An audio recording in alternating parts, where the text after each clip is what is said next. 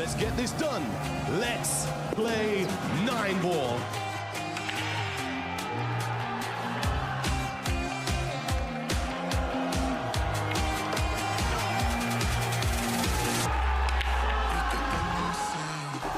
Magnificent. It looks good. It looks good. It's absolutely perfect. This is the biggest shot of his life. Mickey Kraus is European Open champion.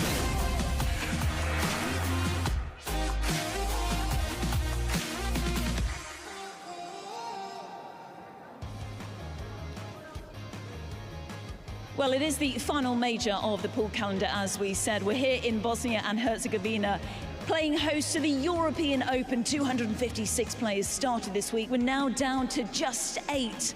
We are live from the Hotel Hills. Yes, welcome to the European Open Championship here at Hotel Hills. It is crunch time. We're at the business end of things now, in front of an awesome crowd. They've been brilliant this morning. We had 8 games, and we've got some fantastic games this evening. Delighted to be joined by the trophy, and also Matchroom Multisport CEO Emily Fraser and Jeremy Jones. Great to see both of you. Emily, you've been working so incredibly hard behind the scenes. How has it been going over the last few days here in Sarajevo? Well, it's a beautiful city, and I'm so proud to be here for the European Open Championship. I mean, just the crowd, the atmosphere earlier on today, it was brilliant to see, obviously, Sanjin play in front of his home crowd. You know, the score didn't go as well as we'd hope, but everyone's in here tonight still enjoying themselves. But the Sarajevo Minister of Culture and Sport have been integral to bringing this event over here. And I hope that this is something that can stay here for the future. It would be brilliant for 9-ball. We had over 40 different players from Bosnia compete in the main event. Fantastic. So it's all about building the grassroots of pool. And let's see what we can do in the future. Yeah, Pelovanovic was the standout who we saw this morning. He's worked incredibly hard as well with you all. It's a symbiotic relationship, isn't it? Getting these events and coming to new territories, JJ, and spreading the word, growing the sport is so key. Yeah, absolutely, and you can tell just not only the 47 that played in the main event, many in the junior event as well, and they're happy to have this event. I'm sure they want it for many years to come. Yeah, we'll speak about the juniors, 32 juniors, and it's come down to the final tonight. Really exciting times and growing, you know, that base level. But Emily, you have a special announcement. There's some exciting news coming our way. Well, obviously, USA is a huge market for us in 9-ball. It's where it originated. You know, we want to make sure JJ doesn't have to travel 12 hours on a flight. you love flying. He keeps complaining about it. No, so we want to make a short flight for him. USA is where we want to start dominating. Okay, let's take a look. I'm excited.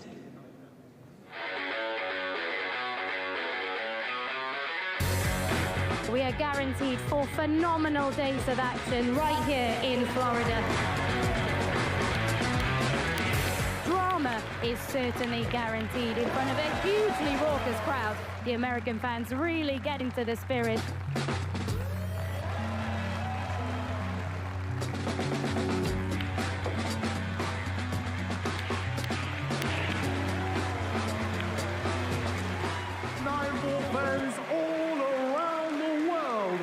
So much history, so much prestige, and it all comes down to this.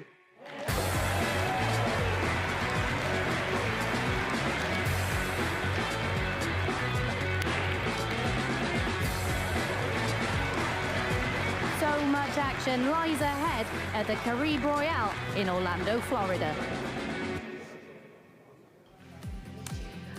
So exciting. Just confirmation of those dates for the Florida Open, the 5th to the 10th of August. JJ, it's going to be hot.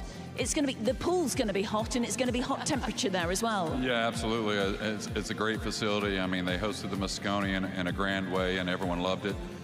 Florida, I think, just behind Texas is a big pool state, but maybe the biggest, actually, and it deserves the event. And are you excited about less travel? Oh, yeah, absolutely. But it's going to be a great month up and down that East Coast for 9-ball pool in America. Emily, such a brilliant destination for the Mosconi Cup, and the decision to take the Florida Open there. Just tell us what it will do for the sport. Well, over 10,000 fans came into the Mosconi Cup across those 4 days. Obviously, you can see from that video, they were incredible, you know, really energetic. They brought all of that atmosphere there. And everything about the World 9-Ball Tour is finding integral partners that we can team up with to build this tour, like here in Bosnia with the Ministry of Culture and Sport, like the Carib in Orlando. It was fantastic working with them. So why not do a Florida Open? You know, like what JJ said, August, East Coast pool, we're going to start off with a ranking event, then we go into the Florida Open, then the players have another ranking event, then they go to the US Open, then they've got another ranking event after that. What can the players complain about? They've got lots of pool to play, but I'm super excited for the Florida Open. Glad to get that one over the line. Maybe Texas Open is the one that's next. Ah, there we go. Ooh, it's probably in the planning already, knowing Emily. But the growth of the sport, it's amazing. It's absolutely fantastic. In terms of next week, there's another event here in Sarajevo, Premier League pool, and you've got another announcement to make about that? Yeah, we've had Premier League pool planning just going, obviously, in the background for months now. We've had 2 players that have just been there for the last couple of weeks. We've been waiting for a visa to get confirmed. So Philippines is a huge market for us. Obviously, we did the Reyes Cup last year. That was fantastic. And the Balkan region as well. And talking about the juniors, let's bring in AJ Manis from the Philippines, and we've got Kledio Kaci as well from Albania. Now, the poor guys, they've been waiting for weeks to announce this because we were planning to have the both of them here, head-to-head, the 2 young guns in Premier League pool. But we had a few problems with visas for AJ Manis, bless him. But he is confirmed. The 2 of them will be the final 2 lineups for Premier League pool. But you've got Kledio Kaci. He got to the last 16 for the Spanish Open 2 years ago. So he's a great player. AJ Manis, 17. So it's all, you know, Premier League pool is all the different players. It's an opportunity to get some fresh faces in, like Bichus Labutis and Don Kwok Kwan. They're about to play on table 1 here. Yeah. So Premier League pool is going to be an exciting one. Absolutely brilliant. How excited are you, JJ, to hear that those players are involved in Premier League pool? Well, Kledio Kaci, I mean, great is in the blood. We see that. He's a phenomenal player. And AJ Manis might be the best I've seen in a long time at a young age. So I wouldn't be shocked if one of those 2 actually took it down. Yeah, how can you spot that talent? What does he show you? How talented is he? What do you see? Just, you know, the Filipinos, they've always been so great. I mean, it's been generation after generation, but I think the younger ones are a little better with the technique, and he might be the most pure stroke I've ever seen. He also won the junior event in Hanoi 2 years back. That was when AJ Manis kind of came on the scene. Then he got far in the main event in Hanoi last year. So that's where we started noticing as well. Keeping an eye on. The junior events are the starting point to give these players the opportunity to get onto the main tour. Yeah. Delighted you sorted the visas out. Absolutely brilliant. Now, the Junior Open has been taking place here in Bosnia, and you started, Emily, with 32 players. We're now down to the final tonight. What has the feedback been from them? How wonderful that they met some of their heroes today and over the last couple of days, in fact. They are absolutely fantastic. If I could, you know, all of them win, then that's what I would do. But we had over 10 juniors from Bosnia as well, out of the 32 Brilliant. juniors that came in. They are just fearless, like no shot clock is needed. They just get down on the table, they're emotional. But we've got Ivan and Walter that's obviously made it through to the final. They're quite, you know, usual faces that we see in our junior events. But it's just great to see them come into an arena and compete in the same setting that these main pros do, because it gets them ready for when they do come and join the main tour. So we ran a little competition backstage when they were practicing the night before the event. There was a team called Playing Good. They all had their own team nicknames, but they were just fantastic. It's been brilliant to see them here. The junior events is what makes everything happen. Yeah, the way you've included them is wonderful, and all that this experience, JJ, will stand them in incredibly good stead. We've got to move on to the order of play and to tell you who is up against who on table 1 and table 2. Thank you so much, Emily. She never stops working, in fact. She'll probably go straight back to her laptop right now. First up on table 1, we have Piers Labutis taking on Duong Quoc Huang, who's a huge star, as we just heard, in Vietnam. And second up, Joshua Filler against Wojciech Szewczyk, who beat the local favourite Sanyin Pelivanovic earlier on today. Table 2, first up, it's Tobias Bongas. My goodness, what a performance about 3 hours ago. Overcoming Francisco Sanchez Ruiz, he takes on Daniel Maciel, and then it's Naoki Oi up against Lo Ho Sum. And then we spoke about the Junior Open final there. Carl Boyes has made his way next to JJ, and Carl, standout match for you there? Yeah, probably the Duong Quoc Huang match. You know, obviously he's won the Scottish Open. Obviously it's one of the lower ranking events. He's not done it in this arena. There's only really Joshua Filler that's picked up the big silverware on the tour. So the other 7, you know, it's a big couple of days for them. A couple of hours ago, when we finished our first programme, you said you're tipping Joshua Filler. Let's just take a little look at Joshua in action earlier on, and his victory over Jason Shaw, and it was a pretty convincing one. But first, we'll look at Szewczyk, who overcame Sanyin Pelivanovic, and that was super impressive, JJ. Yeah, he's just a super solid player, Szewczyk. He just doesn't make a whole lot of mistakes. There's your eyes on Filler. There we go, there he is. Yeah, Szewczyk had his work cut out because obviously was playing the local favourite, wasn't he? And he knew everyone in the crowd wanted Sanyin to win, and you know, he played a good solid match, didn't he? He's breaking really well. You know, he's won some big tournaments, but he's not done it in this arena yet.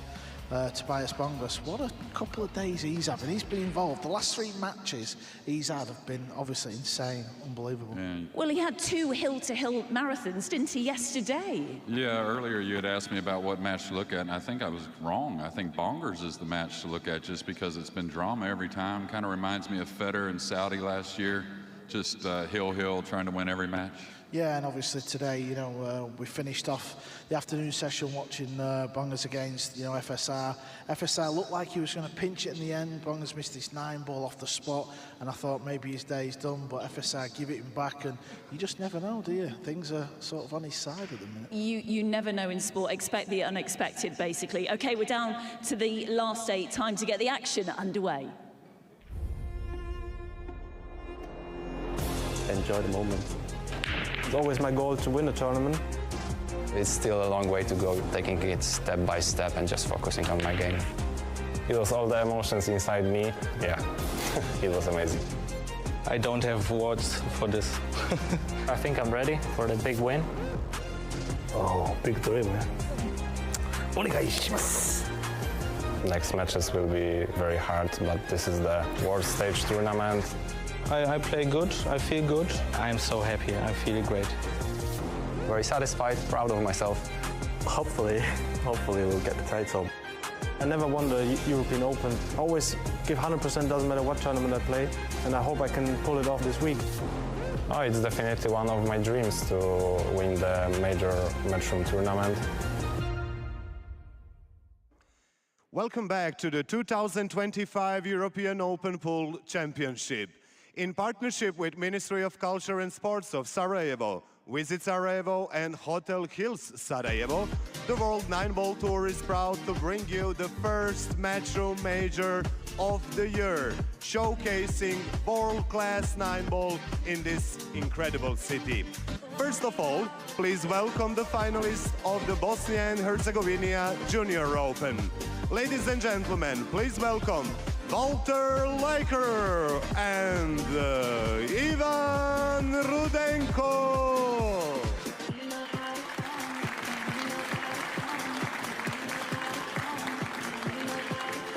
And now let's welcome the players on table 2. Tobias Bongas and Daniel Maciel.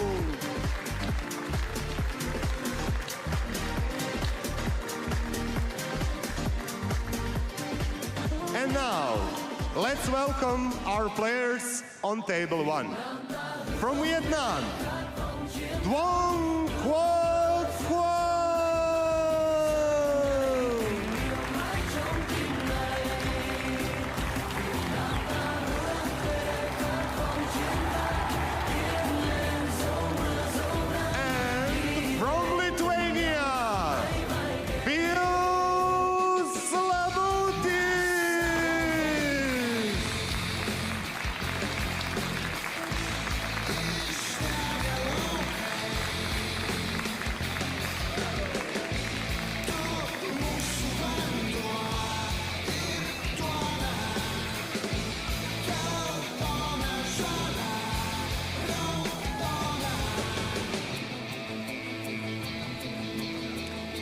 time to get match one underway. Let's get to our commentary team of Phil Yates and Jeremy Jones.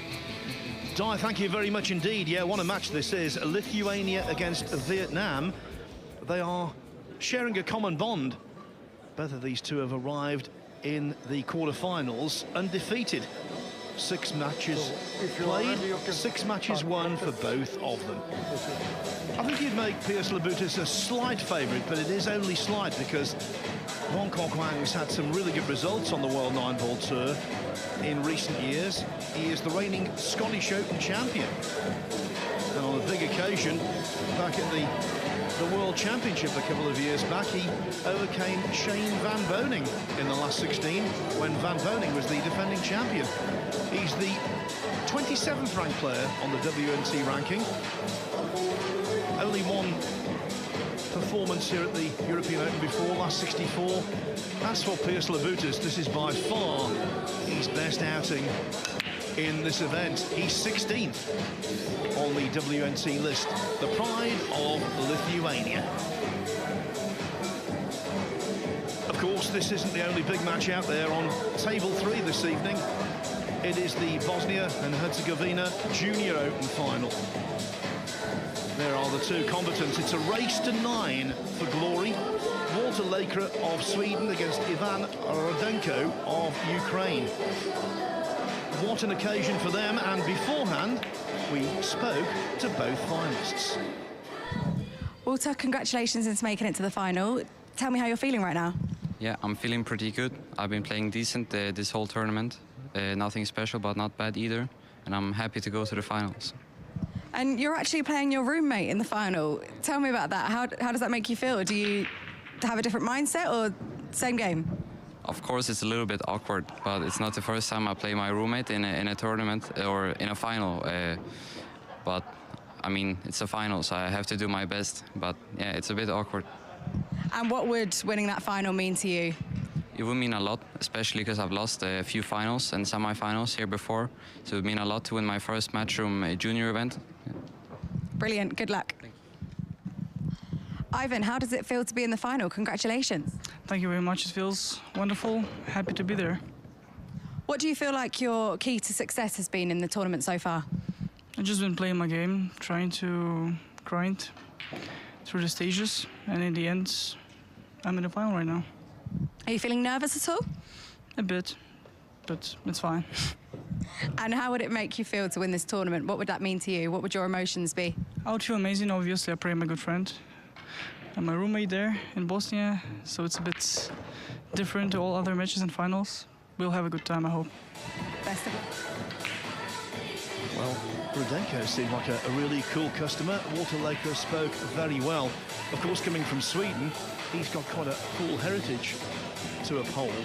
I think in modern times, the most famous Swedish player would be Marcus Schamat, who for a while was European Mosconi Cup captain.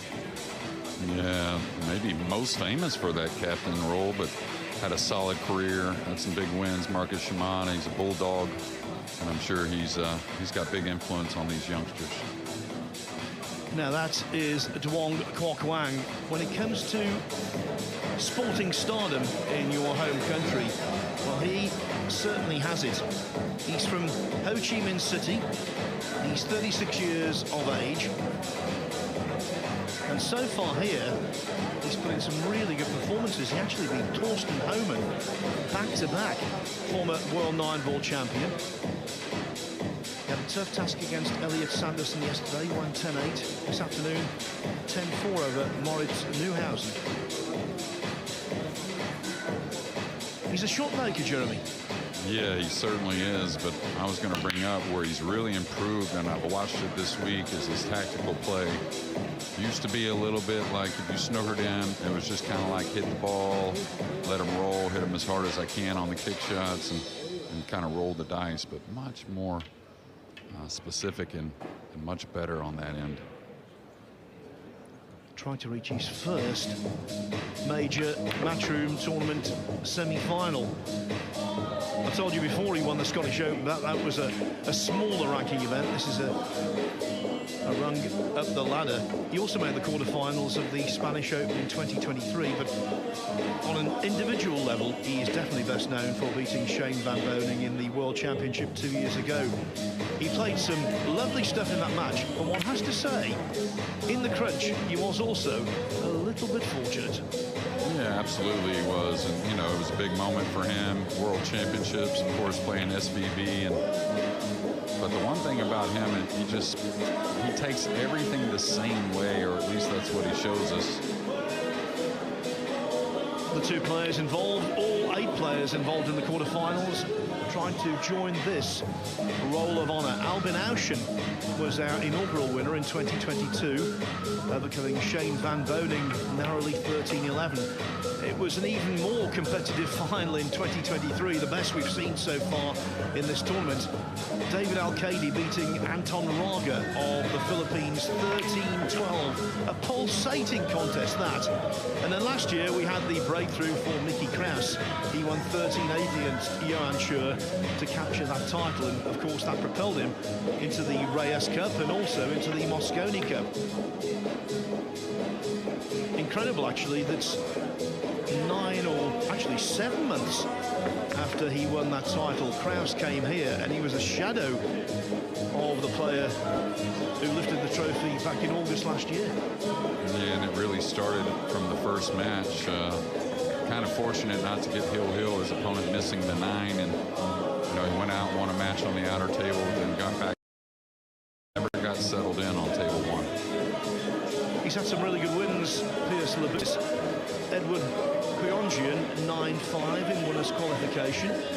In the single elimination phase of the tournament, he's overcome Kostas Koukiadakis, Laurent Ductien, who's a fellow countryman of Kwok Wan. And then, I think the best win of the lot, well, I don't think I know the best win of the lot, 10-5 over Alosha Shap this afternoon. So he's won thus far 57 racks for the loss of 28. And it's an almost identical record for Duong. 57 racks won for the loss of 30. It's the kind of match that you don't really want to have a wager on, because you can have no certainty. Yes, Labutis, for me, he's had the better career, but Duong is capable of beating anyone. Yeah, Duong's gotten so much better on the breaking in. I think the lag could, at some point, have a big influence on one of these matches, but you can really take either side and you've got a good chance.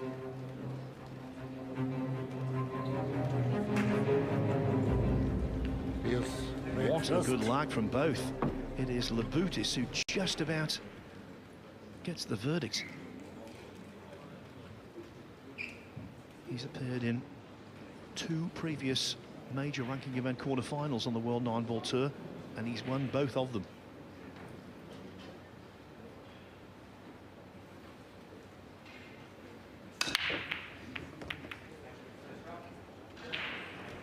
Yeah, well, one thing I label about Labutis probably that maybe is a little different than earlier in his career. He really seems to get better every match. I think he can analyze his own game and know himself very well. Like you said, won both those quarterfinals, and I don't think that's a coincidence. Just a simple safety. He wanted a little more out of the cue ball. He wanted to cut off that right side rail. Could have used maybe a hair of a bump on the pink, but a lot more freedom with this kick shot here to open. Now, anytime this ball's out in the middle like this, you'll notice off either side of the blue 2, there's a scratch possibility, that being in the upper corner or the side pocket. Kind of like a medium speed.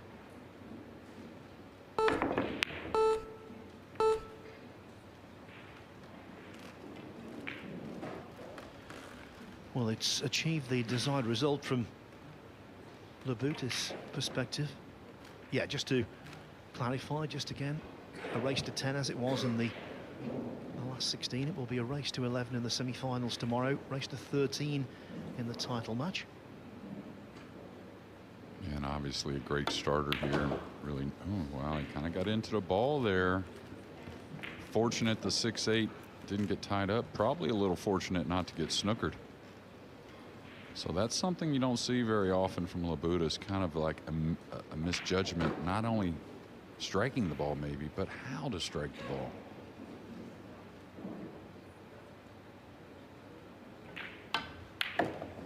Yeah, that one too. So both times he's been a little quick with the backswing. And what happens here now? Look at the 6 to the 7. If he doesn't get absolutely ideal on the 6, he's going to have trouble getting on the brown 7 later in the rack. Kind of anticipate him opening the 5-9 here. Hard to play position otherwise.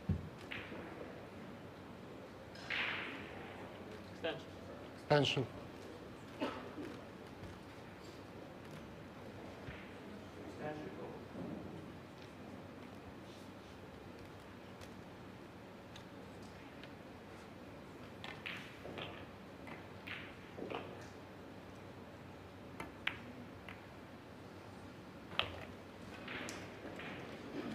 You can hit way down the rail and they'll go in at that kind of pace. But if you overcut the ball and it goes into the far jaw, there's no tolerance. No, not at all. And this is what I was talking about. Now he's got to move the ball into position on the green 6. And okay, fortunate he has the corner. This could make speed a little easier. But like here, he's going to have issues, and that was all about that first shot on the blue too. Had a very slim margin for error. I don't know if drawing the ball through the 8 will really work or not. It's hard to tell how that collision on the 8, but going forward would be your usual play. Oh wow, he didn't even contact the 8. Of course, he missed the ball, so it's hard to judge. How did he not hit the 8 there, Phil? Yeah, extraordinary that contact was avoided. But if you whack the ball like that, you have to be super accurate. Otherwise, the object ball will be repelled. As sure as eggs is eggs. Yeah, and we could see him in a seat. The chest really heavy breathing here early. Watch out for the kiss. And that's where some of the 9-ball players that don't play some other disciplines don't really see that kiss coming. But he didn't have a whole lot to play with, really.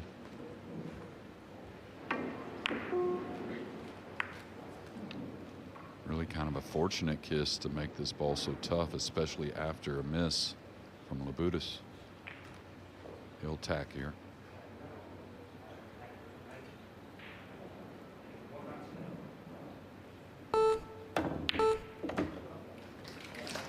That kind of quality shot settles you down.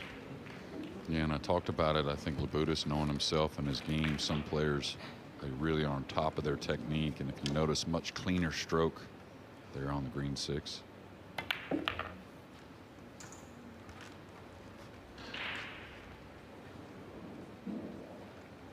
Fell a little straight. So, I mean, you could kind of hold there. I kind of like drawing back a little bit closer to the 9, even though you're going to have a hair more angle.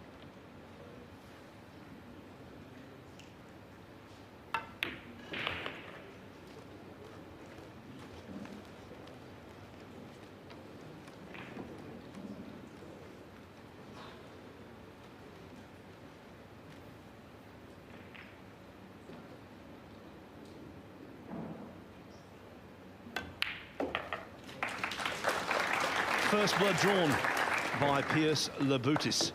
1 down, 9 to go.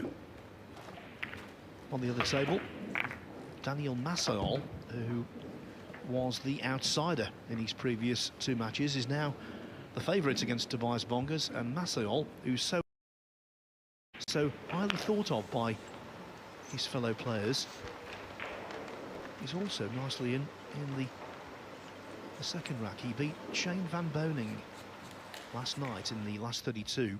He was 8-4 down. Van Boning potted a thunderous 2-ball, very unlucky to scratch, and from there on in, Massayol just dominated, won 6 racks in succession. And then today, what a win over Ko Pin-Yi. Yeah, but you could see why if you got to watch that match. He just is breaking the balls beautifully. Broken, ran 5 or 6 racks, I think, against Ko Pin-Yi. And, you know, we got the highest ranked player still in the event is Josh Filler. But I kind of feel that after watching today and what he's done, Daniel Masio may be one of the guys to beat.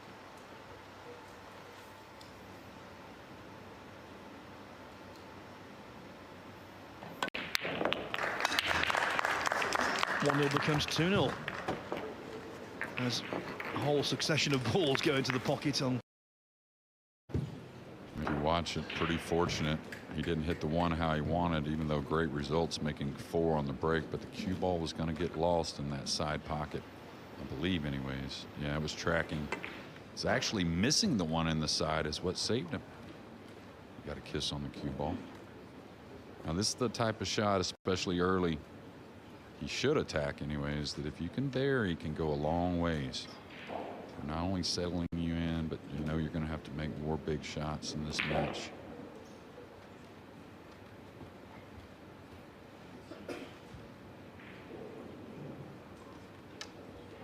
Expecting to hit this with a low right spin, trying to wrap that corner. Maybe just kind of come 2 rails at the pink. Well, he's cueing a little left English, it appears. Okay, he did hit. Watch out for this little kiss right here.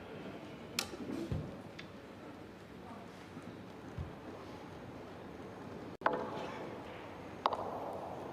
was dead center. And he will still remain aggressive here on a cross side bank. I think he will anyways.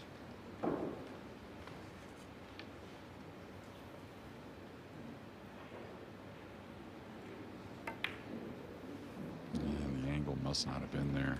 Most players wouldn't pass on that bank if it was available. This is where I think Duong has gotten so much better. Of course, he may go to the air here and try and bank this in long rail, but if he kicks at it, I just think he's improved in that department tremendously. Part of Team Asia, who beat Team Europe in the inaugural Ro8 Cup at the tail end of last year in Manila in the Philippines. What an experience that was for him, and he definitely contributed. Yeah, I mean, Yap got the MVP, and of course we know how Yap plays, Mr. Consistent, came with so many shots, but I think if you talk about who came with the most shots, it was that man. Many questioned how he would hold up in the Ro8 Cup, and I think he was a very strong piece for Team Asia. Yes, the cup began with a team match when Europe came back from 4-0 down to win 5-4. Duong having missed a 7-ball, which would have given Asia victory, and you think, well, his first experience of this kind of environment, he might struggle from that point. Absolutely not. A little shocked he went forward there, even though he hit it beautifully. Thought he may just stun 2 rails across, especially on the slick table.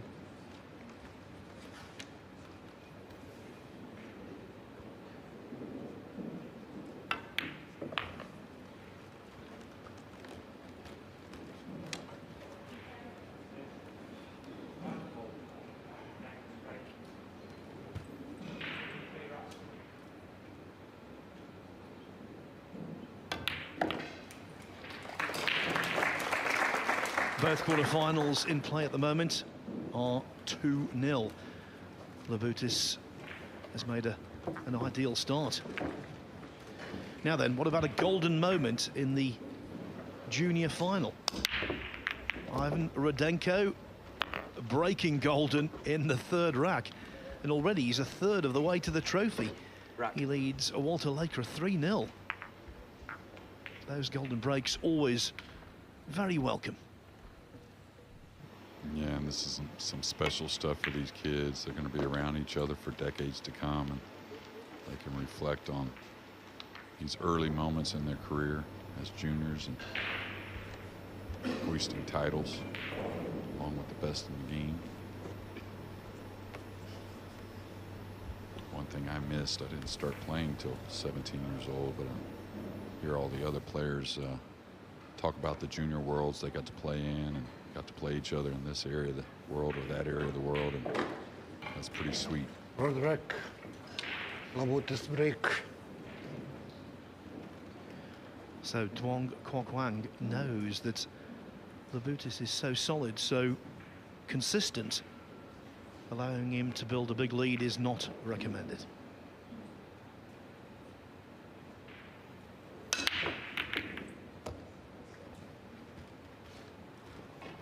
definitely a little bit of a miss hit on the break again.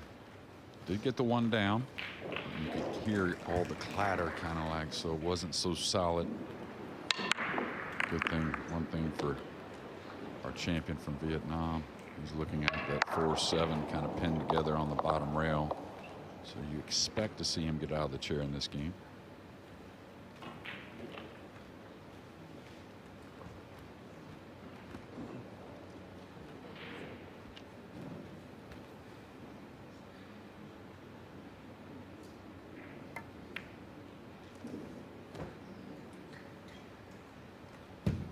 Now Labutis, a very smart player as well, so a lot of people say, why knock that ball in with the 4-7 the way it sits?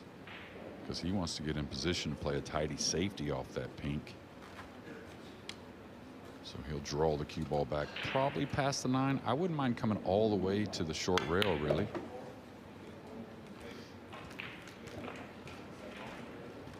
Now the safety a bit more odd from this angle. He could play a rail first and clip the pink and run the cue ball up table, letting the brown hold the pink in position. And the only reason I think he didn't draw it further back, I think that corner pocket was maybe in the line of the cue ball, so he didn't want to make some big mistake.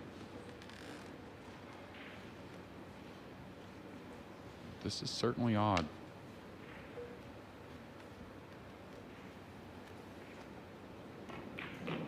He's playing the rail first, just a little nip on the, oh, he's playing ball first. So he's going to leave a little gap, it appears.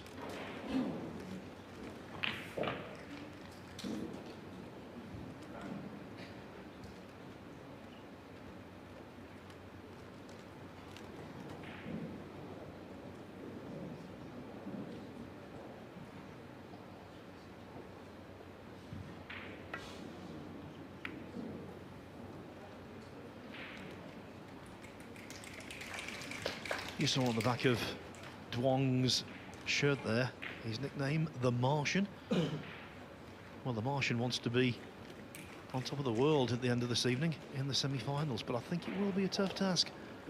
Labutis is a well-rounded individual when it comes to 9-ball pool these days. He's been so close to a massive breakthrough on several occasions in the last couple of years, and I think it's only a matter of time. Yeah, absolutely. Didn't hit it how he wanted there. Wanted a little more underneath it, but he did get separation. I think he cut him off the, pocketable look at the pink.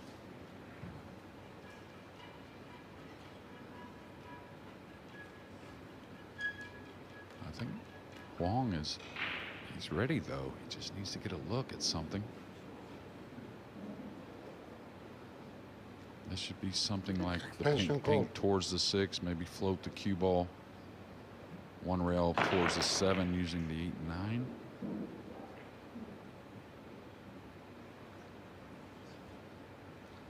9. That'll do.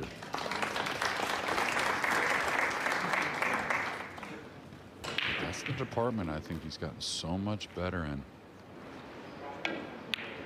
Maybe a little fortunate how the pink cannon into the 9, but really played the cue ball nicely.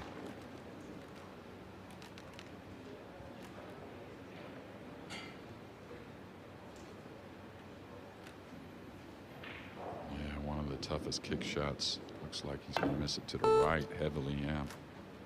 Out.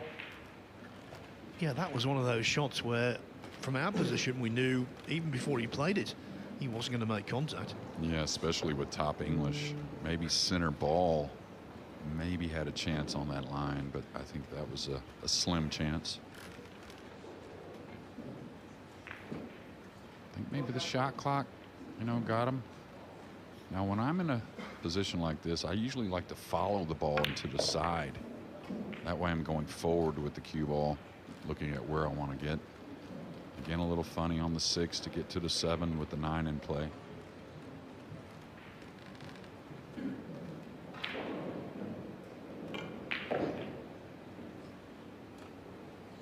Looks like he's going to have to take a little distance on the 6 as well.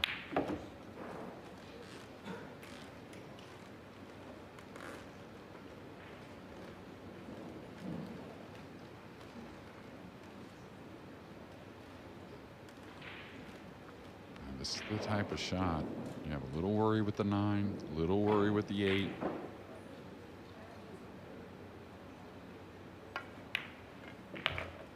Tell you what, he looks pretty calm to me.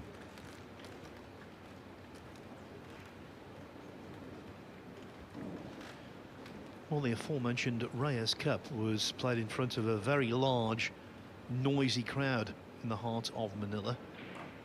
And Wong showed to himself there that he can cope with pressure. Okay, that was team, not individual, but the same principles apply.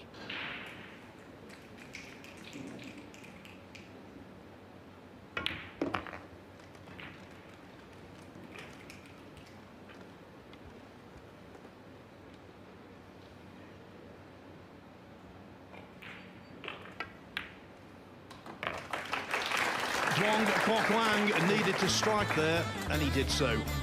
P.S. Labutis leads only 2-1. Don't even know what you are messing with. We're coming at you with a brand new hit.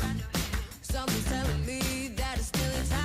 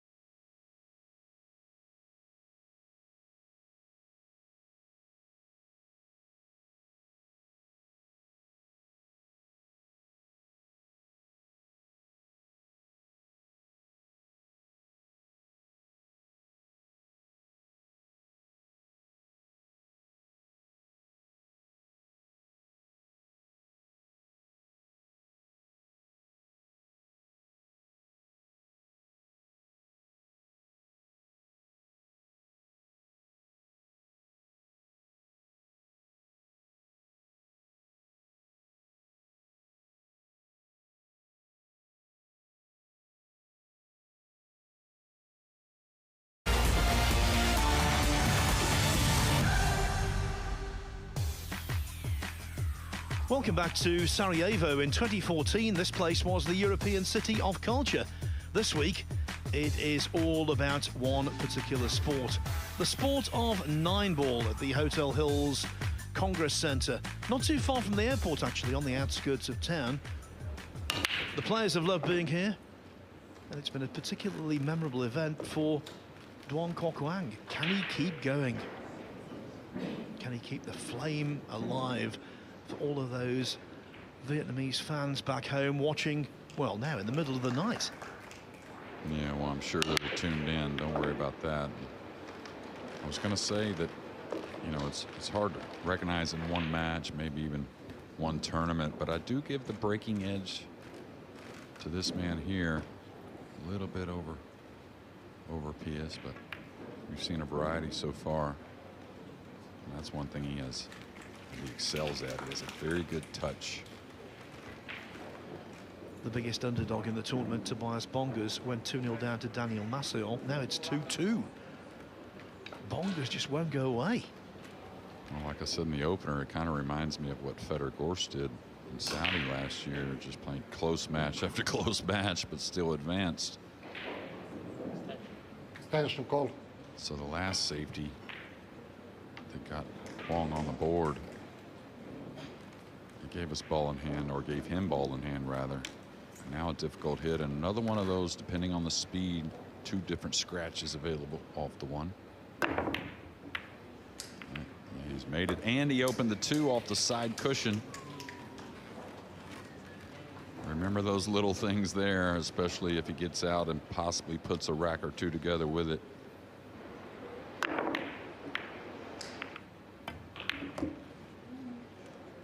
Well, after that, it was no surprise he apologised.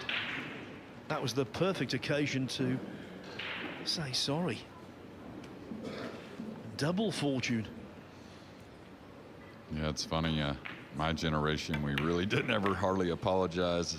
You know, I mean, 9-ball pool in those situations, you're trying to create luck. That's why the percentage of hitting the ball is so important. Just long term, you're going to occasionally have some of those. Stephen Hendry, the 7 times world snooker champion, he gets annoyed with the amount of apologies that happen in snooker these days. But I think there are certain occasions when the acknowledgement of a massive amount of luck is appropriate, and that was one of them earlier in this rack. Yeah, well, I just think every time a player apologizes, the other player should say, are you really sorry or not? You know, kind of thing. So okay, so it's been a little hit and miss. Hit the pocket a little rough in this match a few times, so the timing hasn't settled in. You can see misposition pretty easy there. Now again, how's he going to work the cue ball? I think he can get to the middle of the table, just be satisfied there. Looks like he's coming backside, maybe 3 or 4 cushions. Looks like perfect speed.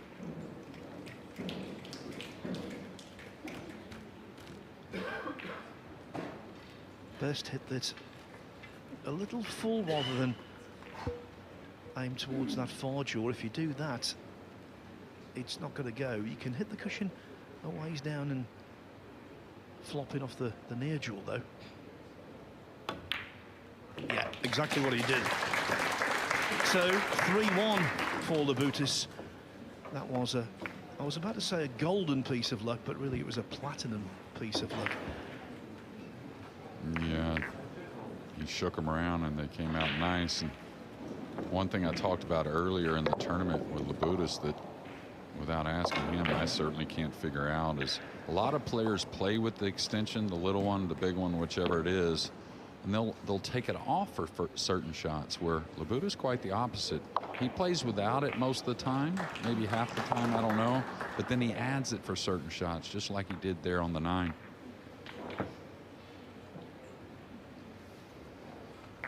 Now referee Vanya Hodzik re-racking the balls. Labutis last year, what a time he had. Runner-up in the Pro Players Championship. Semi-finalist in the UK Open. Semi-finalist in the International Open, which is the biggest event apart from the majors, on the tour. Yeah, also second at the Derby City Classic, if I remember. So. Yeah, I was going to mention that because it's a lengthier story. We'll wait for this break.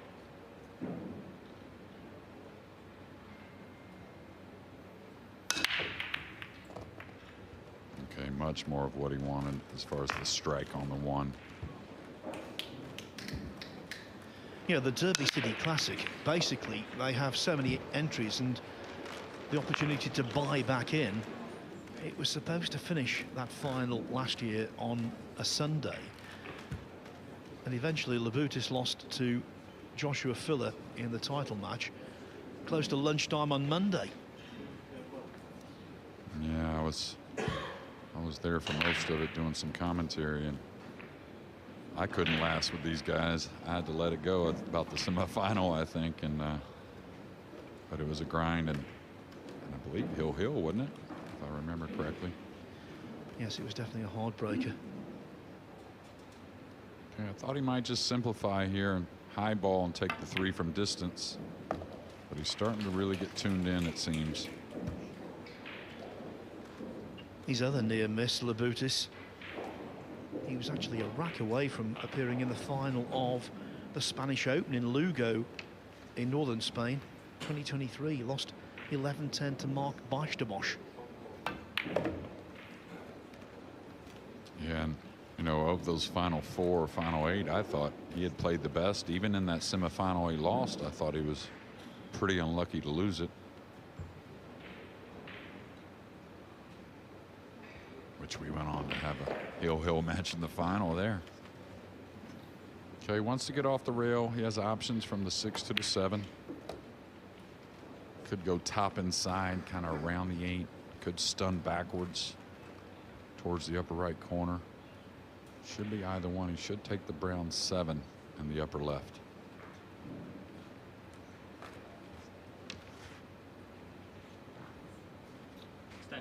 Extension call.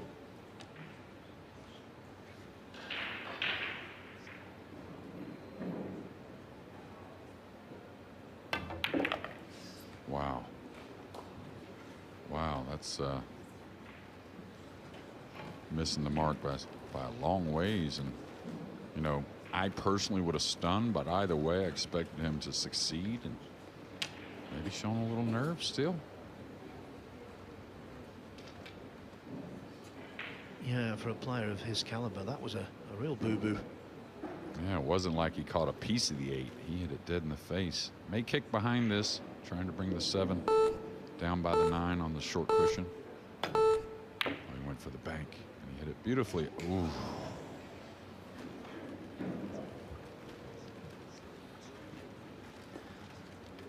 Almost an Al-Qaedi named after Al-Qaedi's length of the table bank to win a World Masters some years ago.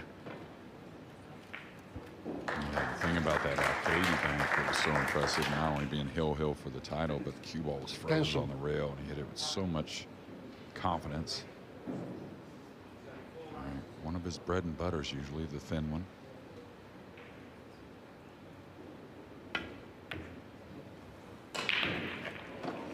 Foul. Yeah, just overcut it to the pocket. You'll notice when we get the replay, watch the 7 hit the top side. Yeah, almost missed it, almost overcut it, really. And when you scratch with a couple of balls left, it's a formality that you're going to be there with head in hands, wondering why that happened. Labutis marches out into a 4-1 lead.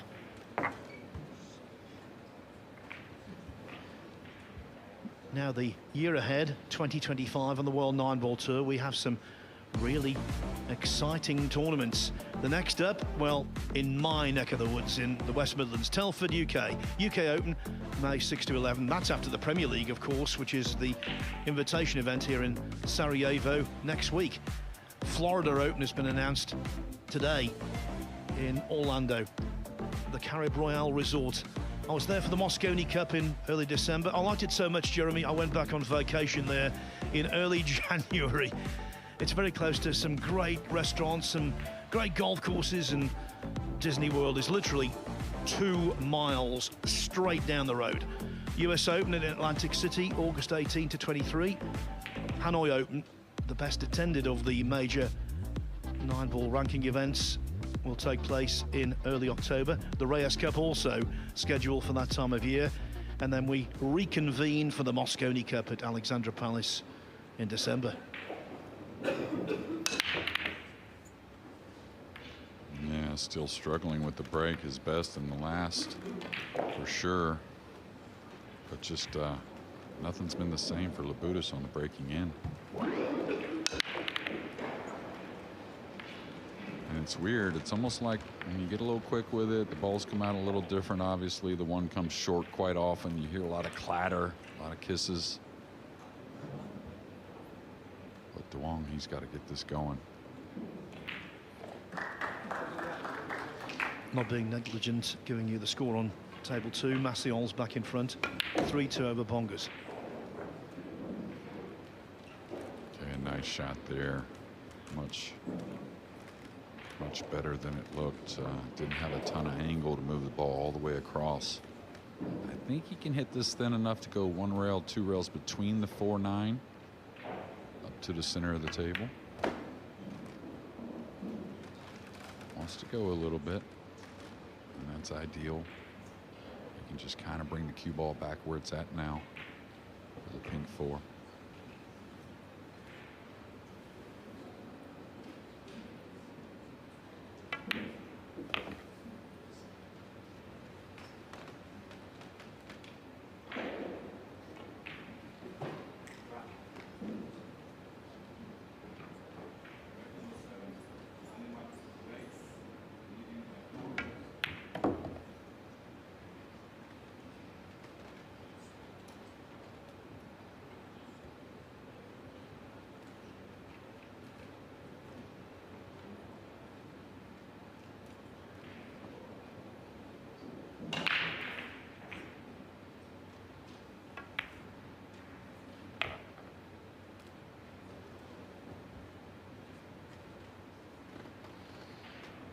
You could roll through here, or you could kind of use the 9 to get that great angle to get from the 7 to the 8.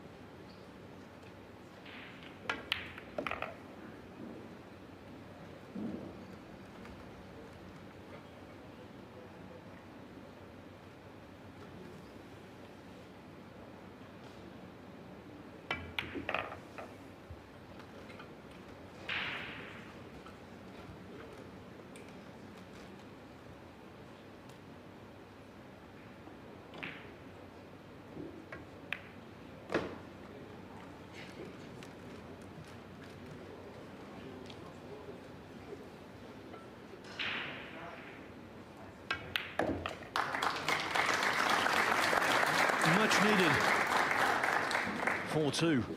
In fact, it's 4-2 across the board because Daniel Massion is leading by the same score on table 2. More pool coming up after the break. Don't even know what you are messing with. We're coming at you with a brand new hit. Something's telling me that it's still in time.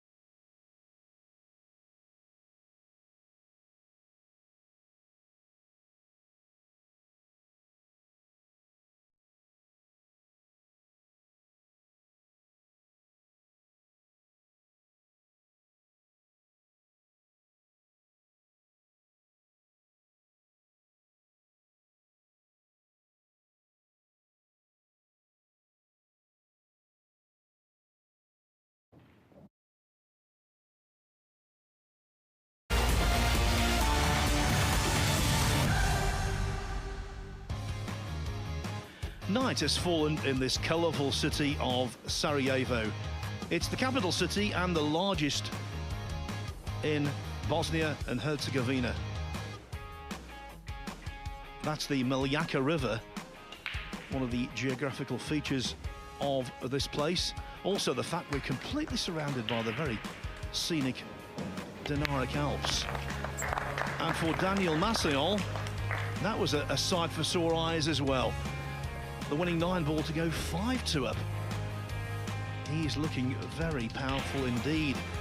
Next up on table 2, it will be the all-Asian affair. Japan against Hong Kong, Naoki Oi against Loho Sum.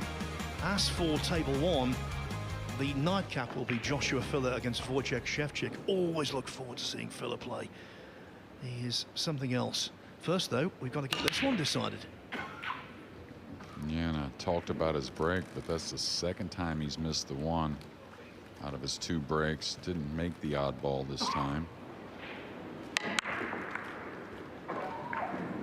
think he was pretty happy the way he hit him overall, the way the cue ball kind of zigzagged back and forth through the racking area. That's usually the sign or the information the players are looking at.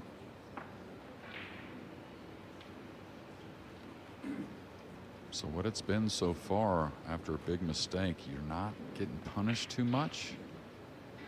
You're able to get right back in the grease and kind of forget about things. Gotta hit this easy to hold the proper angle to get from the 2 to the 3. If he goes any further, he's got problems with the black 8.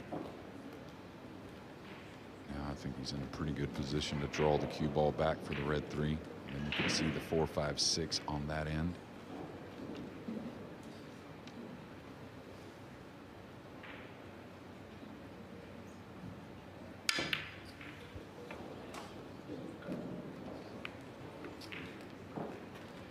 Miscues look bad, but they sound even worse.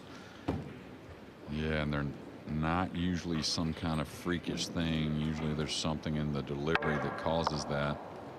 A lot of times what it is, you tend to let up a little bit, the back elbow drops, and the cue kind of levels out and gets underneath the ball, but you don't really see a whole lot of that there. I don't know if I like the roll shot here. Or maybe just go ahead and try to draw into the pink. He rolls it, he's going into the red 3. Which is, you know, if you were just going to dial it up like how to perfectly play it, that's the shot. But lighter speed is hard when you're nervous.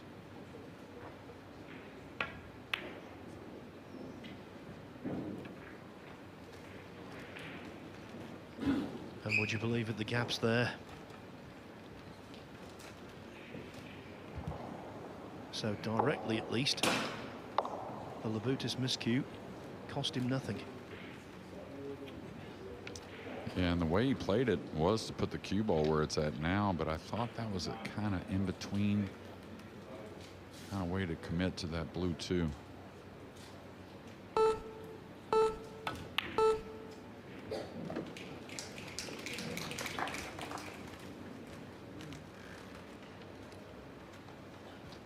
And by backing that ball and therefore holding the cue ball, an opportunity has presented itself.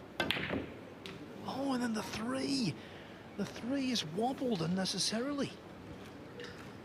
Yeah, he's not even close to settled. I mean, hit the ball that firm. He had plenty of angle. And you can always tell when the timing's off because he didn't get as much cue ball movement as he wanted.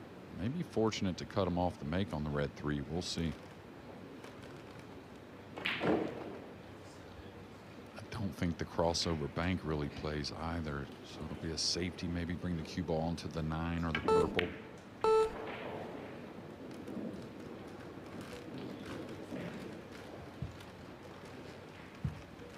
A little surprised that Wong didn't roll that ball and really try and jam the cue ball up on the purple, cutting off the jump.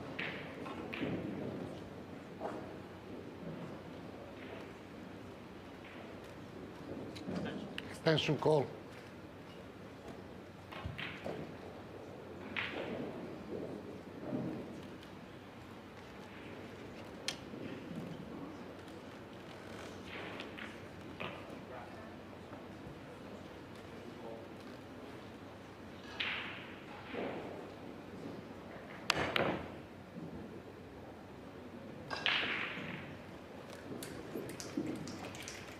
Well, it's worked out. Yeah, and I think that was by design. Maybe not the control on the 3, but definitely bringing the cue ball behind the 6-9. And again, that's why I thought maybe Duong would have thought of that. Boy, this is close quarters for the jump cue.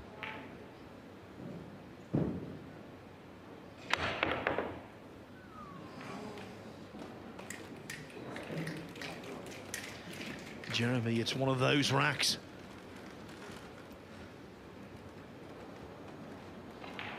Incredible effort. It's easy to overcut these balls occasionally because the cue ball's in the air, so it doesn't hit really on the equator of the 3. It hits a little high.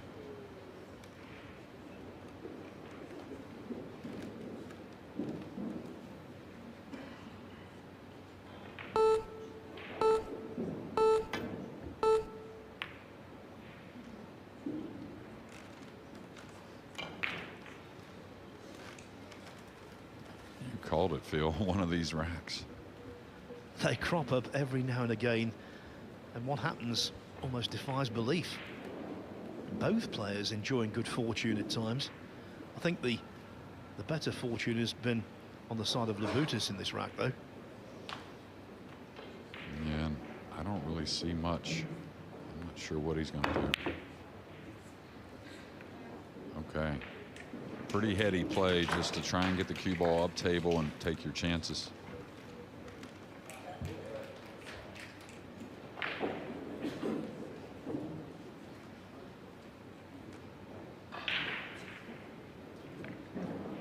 How about Daniel Massillon in top gear? 6-2 up on Tobias Bongas. 4 racks on the trot for the pole. Yeah, what I've seen from Daniel this week is just we've seen this from many players in the past. Great shot there from Labutis from distance, but you know, every match he seems to be breaking and running 3, 4, 5 racks, and that's an easy way to get separation and win a ton of matches behind it.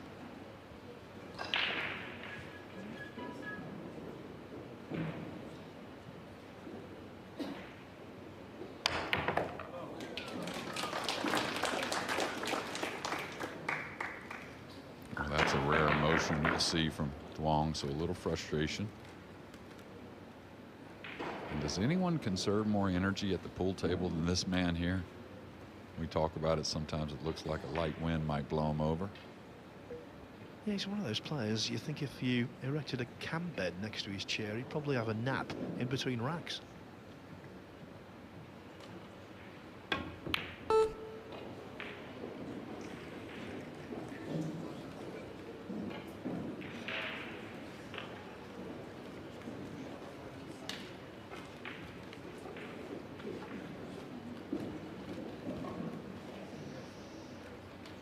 Talked about, you know, who's getting a little the best of the rolls or maybe a little more unlucky.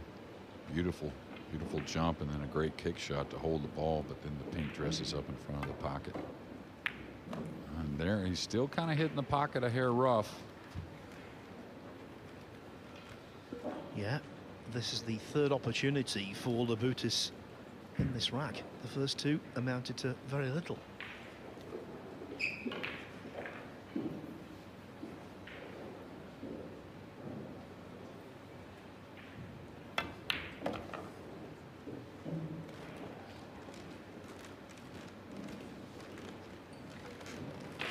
That's why all the training is there, right? You know, when you're maybe not on, it's not quite so bad. And you look to just move forward and improve as every rack goes on.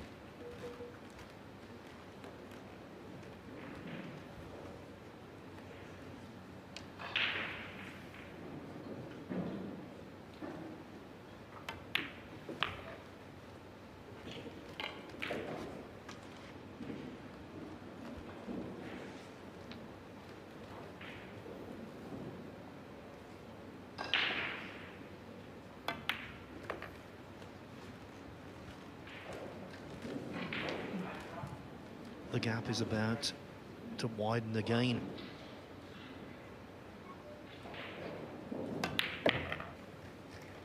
A decidedly quirky 7th rack Piers Labutis isn't complaining. He leads 5-2. Now, earlier, the lineup for the Premier League pool was finalised, and one of those involved will be young Claudio Cacci. It's taking place here at this very venue, March 20 to 27, and the young Albanian is really looking forward to his involvement. Claudio, congratulations. You're confirmed for Premier League pool. How does it feel to secure your spot? Yeah, I'm feeling great, very happy, excited. I've been practicing hard for this tournament. I don't know, it's just like a dream for me. As a young player, what does this opportunity mean to you? I think this is a tough tournament for the future. You know, it makes you way better because I'm gonna play a lot of matches, you know, with tough players, emotions and everything, you know. Given the Premier League's pool's fast-paced race-to-5 format against some of the world's top players, how are you preparing for this new challenge? I mean, it's tough, you know. I think race to 5, everything can happen. You never know what is gonna happen. But I'm gonna try my best, do a great fight, you know, play solid. That's it. Yeah, if you're just joining us, there were 2 spots to be filled in that 16-player tournament. Claudio Cacci got the nod, and so did AJ Manis from the Philippines, who's an absolutely wonderful young talent.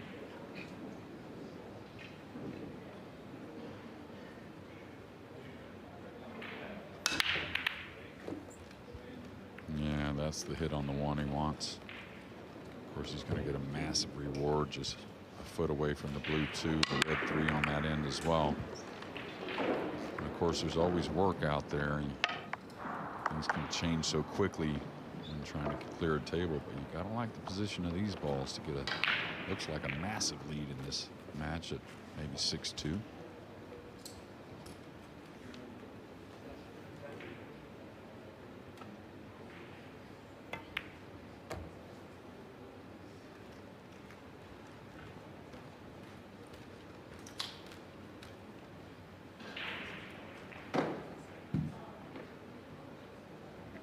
Tobias Bongas has pulled one back on table 2. 6-3 now, Daniel Massiol's lead there.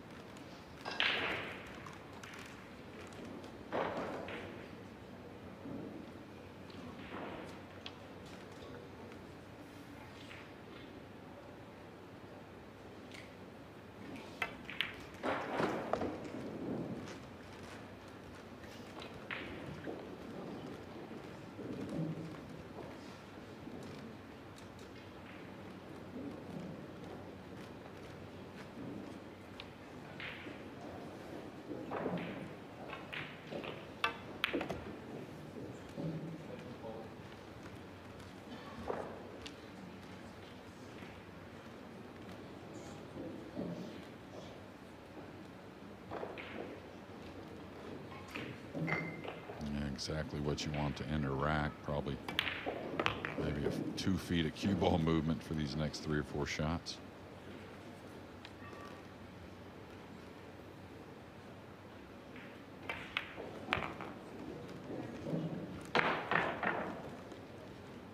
So he's gone from a quirky rack 7 to a very conventional 8th.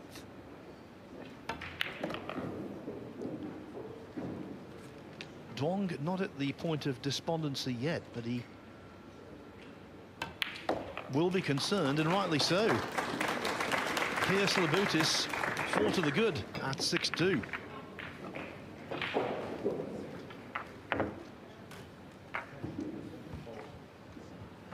So what about this junior open final taking place right now? Well, we saw that Ivan Rudenko had made a flying start, but Walter Lakra is now looking good. Rudenko led 3-0, courtesy of a golden break in the third. But Lakra from Sweden has got the 9 ball to edge in front.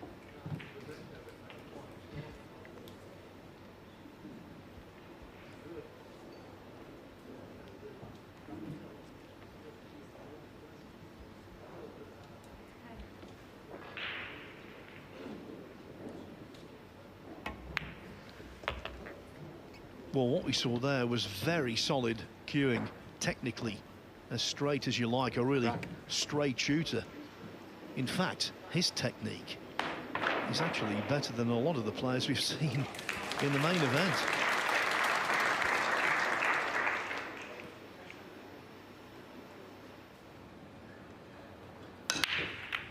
Yeah, little thin there. Did get the one down. Watch out for a little rub on the blue too. Yep, got a nice rub. But yeah, I think just like talking about AJ Manis and the Philippines, again, I think for many generations were all obviously some of the greatest in the world, if not the best for some time, but didn't key on technique as much. Where in the Philippines, just like now in Europe, of course, they always key on technique, and you just got to believe it's going to get better and better as the generations come.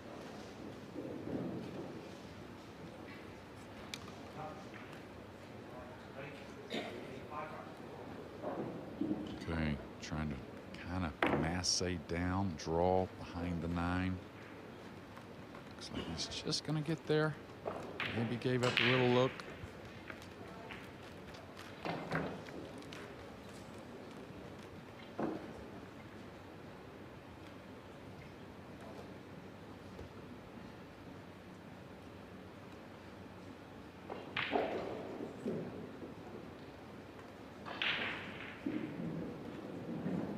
It's a funny match here. If you think about it, I just don't really think I've seen a moment where I thought Duong has really given it away. It's just been little things here and there. The overcut on the 7 a little bit. That was a super tough shot. Easy to lose the cue ball. Every little kick hasn't worked out. Now that safety, he should have hit the mark there, but even though it was from distance, just little things. But you got to be patient because these matches change like the wind. You know that, Phil. Yeah, you're right, though. The thing is, at this level, tiny incidents, if they go predominantly one way, quickly accumulate. Yeah, no doubt. Now, if he's stunning this ball, this is the shot he's been a little rough on in this match so far. Oh, he went forward. Beautiful stroke. That one will make you feel good. And technically, he's also very good, Piers Labutis. He won the Bigfoot Challenge at the Derby City Classic this year, beating Joshua Filler in the final. It's called the Bigfoot Challenge because it's played on a 10-by-5 table. So you've got to have a good technique to cope with those playing dimensions. You can't fiddle it around, can you? Yeah, and what people don't realize, not only having that great technique, it really helps when the nerves are high. You know, I mean, it's just one more thing that's kind of on your side when maybe you may not be perfect. I think he can make it, but it's certainly not ideal. Yeah, as we were bigging him up, he was a little clumsy there. Yeah, and it's not the type of shot you want to dig on too much from this angle, but maybe a light draw stroke. No, he's going to roll it. I'll tell you, maybe he had a little talk with himself there and said, hey, let the arm go a little bit. A lot of players would kind of float that ball just back and forth. He went with a very aggressive stroke, and it's going to pay off.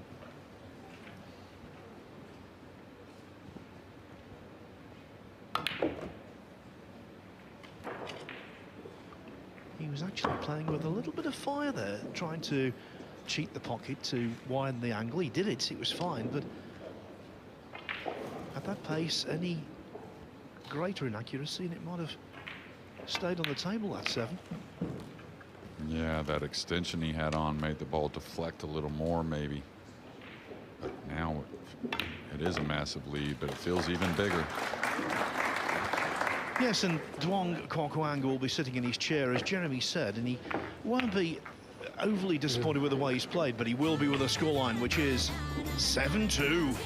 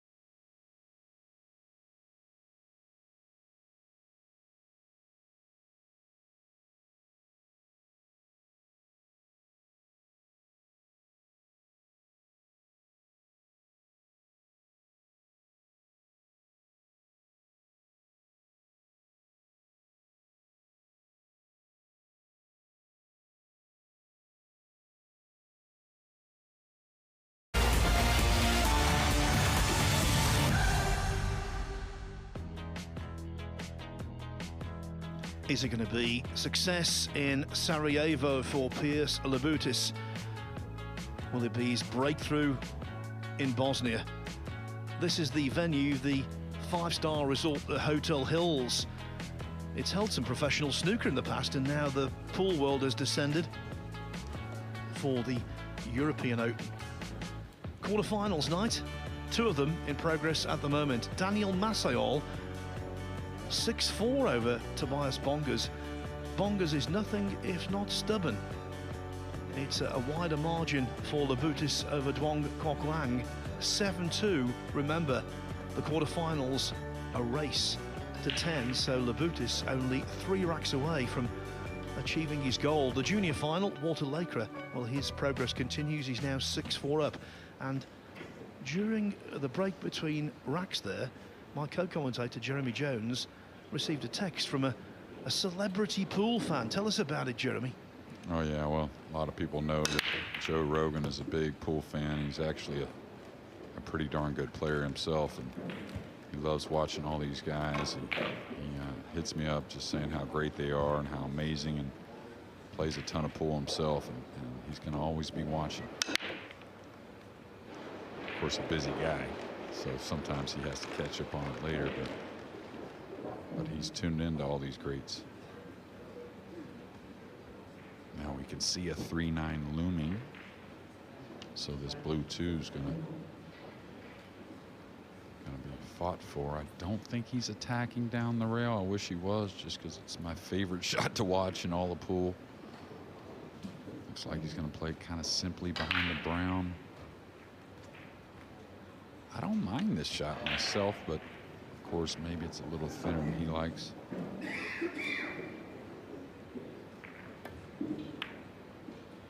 Good speed. He didn't try to creep up on the brown there, understanding how important that snooker is, especially with a big lead. I think that's another asset of Labutis. The mixture of defense and attack is just about right. He seems to time his approach to shots. Doesn't push the boat out, but on the other hand, if he feels the necessity and the value of attacking, he will do. Yeah, and I mean, you know, we have a very unique sport here in so many ways, but one of them is you have to be that caddy or coach or whatever it is, and then also when you get down, be the athlete and swing the cue. So a combination of both is what makes all these players. He needs a little roll here, get something going. What an effort that was. Wow. And that was no fluke. That was certainly by design. Now the problem is I think he's covered up that 3-9 combination, so it could be a sticky rack.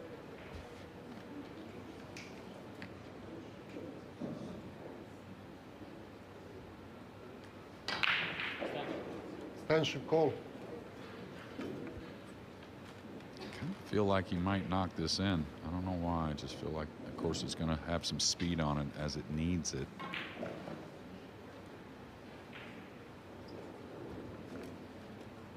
Got to tell you this, Tobias Bongas now only 6-5 down to Daniel Masayol. Oh, we know he's got no give up. All right, nice hit.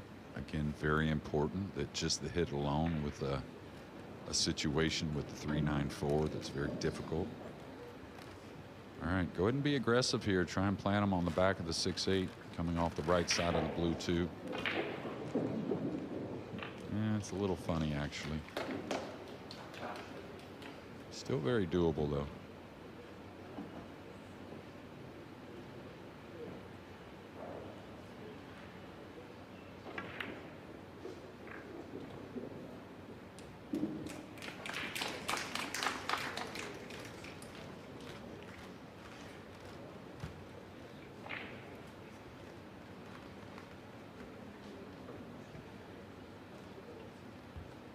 That's what he's got to do. Just keep plugging away, hoping that the pool gods, rather than scowl, will smile on you.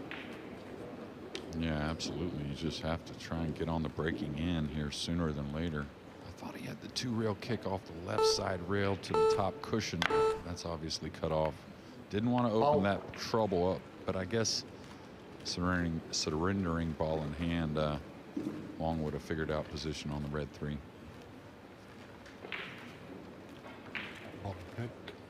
Well, 2 good hooks from Duong, and the second of them should yield something.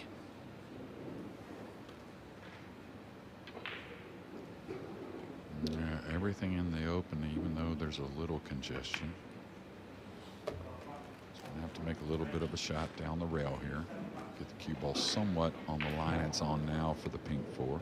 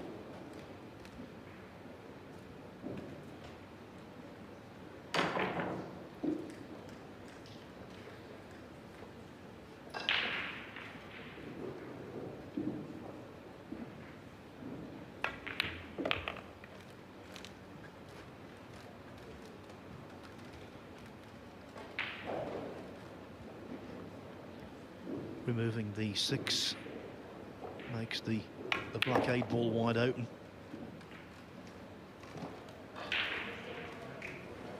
Duong Kok Wang won the 3rd rack and the 6th. Now surely he's going to add the 10th.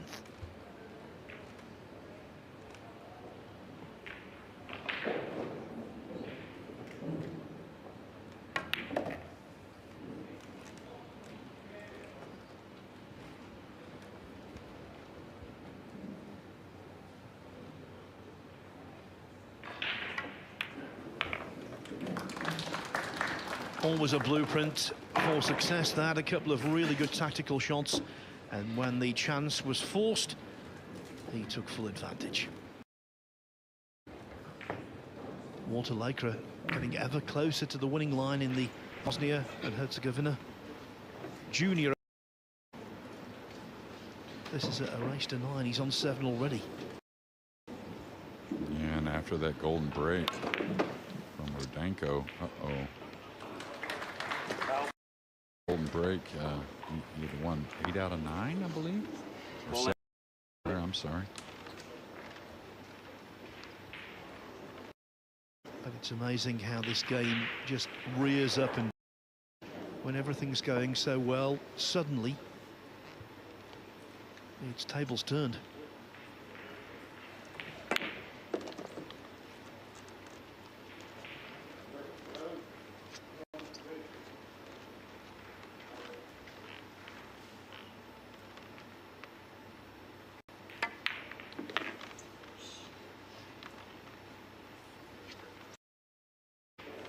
We'll keep you informed about the exploits of the juniors.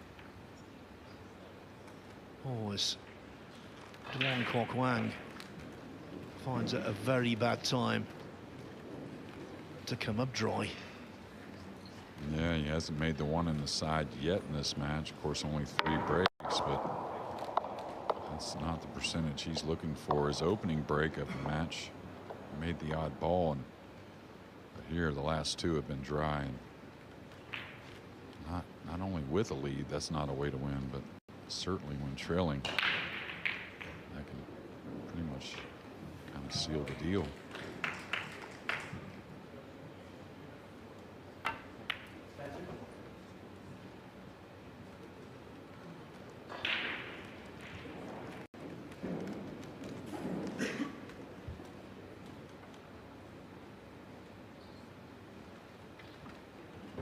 Little more breathing space to report for Daniel Maciol, now 7-5 over Tobias Bongers.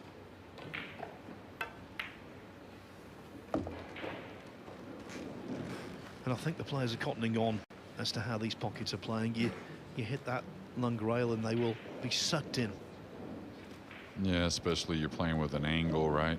The ball tends to play a little softer going towards the pocket. But I'll tell you, you know, we've had these diamond tables at many events, many of our open events, the open majors, and got comments all week that they felt like even the outer tables weren't playing as tough as normal.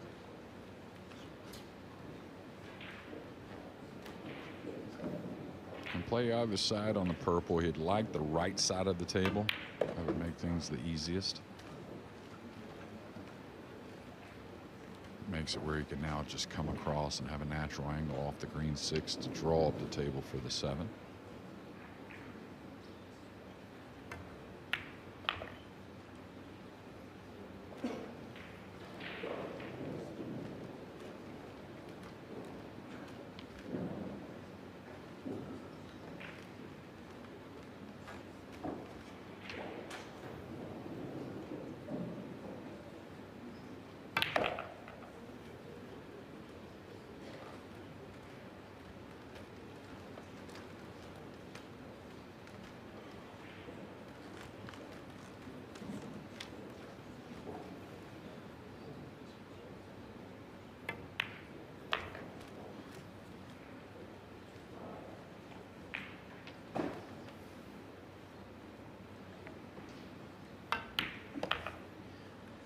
If you were marking Piers Labutis in this match, you'd give him a B+.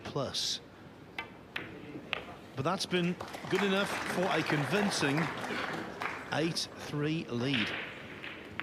Little closer over on table 2. Germany against Daniel Masséon. Tobias Bonger's forward back hard. Masséon here. Well, for someone of his skill level, this really should be 8-5. Stylish Cuman. 8-5 it is. The winner of Masséon Bongers will play either Ro8 in the semi-finals. Piers Labutis well on course for a semi-final meeting with either Joshua Filler or Wojciech Szewczyk.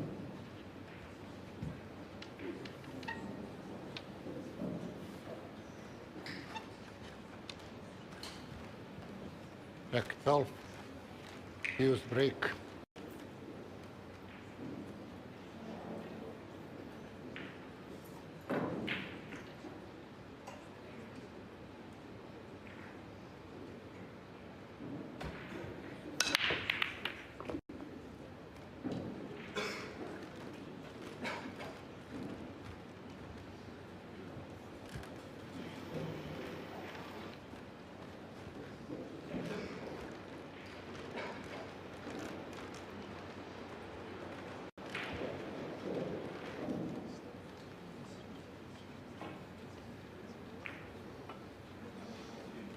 Nine-ball, funny game.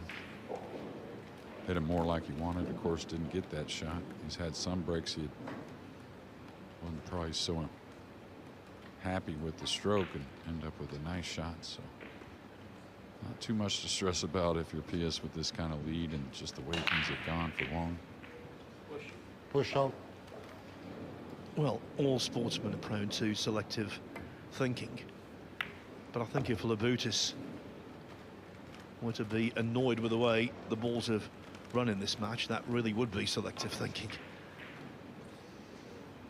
Yeah, if you're new to 9-ball pool, not sure. That may be our first push out of the match, but after the break and only after the break, the breaker after making a ball or the incoming player after a dry break has the option to declare push out and roll the cue ball out anywhere they want.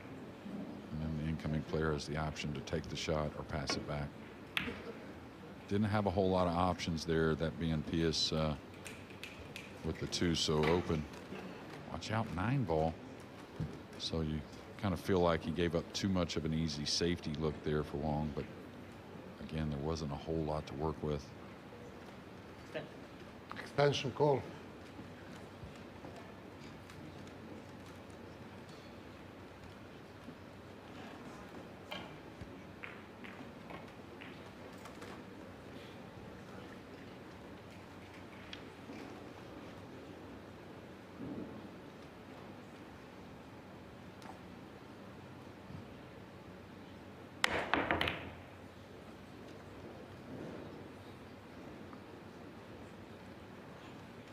The 9-ball was in motion.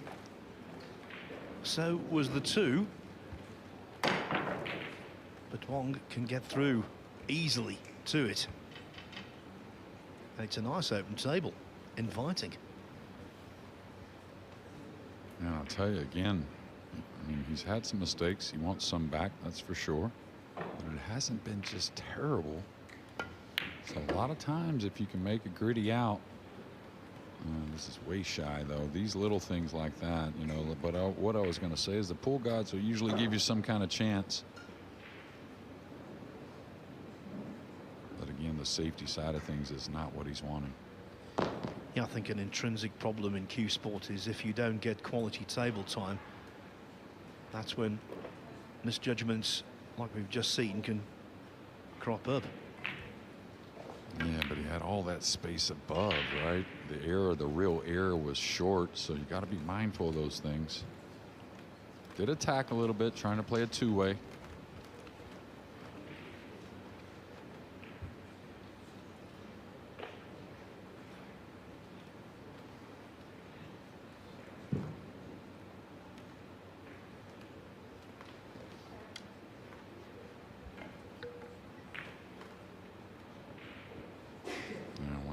Kick he's going to play here, trying to hit it full, maybe clip it and run the cue ball. Oh, he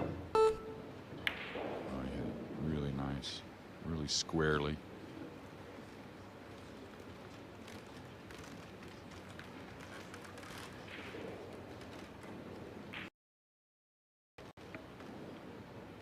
Last time we were with you on the table, Walter Lakra scratched, but it was only a minor inconvenience.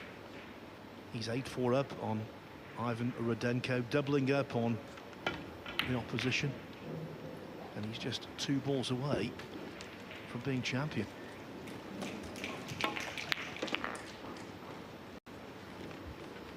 that cue ball's going to get away from the rail, it appears. Short side position to take it down.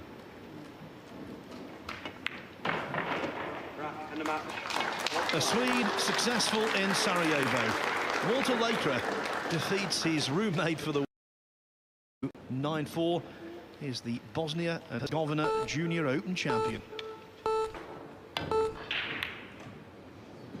Another nice hit after another nice safety from Wong.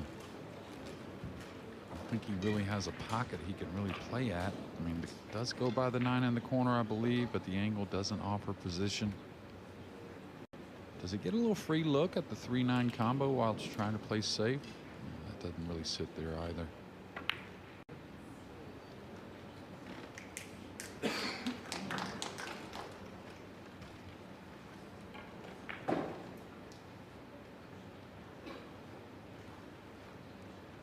Frozen.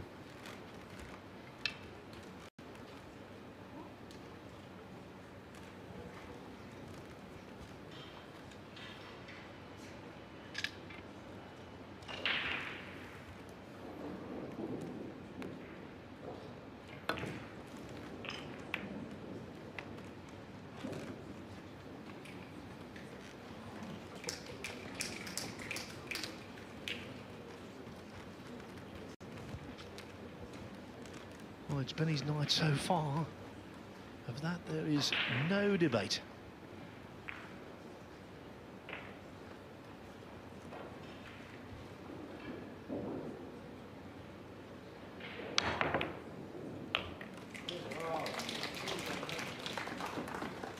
Well jumped, though. Well jumped. Yeah, he kind of dug on it to kind of kill the cue ball coming across. It's amazing how good the players are with the short cue these days.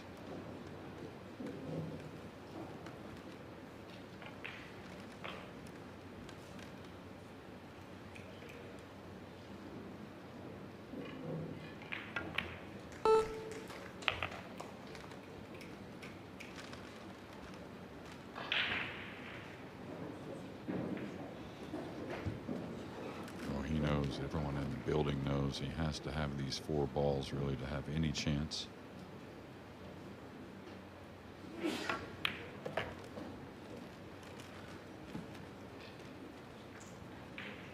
Yeah, we often say this, but just keep your opponent off the hill. Then there's realistic hope.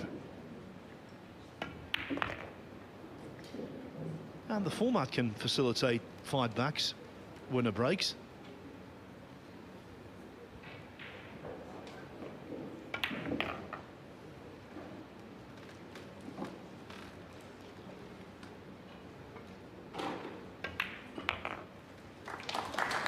Not over yet, this, even though Piers Labutis is most certainly firmly in the driver's seat. 8-4. We're coming at you with a brand new hit. Something's telling me that it's still in time.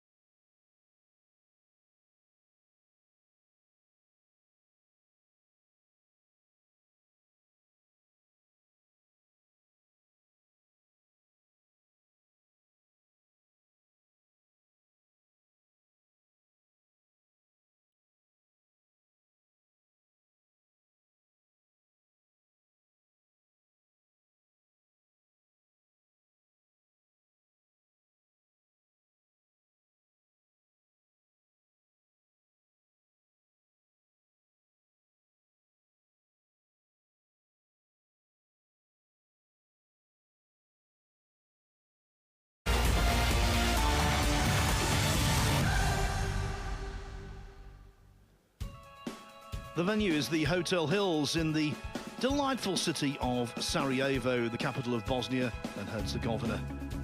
The tournament is the first major World 9-Ball Tour ranking event of 2025, the European Open. It is quarter-finals night. 2 quarter-finals in progress at the moment. The 2 players leading, that man, Piers Labutis, and across the arena, it's also looking good for Daniel Massayon. 2 more quarter-finals to come on the completion of these contests.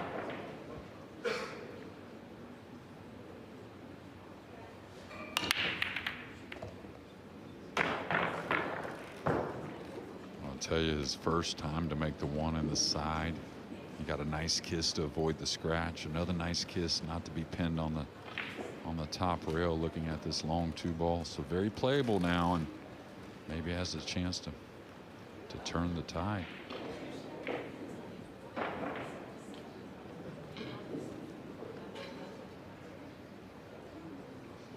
Tricky little opener here, though. He's got to come past the side 2 cushions. With a red 3 in the open pocket, it doesn't play by the purple. You got to get into this ball, but then it's easy to overhit and maybe get a little thin on the red 3. First things first, you got to bury it.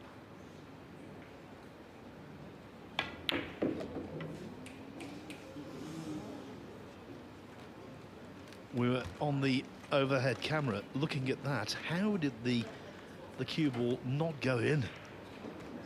I think it was you that said it yesterday. These pockets sometimes will jaw the ball, and the signs certainly difficult. Sometimes help you out with the white ball also, and just got to maintain. He's played some beautiful tactical shots. They haven't always paid off, but you just got to keep doing it. He kept that one a little more simple. There were a lot of options there just to kind of leave an open cue ball. I thought he would go forward behind the purple, maybe overcut the 3 and run the cue ball behind the pink. That one was a little surprising, Phil.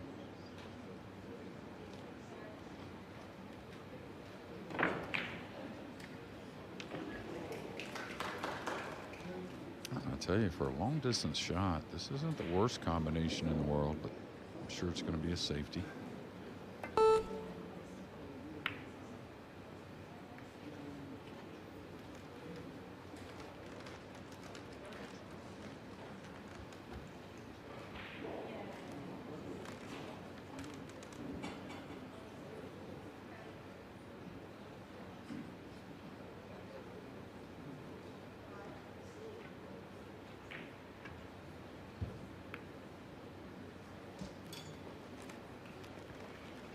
Had to be really delicate, and he wasn't quite delicate enough. Yeah, but never was going to really get ball in hand, so he had to really kind of make sure he doesn't give up the good side of the 3. The right side of the 3 doesn't do much for you. Now what you could do is shave off this and leave a 3-8 combination from distance. That's what I would look at. All right, here you go. Are things beginning to pivot? And I'm almost 100% he had the right side of the red 3 there. And a little shocked he didn't recognize the shot I was talking about.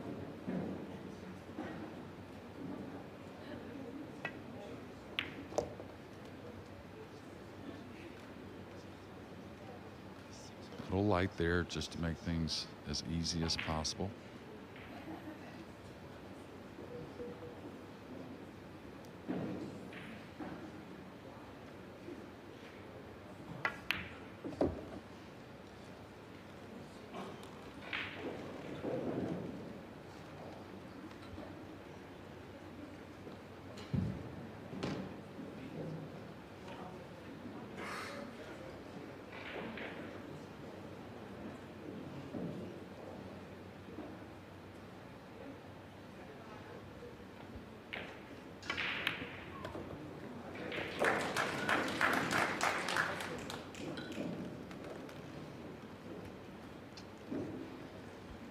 With the cue action he's got, I think Duong Kok Wang gets an awful lot out of the cue ball with a seemingly effortless delivery.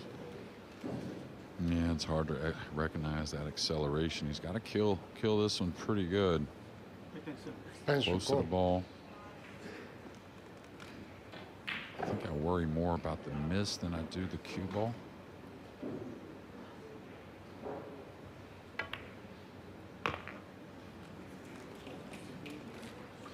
You know, the Czech English did its job. Yeah, and the key to that shot is not let up.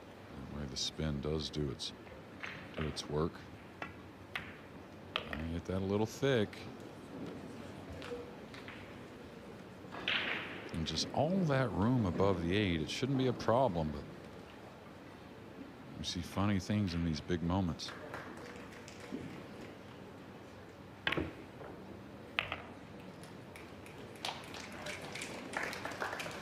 Well recovered. And Duong Kok Wang is rallying. When he was 7-2 down, it was looking bleak. This, though, to win 3 of the next 4 racks.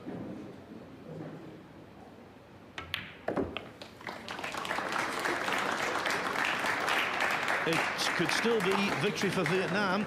Do not write him off.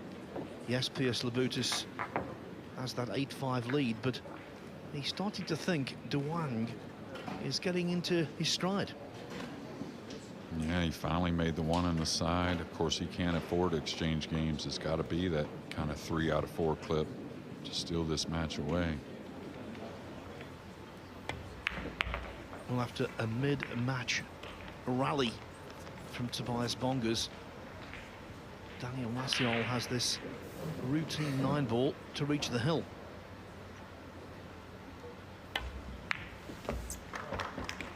And he goes 9-6.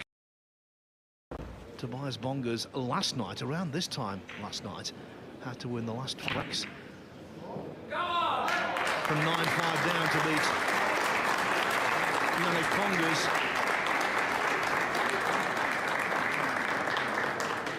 The task tonight almost equally as difficult, and I think from the cheer we've just heard, that match could well be might be making progress, and this is why. Oh, come on! What a way to see a match out, a golden break. Yeah, there's the break off that he's wanting. Maciel had the one he wanted also to finish that match. I'll tell you, he's been really good kicking at the ball, very good safety-wise. I think he's got to take on this kick to get some type of safety. Otherwise, it's going to be very difficult to push out. Just going back to that golden break, Jeremy, it's only a matter of time before we see a final in one of these massive events where the clinching blow is a golden break. It's only a matter of time. Yeah, and we talked about it before. It's going to happen. You know, some don't mind it. Some would say, maybe not hill, please, for the title. But the thing is, here on the World 9-Ball Tour, we've been so blessed to have so many close finals. It's going to have an impact, but that's just part of the game. That kiss on the 9 causes a lot of scratches, so I don't mind that reward from time to time. I'm a little surprised he's pushing out, and I'll be really surprised if he gives him a look on the blue 2. Not sure about that. I didn't mind the push out. I'd probably push out to a kick shot right there that I'm comfortable with if I'm Huang. This doesn't look hard to put the 2, you know, cut it to hit right before the side, just come 1 rail at the 7, kind of floating across, put the 2 near the 6, something like that. And I just think that was a bad push out, to be honest. I think you have to take that kick on, especially trailing 8-5.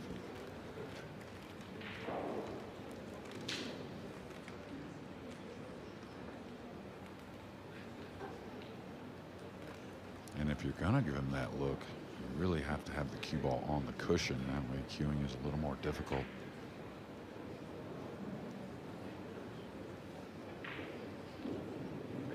Extension.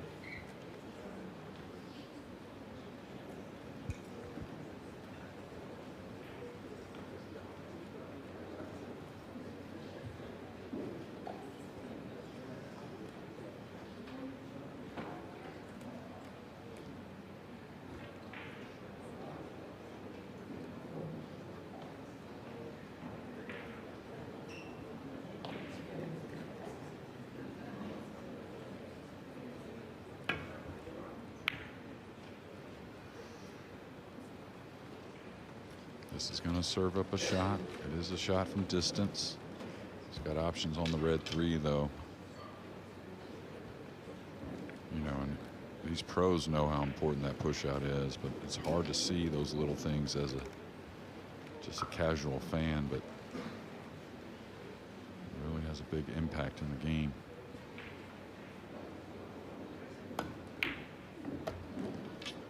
So often in racks at this level, whoever knocks in that 2-ball, well, it proves critical, and I think it might well do here. Look at this table.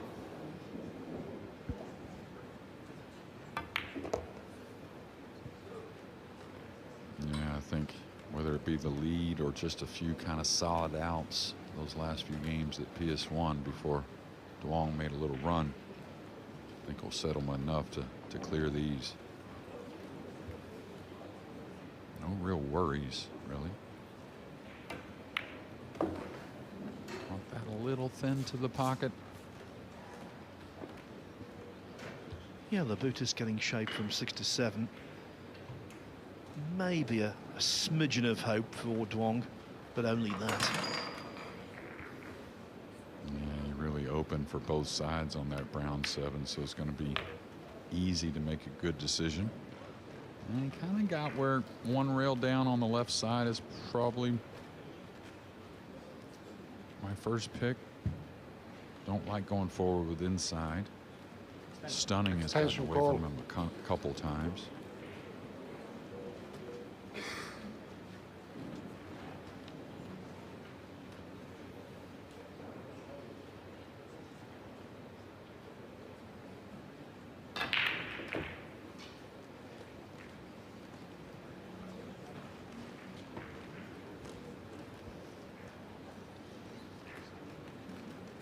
Nerves are high. That's that angle shooting off the rail that we do see a missed ball that we don't expect.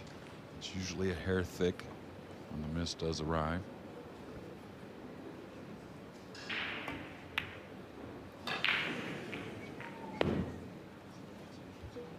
Wow, that was the thin one.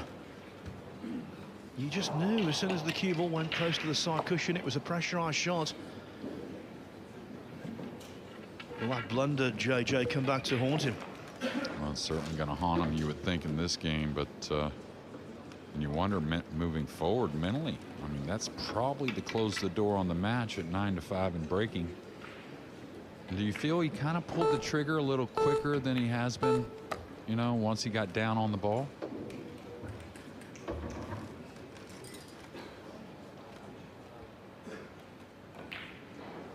Players immediately know big moments, big mistakes.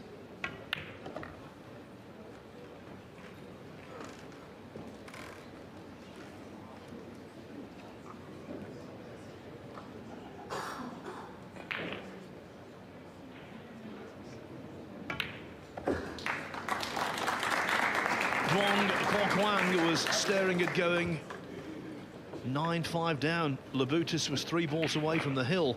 Now, though, he's got to do it all again. He's got to recover from that mentally. The scoreline is, in actuality, 8-6. The 7 got away.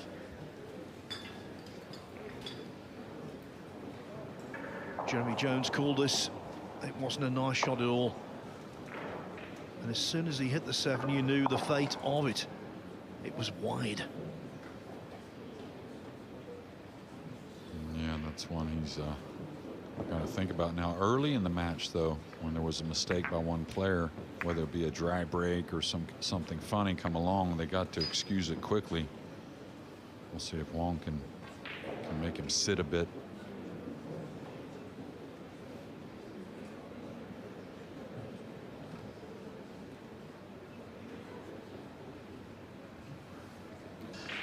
You see the pressure now, apart from desperately wanting to progress.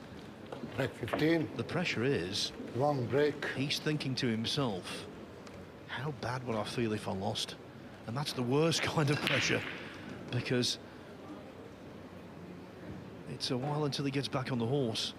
He does not want to go to bed tonight thinking, what did I do? And he's found the break as well. We'll see what it treats him with. By far his best look, even though it's long distance. Good thing for him, the 3 fairly open off the bottom cushion, so it doesn't need a lot to get position. Does need a nice strike on the cue ball, though.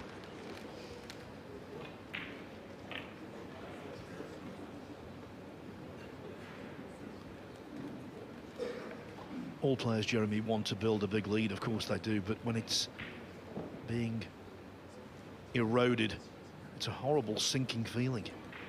Yeah, no doubt, and especially eroded with you having something to do with that. Okay, needs just a foot out of the cue ball or so. 2 feet would be perfect. Didn't really try to do much there on the cue ball.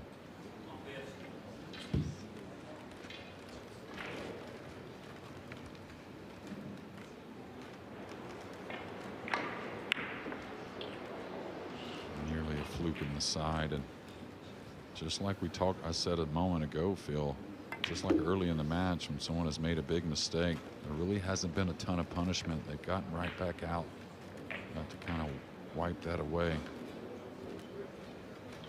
Yeah, whoever wins would need to improve in the semi-finals tomorrow, especially if they're up against the tournament favourite Joshua Filler. Yeah, and what happens is when you know, PSE's been to a few semifinals, and of course Wong's been to a couple as well, but when you're not regular and then you're facing someone you feel like is going to give you maybe more chances than, you know, an SVB or Federgorst or FSR, maybe you tend to put a little more pressure. So no matter who goes on to win this, I think the semifinal will be a little better for him.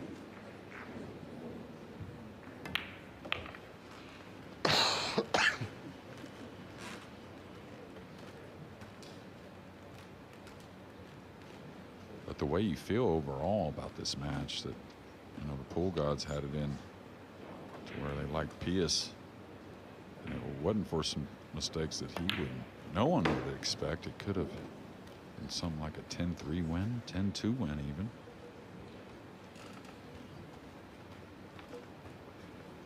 Yes, at his zenith he led 7-2.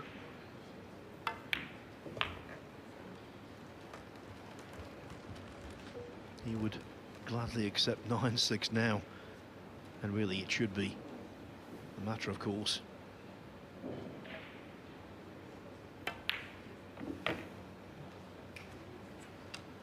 Wobbly.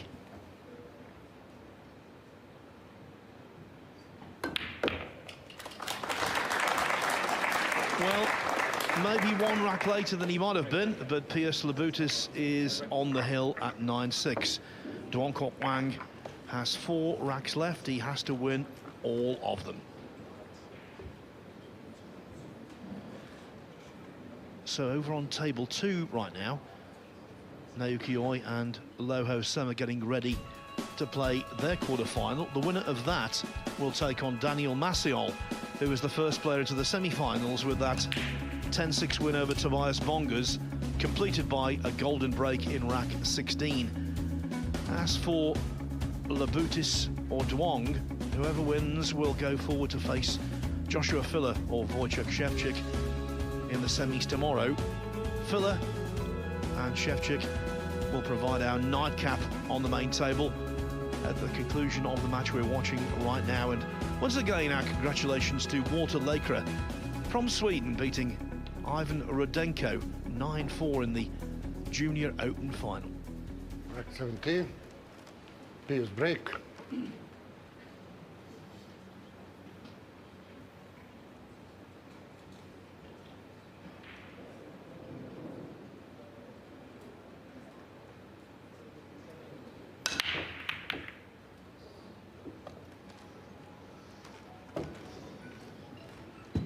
Well, for a split second after he made contact on that break, Jeremy, it didn't look too good, but it's a whole lot more rosy now.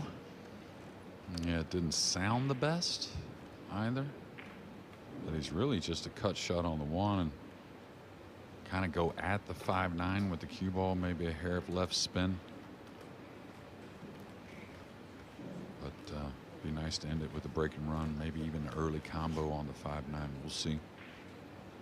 Don't think I put anything extra, just let it roll with some left English maybe.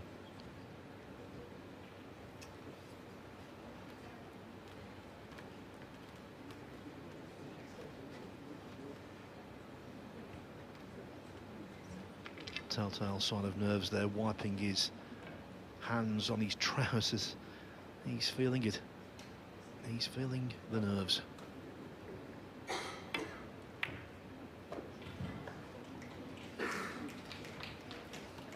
One of the more confident strokes of the match, and don't think you're going to see a 5-9, but we'll see how he dresses up on the pink 4.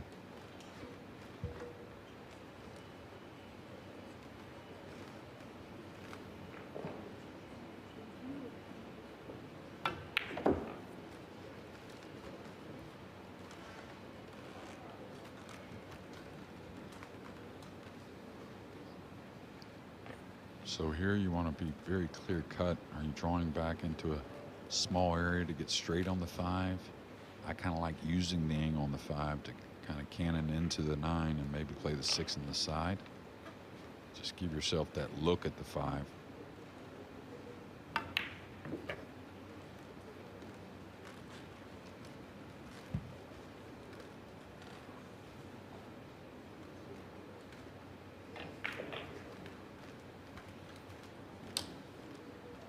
I think he wanted a hair more angle. That way the cue ball probably gets through the 9 and moves over just a bit more.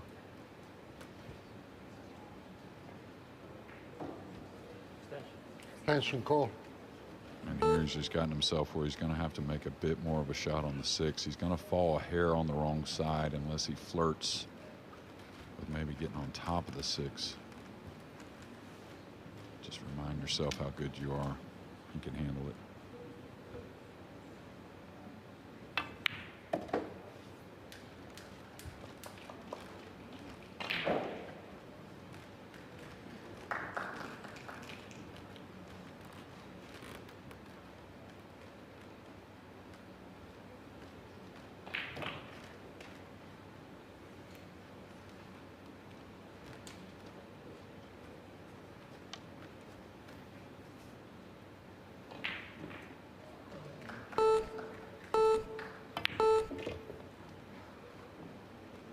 Not the best there. Good thing for him, he got off the rail with the cue ball, but not the angle he wanted. Yeah, cutting back into a semi-blind pocket, not recommended at this stage.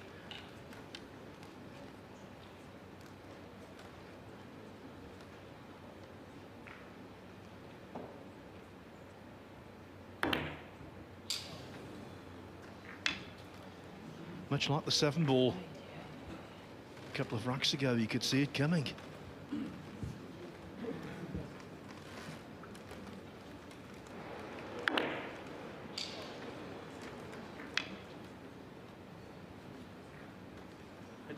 Extension.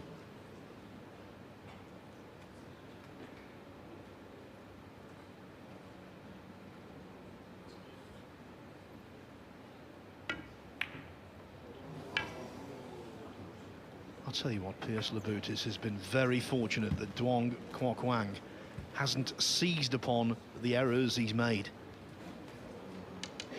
Yeah, there was definitely some that were in Duong's hands. I think a few of those errors maybe Piers got away with, but got to figure he's going to get it done from here. That looks like really good speed.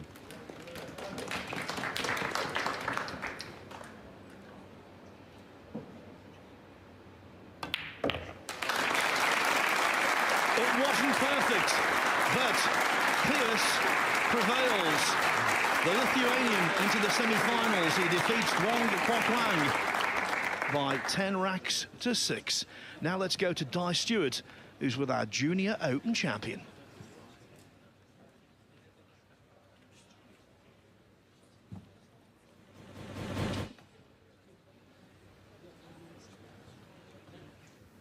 We're just next to the main table and delighted to say that Walter Leikerer is the Junior Open champion, here with Emily. And Walter, just tell us how you're feeling right now. You've just beaten your mate, Ivan. Yeah, I feel really good because I've got a couple of finals and semi-finals here in the Matchroom Junior events.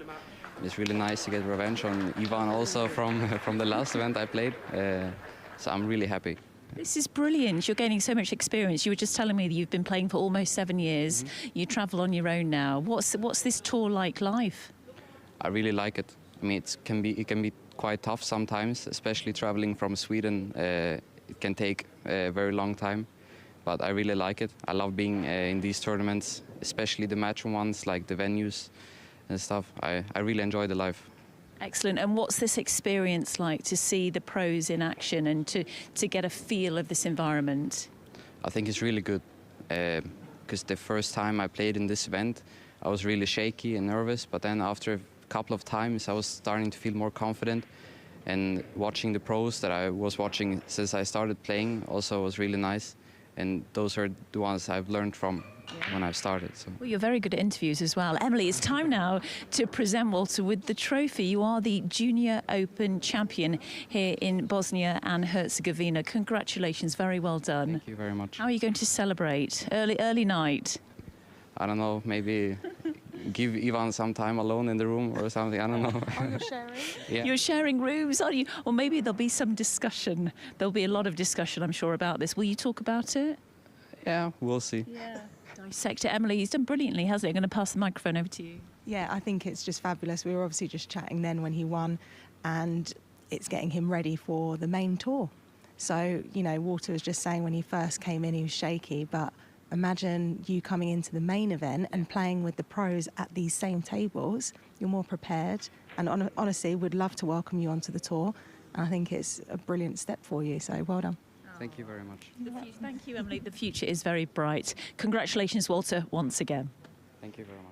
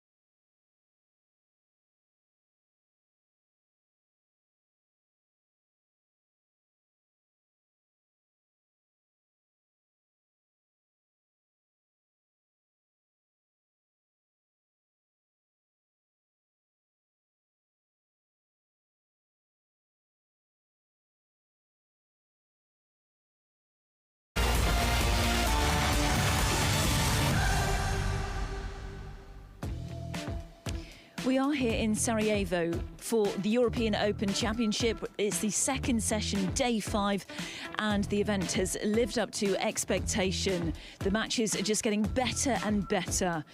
We've just seen on table 1 Piers Labutis overcoming Duong Quoc Huang.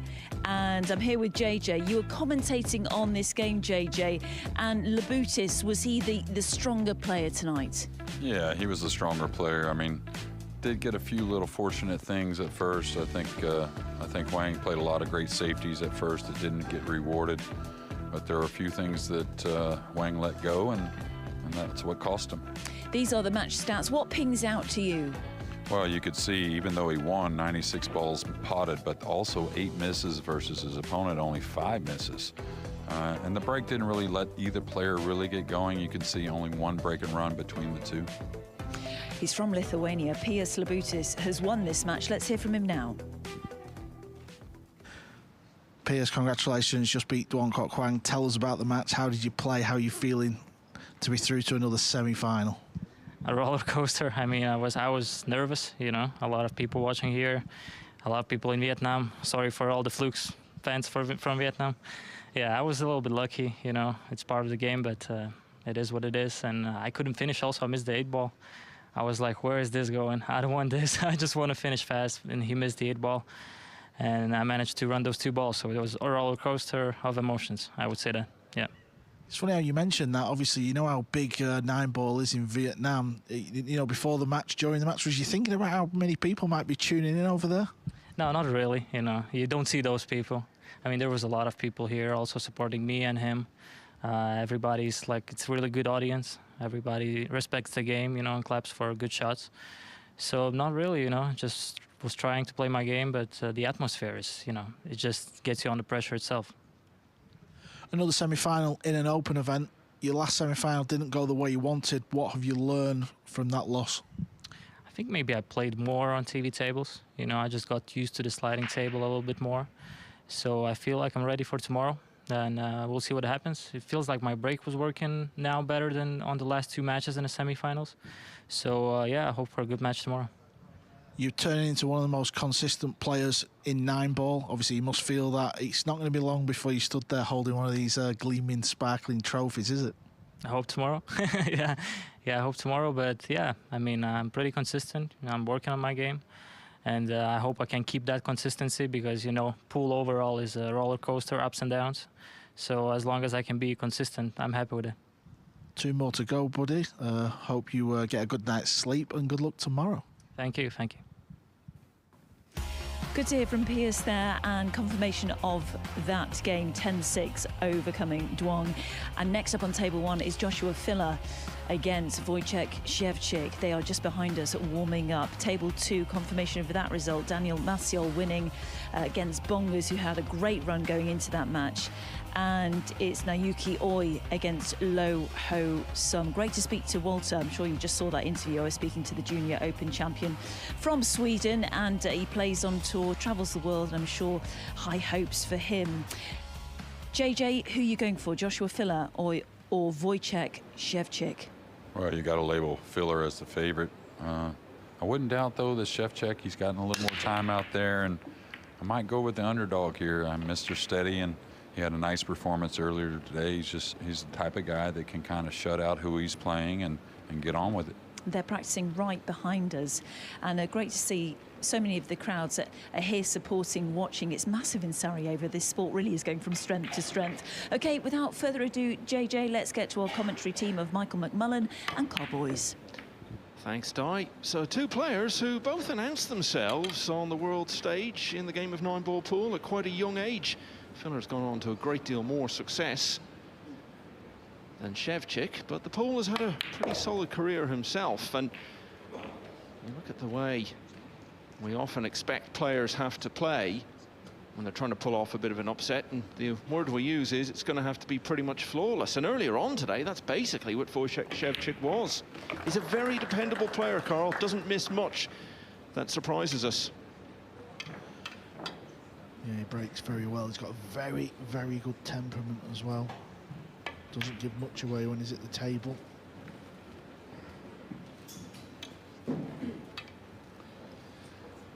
So Joshua Filler, 27 years of age. Can you believe that when you consider how long he's been around? But as I say, he did become a real star name in the game at a young age. He's one of those players who've won both of the game's 2 standout titles, the World Championship and the US Open. And it's 6 years next month since he completed that double by winning the US Open in Las Vegas. 3-time Mosconi Cup MVP. Just 1 short of Niels Fein's record. He's ranked number 8 in the world, and you could look at that and say it's a false ranking, and maybe it is to a certain extent. He hasn't played in all of the events, but he's played in most of them. And actually, over the last couple of years, by his very high standards, he's maybe underachieved a little. Certainly as far as the Matchroom major events are concerned. And the 3 years we were in Germany for this European Open, he was very much the big narrative. Could he win a major title in his home country? Didn't quite happen for him. He had another chance in the World Masters when that was played in Germany last April, and he got very close within one rack, losing the final to Federer-Gorst. But both of them have got multiple strong runs in this European Open on their CV. Federer was in the quarterfinals the first year it was played in 2022. Semis the following year. He was only a couple of racks away from the final, lost to Anton Raga. And last year again, all the talk around the place in Fulda was about Federer's quest for a home victory. But he ended up going out in the last 16 to Mustafa Alnar.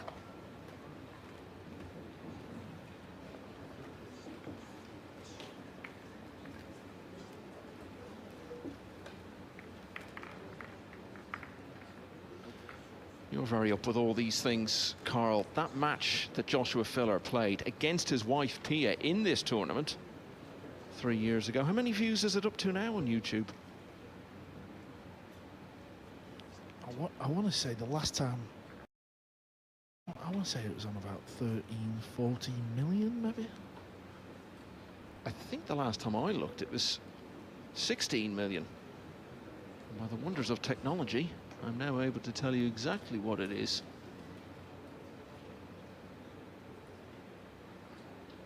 Wow, it's gone past 20 million. 20 million. Joshua did win that match, by the way.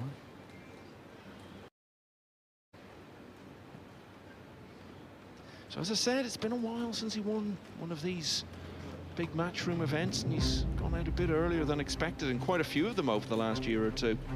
But there's no doubt he entered the quarterfinals as favourite to land this European Open title. If Szewczyk can carry forward even a sizable chunk of the form he showed earlier today against Sanjin Pelovanovic, then Filler has got a real test. Szewczyk will start us off. It's a race to 10 for a place in tomorrow's European Open semi-finals.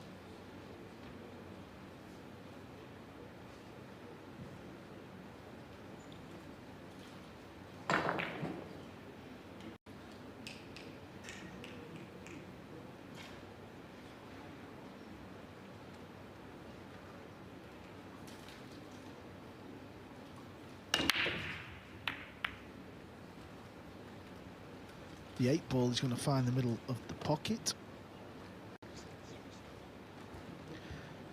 Held his hand up because obviously the players are trying to pop the 1 ball, so he feels like that's a bit lucky, but I don't really get all that, Michael. You know, he's delighted the ball's got in the pocket. Why shouldn't a random ball go in the pocket? Well, he's already missed the 1 in the side as many times in this match as he did in the entirety of his match against Pelovanovic. There's 10 breaks. He made that 1 in the side pocket 9 times.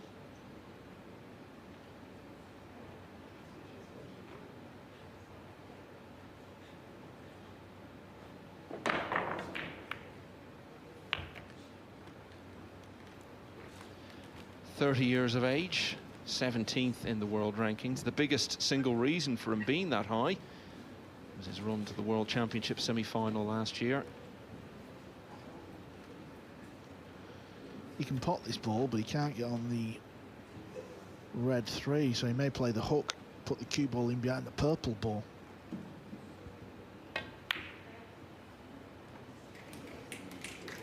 Played it nicely, good safety, 1 from 1 in the safety department. You'd be surprised how much of a mess you can make of them shots. Got to hit the cue ball lovely, time it nice, and I don't know if Josh can, yeah, kind of where he stood looking, well he can't, he's looking at the bottom rail, so he's cut out this rail nearest to the cue ball, which is very handy. And coming off this bottom rail, he's going to have to try and arc the cue ball. Let's watch the cue ball arc here. Well, he's played the DF, which is obviously allowed. You just give up ball in hand. What he's done is he's blocked the pocket for the purple 5. He's banking on Wojciech, playing a poor positional shot from the pink to the purple. DF, of course, standing for deliberate foul.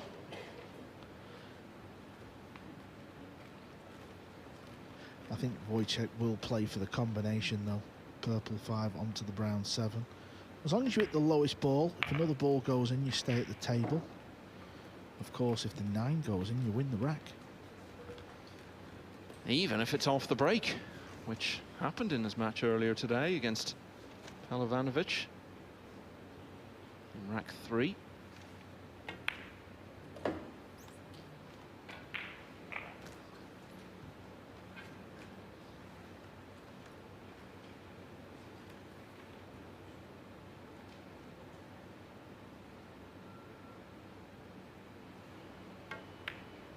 I was talking to Jeremy about this earlier today, Carl. When you say to people who aren't familiar with 9-ball pool that the 9-ball is literally the only one that counts in terms of who wins the rack, they think that just sounds crazy. But then when you actually see it in action, being played by really good players, you understand why it is that way.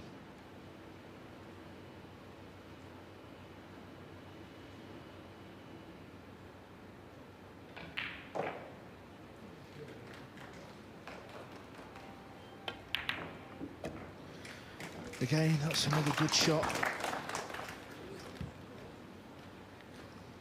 The camera angle made it seem unmissable, but when you're behind them, they can fool you a little bit. Yeah, I think it's a fair point what you were talking about then, Michael. I think we'll discuss this a little bit more during the racking process from the referee. Well, it's about 9 hours since his last 16 match against Pelovanovic ended. It looks as though he's picking up with exactly the same groove he had played himself into in that one. This is exactly what he was doing earlier. Very efficient, doing the simple things well, getting it done.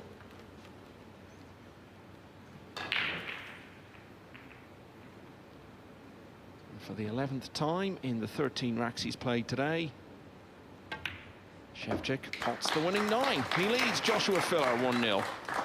So go on, Carl, what more do you want to say about that whole point I was making there about how the 9-ball is the decisive and indeed only counting ball?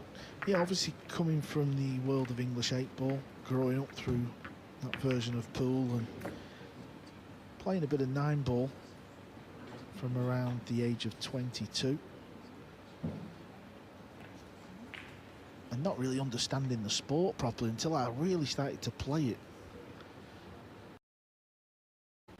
A lot of people that have never played it, and had a go, they don't really understand how difficult it is, what things you can be faced with on a pool table. When you do play it, you become quite hooked. It's got this knack of just dragging you in.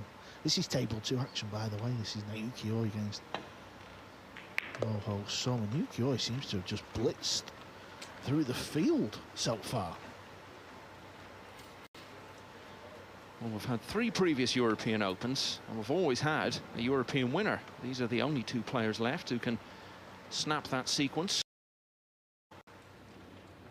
Naoki Oi from Japan, former World Championship and US Open semi-finalist, and Ro8, who's been to the final of the World Masters, a high-class invitational event in the past. So they're level in the early stages. Here, it's 1-0 to Szewczyk.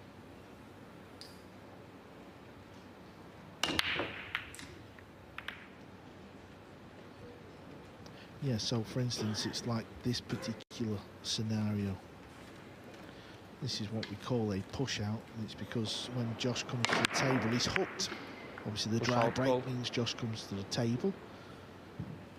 And now he can roll the cue ball where he wants, he can move another ball, he can pot a ball, but the biggest rule you've got to bear in mind is his opponent's going to come back to the table with the option of playing or passing the shot back. So you've got to think carefully, because once you're playing someone who's world class, you can't just leave them anything, I mean, not even easy, but even like rolling out into an easy jump shot.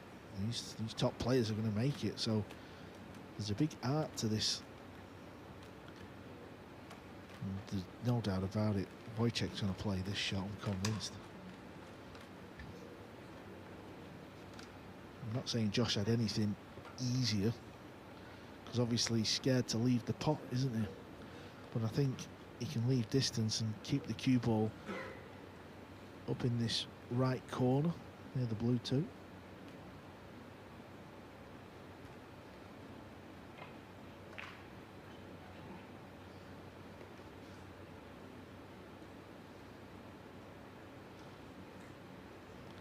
Yeah, he's got to play this shot, surely.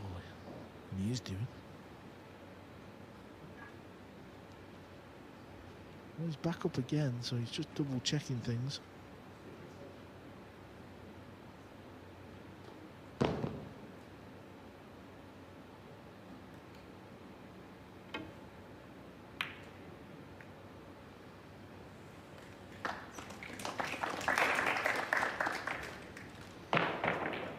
Filler was also so good earlier today against Jason Shaw. Raced into a 6-1 lead. And the Scot did get a couple back, but he only won one more after that. 10-4, Filler came through. Well,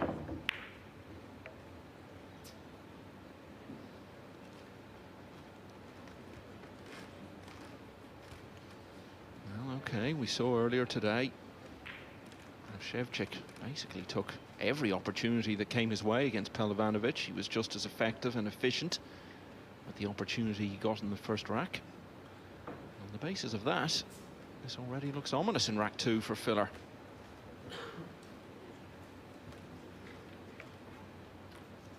Extension called. Yeah, it's a 30-second shot clock, but you do get one extension of a further 30 seconds to be used at any time you like in each rack.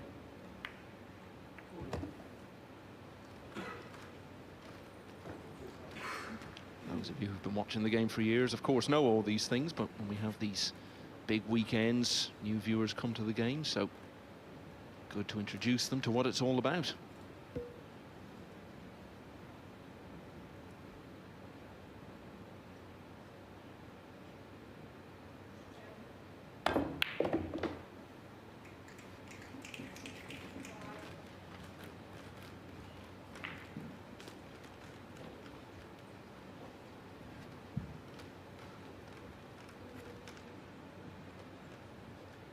Second time in the European Open quarterfinals for Szewczyk. Reached this stage a couple of years ago. Was in the last 16 last year.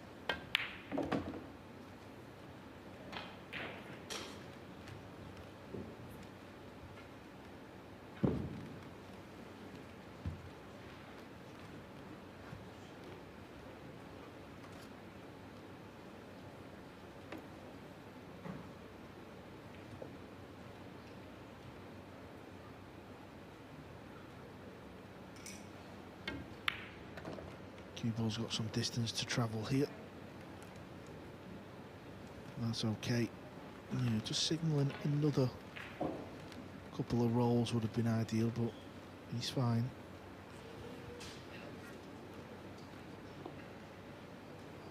Just kind of means he's got to drop this one a little slower. He could go up and down, actually, off both short rails.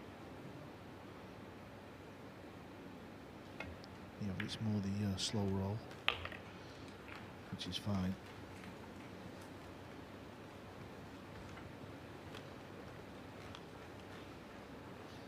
So my observation on Szewczyk, Carl, would be that he doesn't make many silly mistakes at all. Generally the balls you expect him to pot and the good positional shots you expect him to play and the run-outs you expect him to make. He's a very high percentage of doing them. What do you think? Yeah, 100%. He's, other than, you know, lifting the World 9-ball title or the US Open, you know, the big 9-ball majors, he's knocked on the door a few times, hasn't he? He will not be scared of Joshua Filler. He'll look at this as opportunity. He wants to show the world he's the man. As I said, the biggest asset he's got is he's got fantastic temperament. Well, I guess that goes hand in hand, doesn't it, with not making silly mistakes. When he brings a bit of his long game to it as well, and that's Operating at a high percentage, he becomes very, very difficult to beat. So he hasn't made the one in the side off the break in either of the first two racks. But he's ended up winning both of them. Wojciech Szewczyk leads Joshua Filler 2-0 in this quarter-final.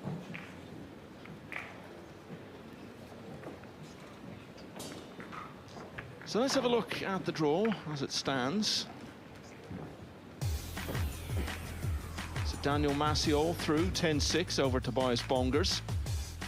Maciol into his first major semi-final now, the pole, and he awaits either Naoki Oi or Loho Sum. And Pius Labutis into the semi-finals of a Matchroom Major for the third time. He's lost the previous two. He will be the opposition tomorrow for the winner of the match we're featuring here.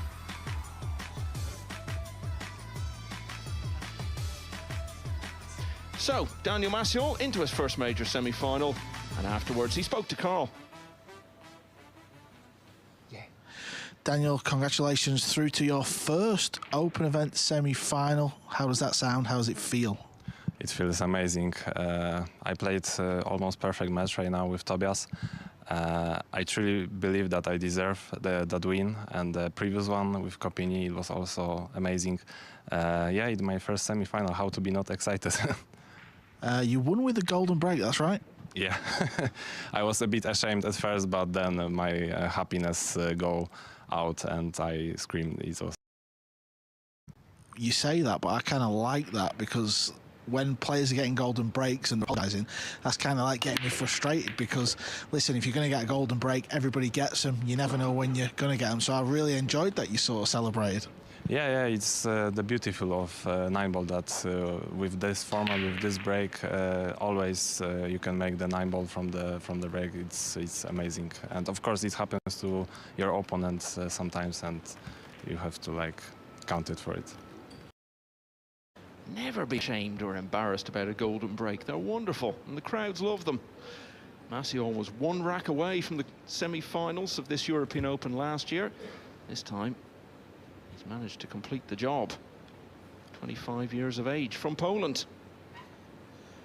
Yeah, we have seen it though, haven't we, Michael? Last season, you know, players making the golden, the hand goes up, but you know full well when they're sat in the chair, they're buzzing from it, they love it. Why would you not want to win a rack off the break shot? Well, it's like when you see players holding their hand up and they've had a bit of luck off the break, and then they just go back to the table and continue potting balls. One thing I would say is it's nice to see a little bit of decorum and sportsmanship, but I know what you're saying as well, that perhaps the sentiment is a bit misplaced.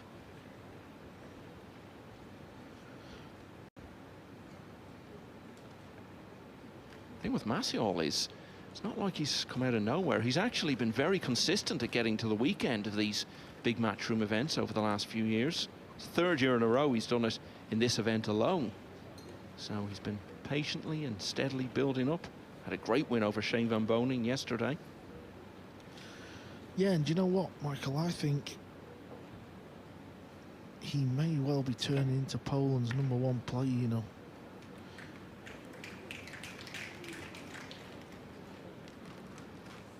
I'm sure Wojciech Szewczyk would have something to say about that, but it's funny how these two are the remaining two Polish players, and if Wojciech can continue the form here, he would have two players in the semi-finals. Kick and stick. Oh, he's missed the kick and stick there. It's a little soft of pace. I think he was trying to just get the cue ball to roll in behind the 8 and 6 rather than stopping its tracks. Yeah, you go back maybe 2 years or so, all the talk was about Viktor Zielinski, that he was going to be the one to break through and win one of these big titles. And in this modern era, the only Pole who's got to a big final is Mieszko Fortunski at the UK Open last year. Yeah, Fortunski, he was the player as well that many people felt like may have been Poland's #1. Bit of a Polish winner of the World Masters back in 2012, Karol Skowerski, but that was a very different era in the game.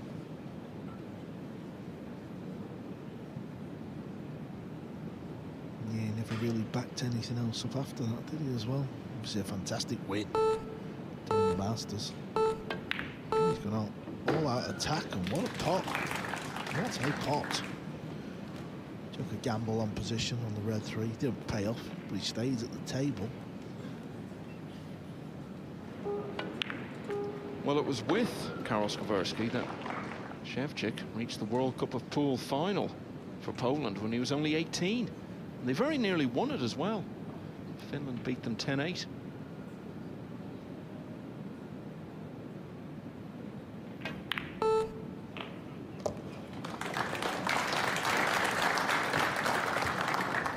What a beautiful bank shot. Fantastic pot on the blue too. Really difficult pot on all into such a blind pocket. And this is sending a huge message over to where Phil is sitting, believe me. He'll be sat there thinking, how's he carved out this opportunity from nowhere, it seems. Needs an angle on this purple ball though, because he's got to slide down behind the 6. Maybe he could make the combo. It's not dead set. If he's got the angle to float down this rail, he'll play that.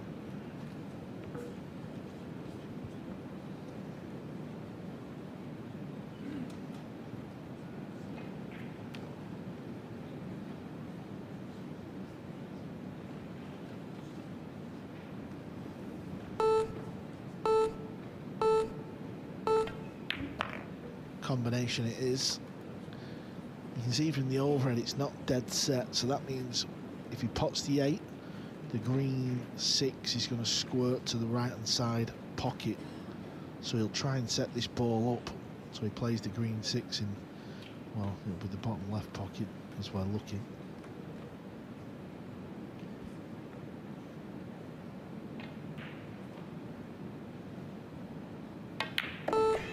So underlining what we were talking about earlier, 6 is the lowest numbered ball on the table.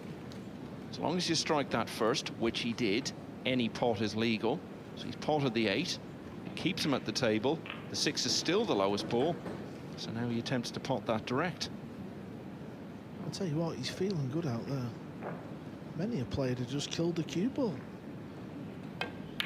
He's 5 to 6 round the table. He judged it lovely. Well, I don't know if you viewers at home can hear it, but the rain is absolutely hammering down on the roof here in Sarajevo.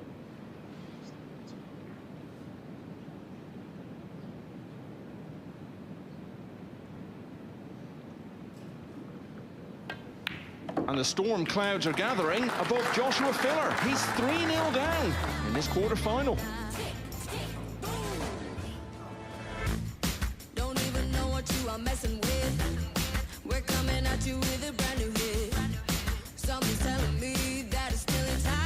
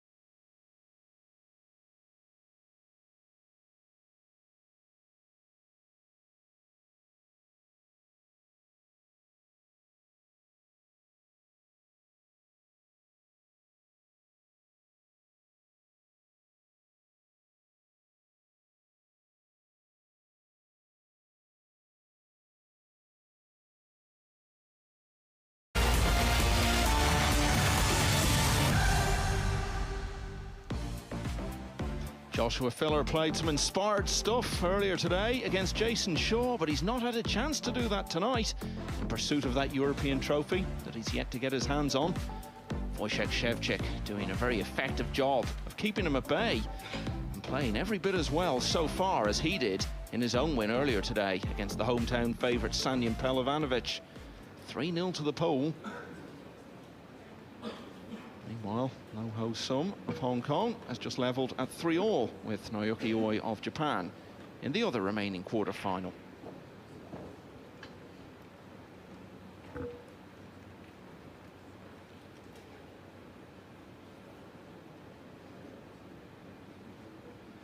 Pay attention to that one ball, trying to pot it in left centre pocket as we look at the TV screens. Not quite finding the mark though, is it? It's going low. Yeah, he's only made it 1 out of 4 so far. Jeremy was pointing out earlier today that the way Szewczyk is hitting the ball on the break, the 9 is going to threaten the corner pocket quite a bit, and that was how it turned out actually earlier on today. And similar there again, but coming up dry. Filler has a chance to start his turnaround in this match.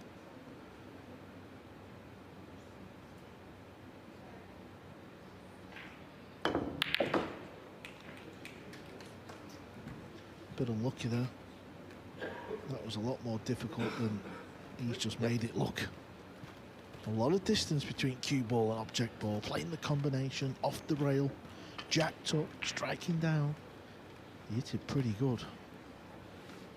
Didn't land on the 1 though, did he? So he's going to play thin off this, try and get cover.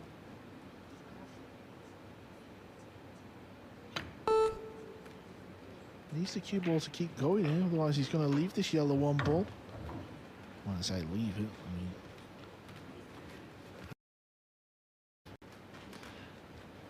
over on table 2, Naoki Oi scoring his lead against Ro8 Sum at 4-3. Oi looking to reach his first Matchroom Big final since the US Open in 2021.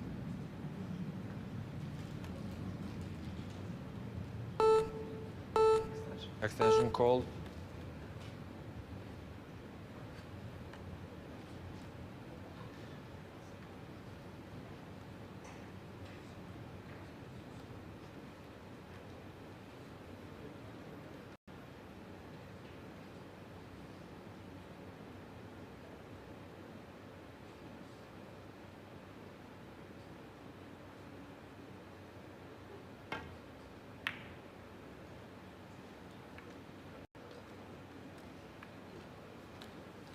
if it had just missed the brown 7, he'd have got the hook.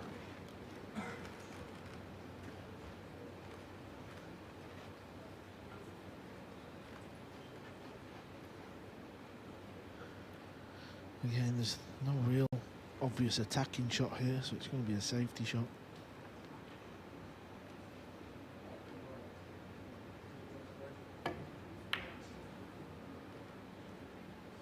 Trying to get this cue ball down behind the 3. Similar to Wojciech. Not really played it too well.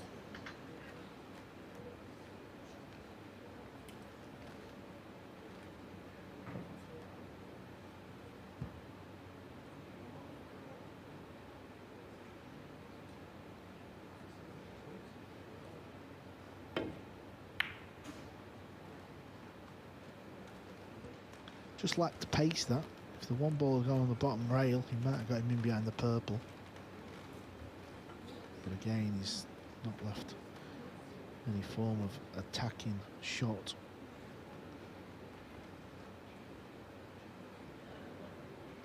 But he has give Filler the safety edge here.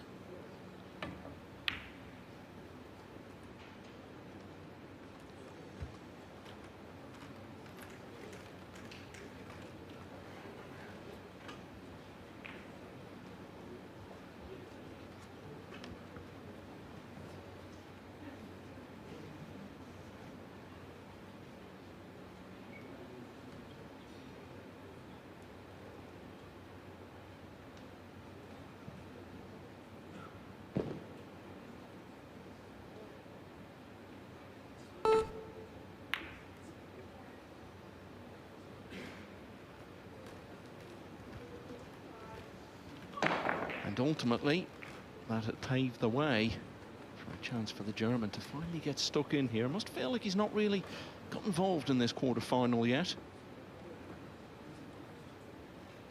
Love's been out there, centre stage, crowd watching, being beamed all around the world. Hasn't had a chance to show off what he can do yet. Could this be the beginning of it?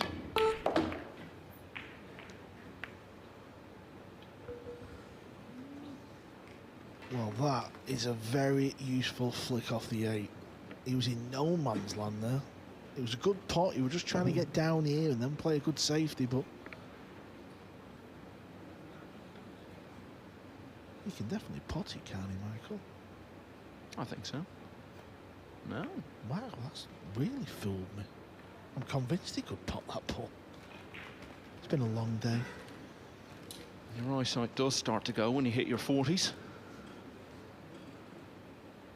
But yeah, we were both completely deceived by that. All adds to the sense of early frustration that Filler may feel.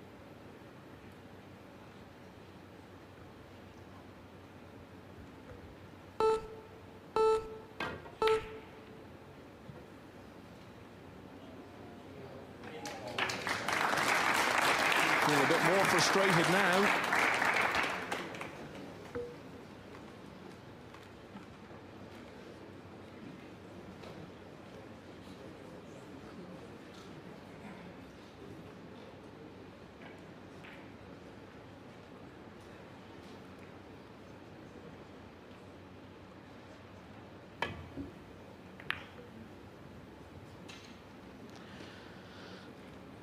Turning into a funny old rack, this one, rack number 4. Could prove to be a big rack.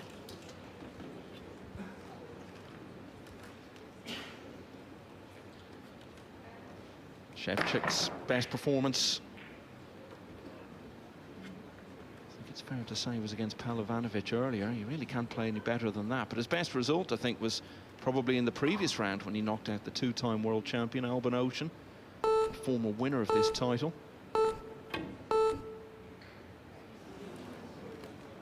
Foul.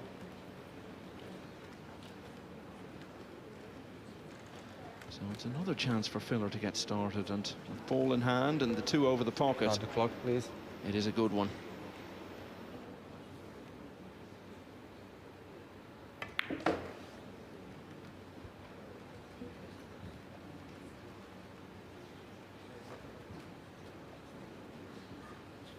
Win any of the matchroom events last year. Went very close. I mentioned that World Masters where he was only beaten Hill in the final by Fedor Gorst. Gorst actually had to win all of the last 3 racks and did. He was also a semi-finalist in the US Open, quarter-finals of the UK Open, and got to the last 16 or better in all of the matchroom big field events that he played last year.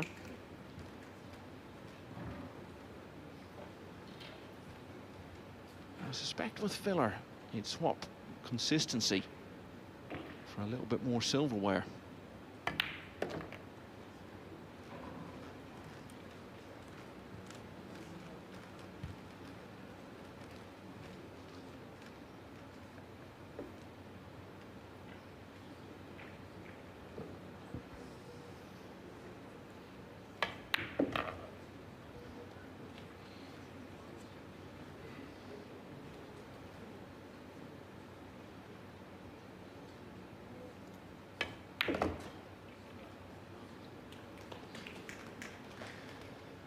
So ball in hand, gave Filler the chance to finally get his arm going, and he's done the rest from there. He's got one on the board at last.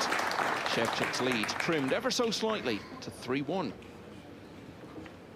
Now let's look in again on table 2. The other semi for grabs is being contested here, and Naoki Oi has got a really good chance to go here. Winner of this will play Daniel Maciol tomorrow for a place in the final.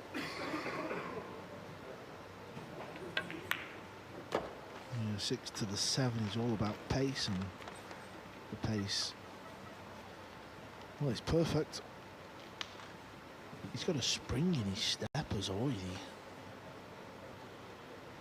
Japanese player who's been around for many a year. Yeah, he's 42 years of age now. Still a bundle of activity and nervous energy bouncing around the table. Oh, this 9 to get halfway to a place in the last 4. 5-3 to the Japanese star. First look in this match at the break of Filler.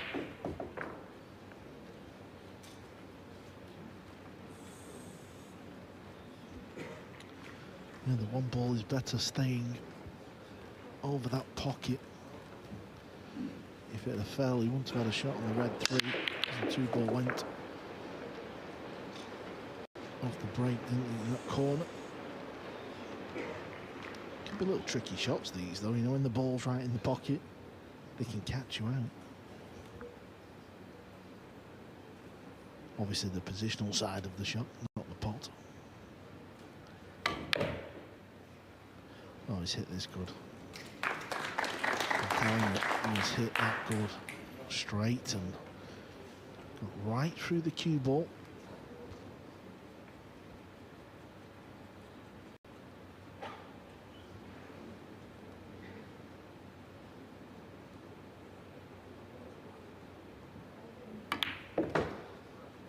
Szewczyk had a couple of close matches early on in the week. A couple of 9-7s, but Filler just hasn't been run close in any of the 6 matches he's had. Got through the first 3 rounds to make single elimination for the total loss of only 2 racks. Since then, it's been 10-2 against Dimitris Loukatos, 10-3 against Zhao Griot, and then even with the step up in quality of opposition when he played Jason Shaw earlier today, was comfortable in the end at 10-4.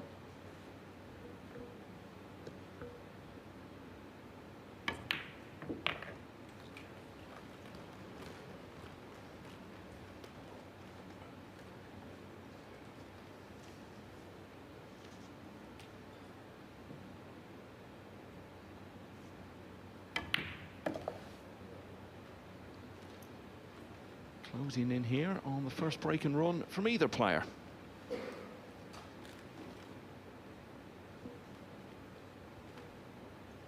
Break and run, for those of you who aren't familiar with the game,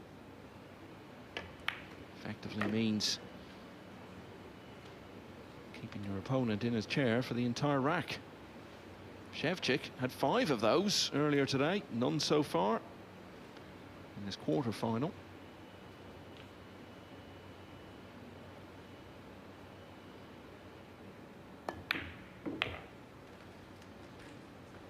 German just starting to flow a bit here.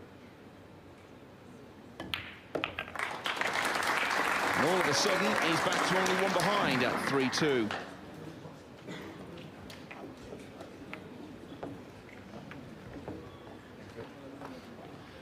So this is the first of the big Matchroom Open events in 2025. The next one will be coming up in May. We'll be off to Telford once again. Robbie Capito was the champion there last year, making his big breakthrough, beating Mieszko Fortunski in the final. We will be returning to Telford International Centre from the 6th of May.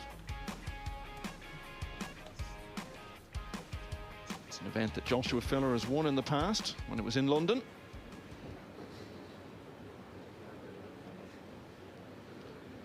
It's such a cliche, Carl, to talk about how you need to get your first rack on the board to really settle into a match, but it is true, and we've seen it with Filler here. It applies even for the very best. Yeah, obviously you've then got the break, haven't you? Thank you. Break number 6, for shuffle to break. There's always this talk of alternate break and winner break, and players, you know, a lot of players have their opinion and different views on it, but what I would say is if you're 3-0 down in alternate break,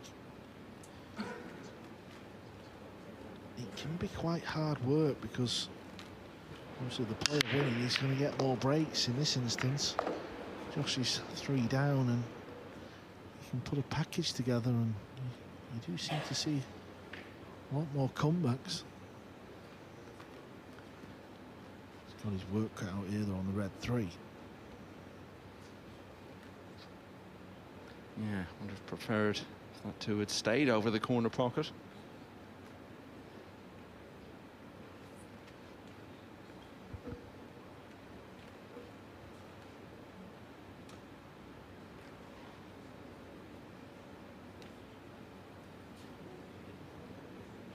He's needed things to fall kindly for him in the early stages of this match. It hasn't generally been happening, and there's another example of it.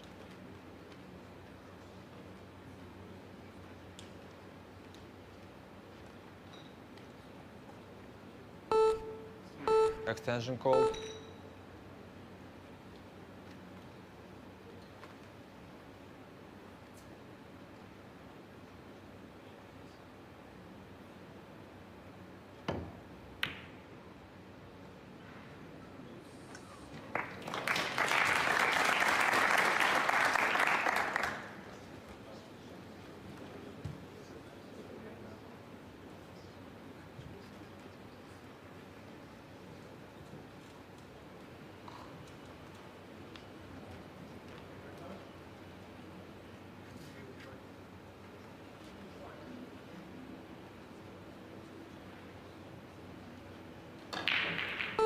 Extension called.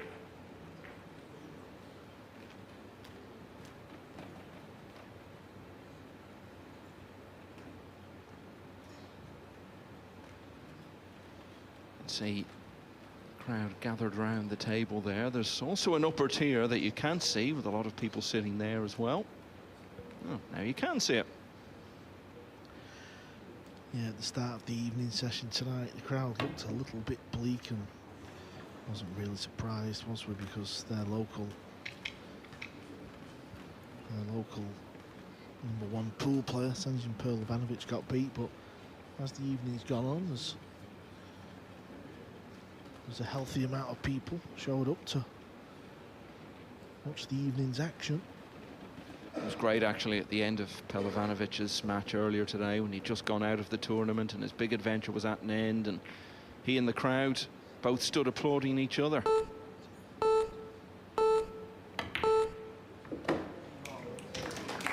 he's got into the cue ball. I can't stress how wonderful he cued that. Look at this one. It was more the cue ball for me. He had such a steep angle. He got so much out of it. And now he's getting into his rhythm, into his stride. Showing us just why he's pretty much the most watchable player in the game.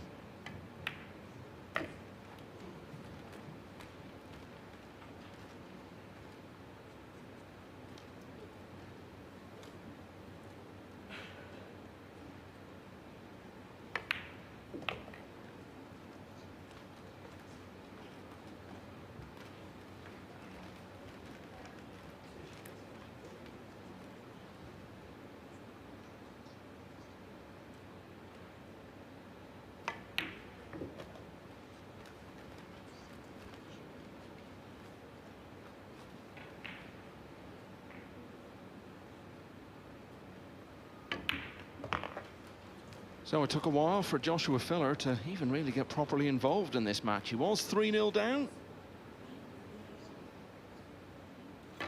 And in characteristically rapid fashion, he's levelled. It's 3-all in this race to 10 for a place in the last 4.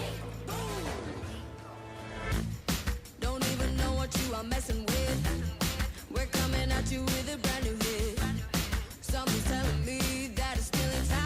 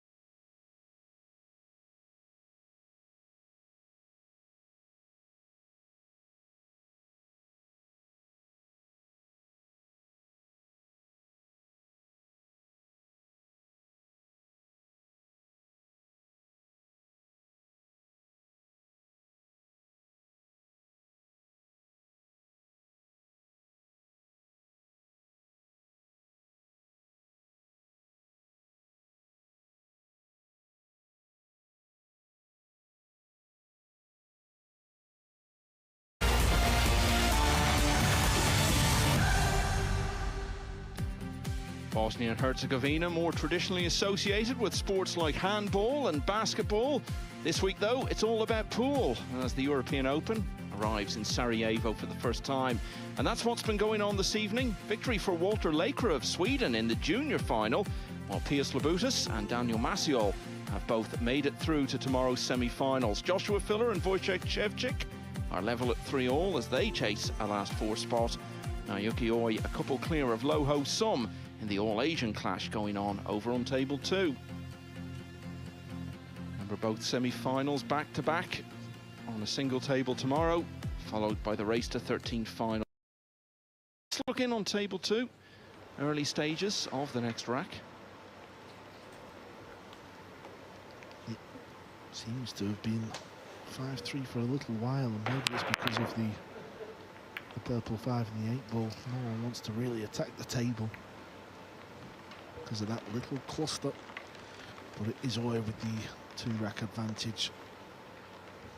Yeah, I mentioned earlier Ro8 had that surprise run to the final of Invitational back in 2022, but in these big field matchroom events he had never been than the last 32 until this week.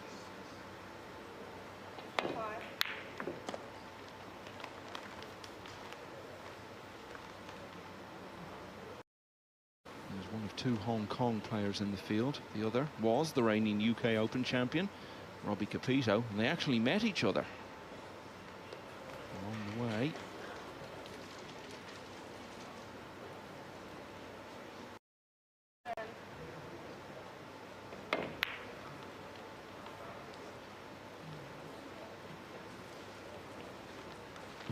So on the main table, Joshua Filler just returning to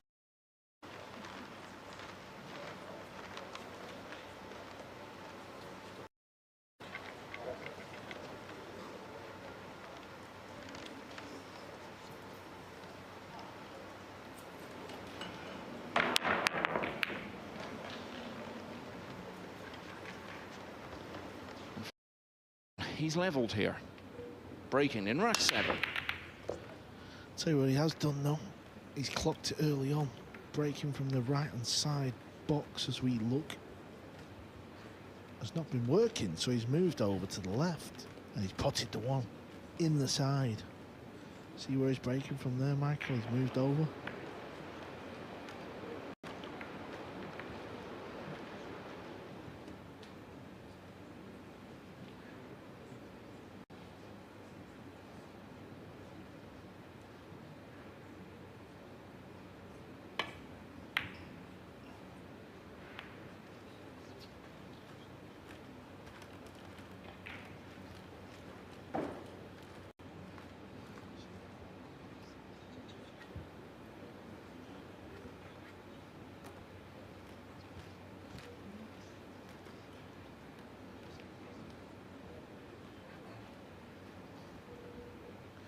Safety shot is not what he intended.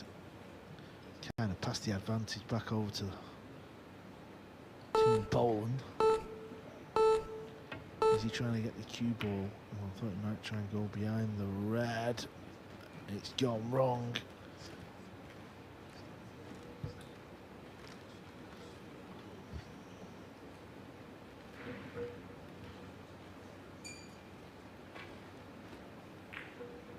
May try and spin this in with right and go off 1, 2, 3 rails. If not, he'll come back just below the brown 7 off 2. Oh yeah, he can do that. Yeah, there you see.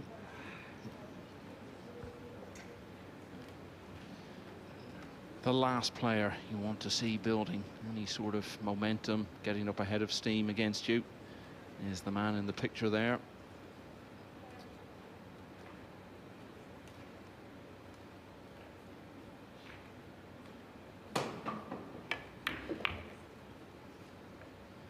That's the way this match is developing now. Szewczyk's measured efficiency was on show early on, and it's in danger of being overtaken here by the inspirational German.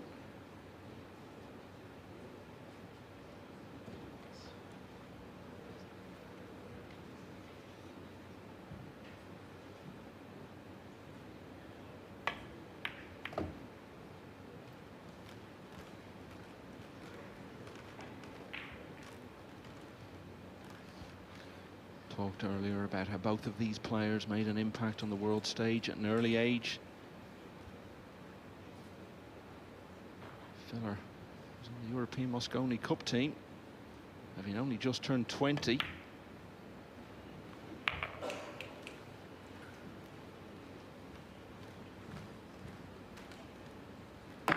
Potter the winning 9-ball, and ended the week as winner of the MVP. He's still the only player ever to do both of those things on his Mosconi debut.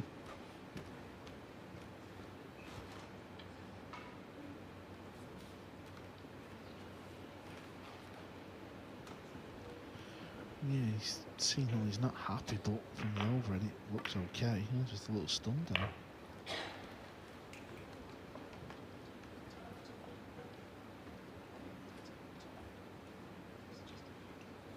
Well, it wasn't that long ago that he was getting to that stage where he really couldn't afford to fall much further behind. But once this 9 goes down, Filler is going to lead for the first time in the match. 4 in a row for the 2018 world champion. Joshua Filler is now ahead at 4-3. Let's look in then once again. Last time we checked, they were just starting rack 9. Now they're about to finish, it would seem. And it's going to be, well, in all likelihood, 3 racks in a row for Naoyuki Oi. Let's not mark this one down just yet.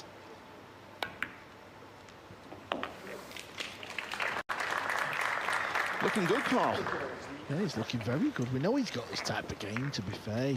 If anything, he's a bit inconsistent, but clearly this week he's on his A game. Yeah, didn't make much impact on the matchroom events last year. No better than last 32 in any of them. He did win one of the smaller ranking events, though, as we tend to refer to them. The Helsinki Open last August. So Filler ahead for the first time.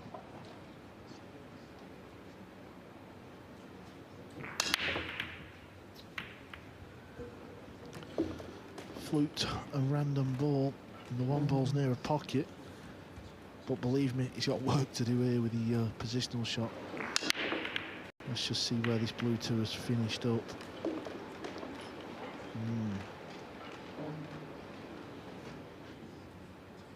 Well, he's going to have to pull some magic out here to get a shot on the blue 2.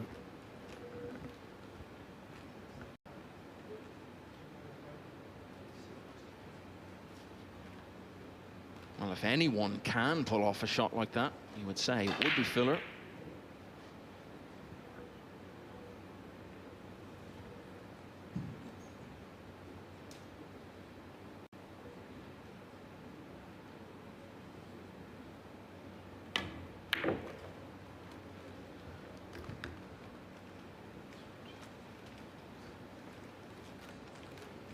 Just kind of took what the table offered. Bought the ball. Let me see the blue 2 and I'll play safe. He's going to try and get the cue ball in behind the pink.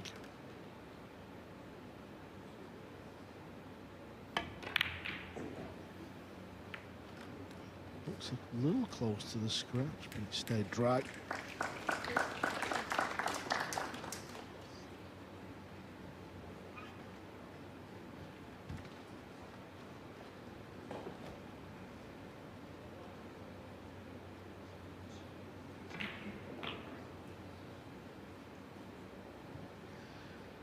Well, this one looks extremely tight.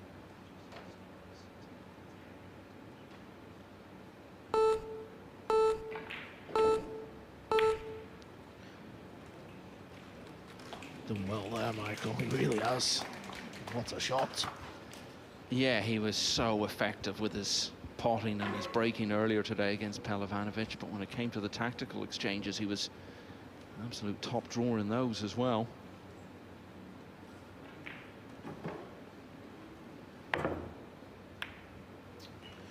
Overspun the cue ball. He was trying to play a kick and stick in behind it to leave a bit of distance.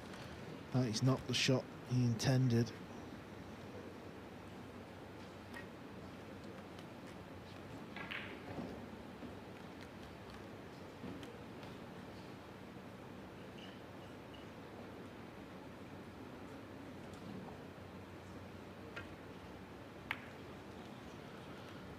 A little surprised he didn't go for the pot though. Could have cut it in. 3 balls near a pocket.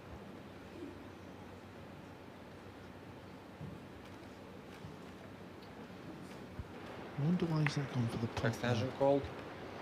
Yeah, what would be a possible explanation in your view for that? I can only think he's just behind it and just thought, I don't fancy this, I'm gonna miss it, I'm gonna stick it up. But you know, whenever you let your opponent back to the table, you never know what's gonna happen. You know, he's playing arguably the best player in the world, and he's jumping over this. He's going to try and pot it. If he doesn't pot it, well, he's scratched. So this time for Wojciech, the safety's paid off.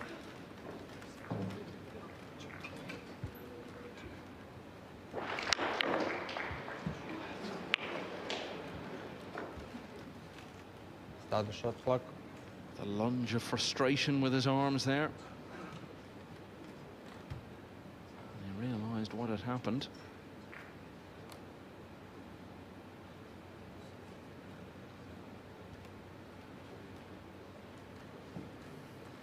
And this is the sort of chance Szewczyk has been hoovering up all day long across 2 matches.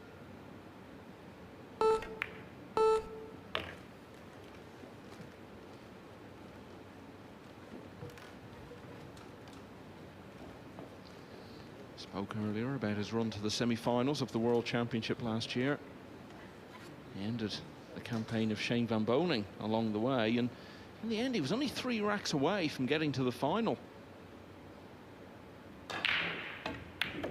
Was just outlasted in the semis by Fedor Gorst, who went on to win the title for the second time, sorry.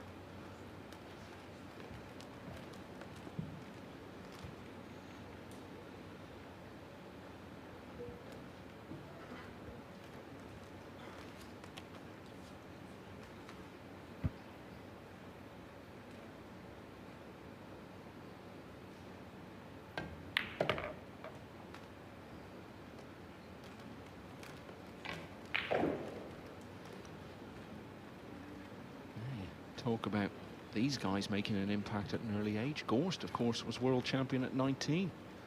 Still not even the youngest winner. Wojciech was even younger. 20 years ago this year.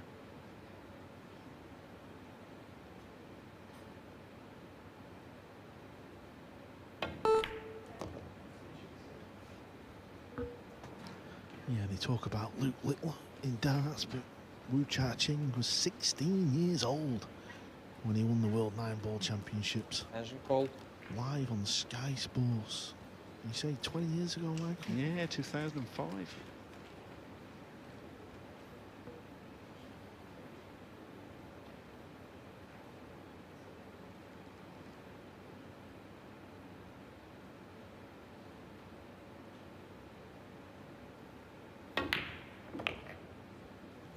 It was a good shot. He was under pressure there. He's lost the last 4 racks. You kind of get the impression Phil was to start jogging around the table. He was queuing off the rail.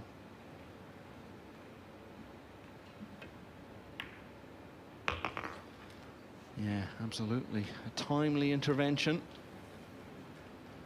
Halting the Feller Express that was gathering speed. So Szewczyk gets level again. It's 4-all.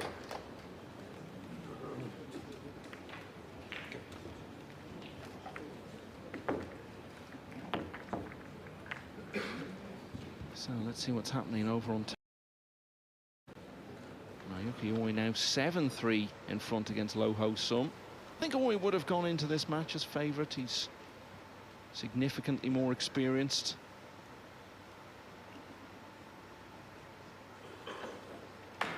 Oh, not even in the top 100 of the world rankings currently.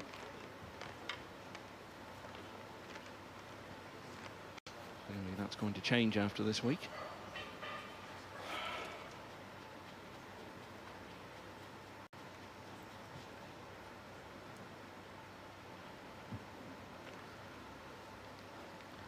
I think it's going to be a safety shot here, though. It looks incredibly thin. Extension.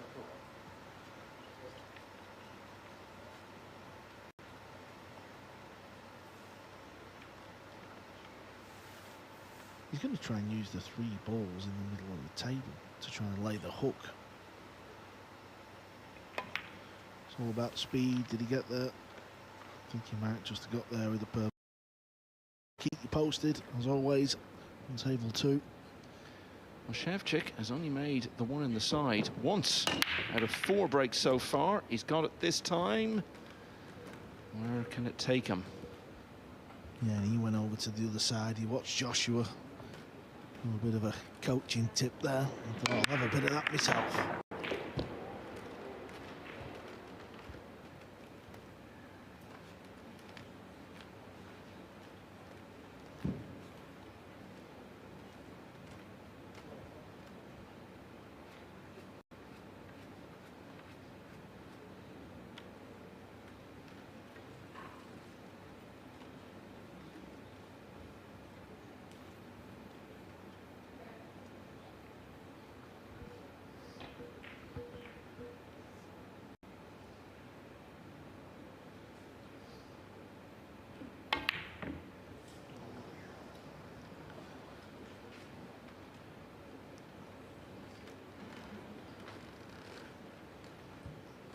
The harder you hit the ball, the more accurate you need to be on the pot. Didn't go in the centre pocket, that's why it stayed over the hole. Not got much of an angle here. And that purple 5 ball is in the line. He's got to get back up with the red 3. Extension call. We're trying to avoid that ball. Yeah, see how he's coming round to look. He's only got a bit of a gap there. And then he's got to watch he doesn't scratch in the corner pocket, which is fairly close to the cue ball now.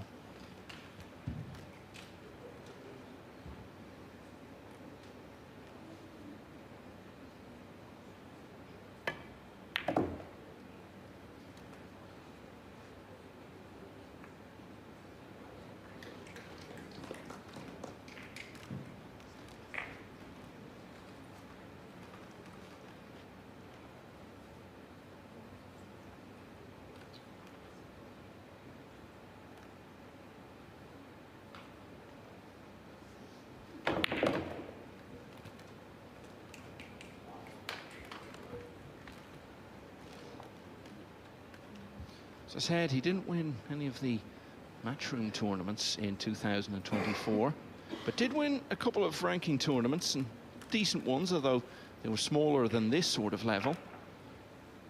Just a week after Eklenkachi had lost that World Championship final, Filler beat him in the final of another ranking event in Dubai, and the other title that he won on the World 9-Ball Tour last year was a very famous event in the US, the Derby City Classic in January.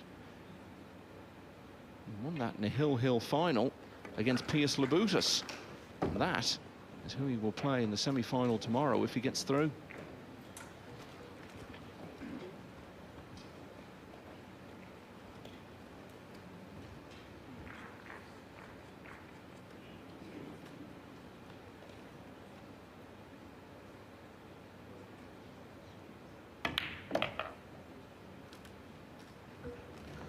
Yeah, good shot.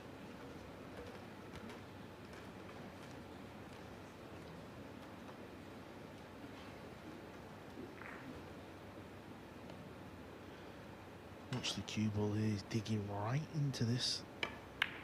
He'd have liked a little bit more in the cue ball. It's quite a steep angle now.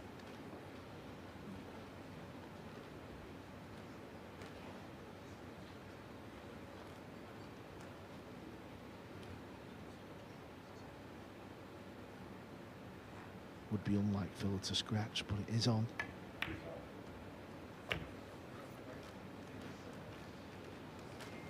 So looking to regain the lead. Szewczyk attempted a pot at pace and missed it.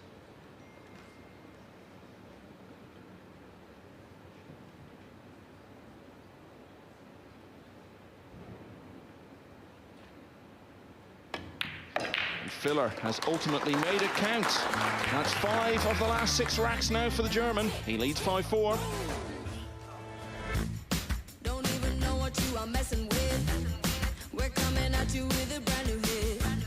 Something's telling me that it's still in time.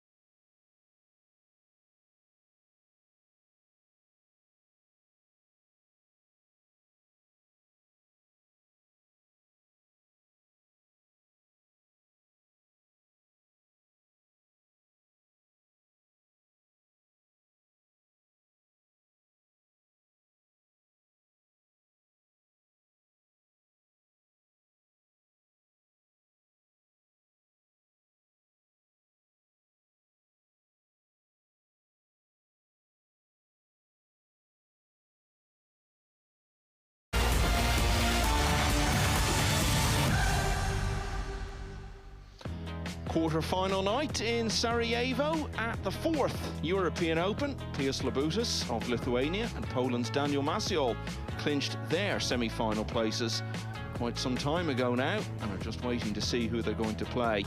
And well done to Walter Lekra of Sweden, winning the junior final earlier this evening against his Ukrainian opponent Ivan Rudenko.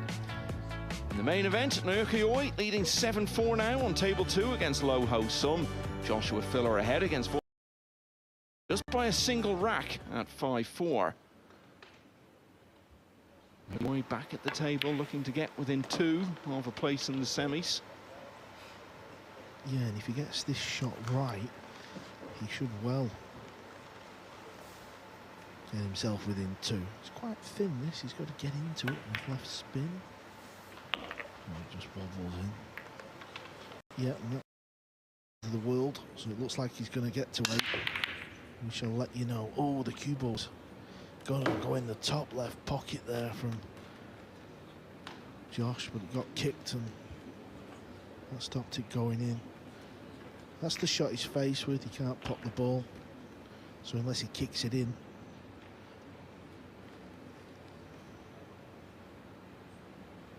Yeah, he's going to go off the top rail with left and just pop the ball. It's a very easy shot at this level.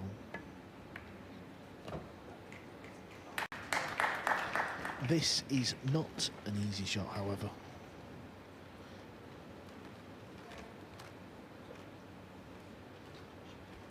He's got to play this quite firm to get the cue ball down for the red 3, which means he's got to hit the centre of the pocket.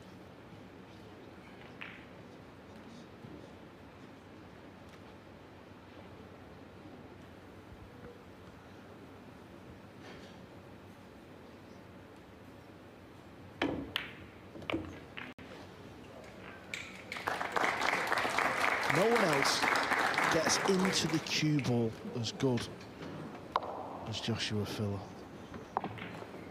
I can't stress how steep of an angle that was.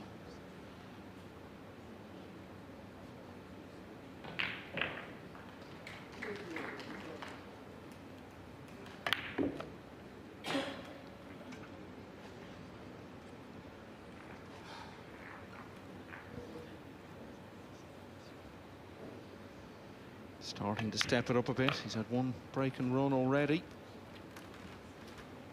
Back in rack 5.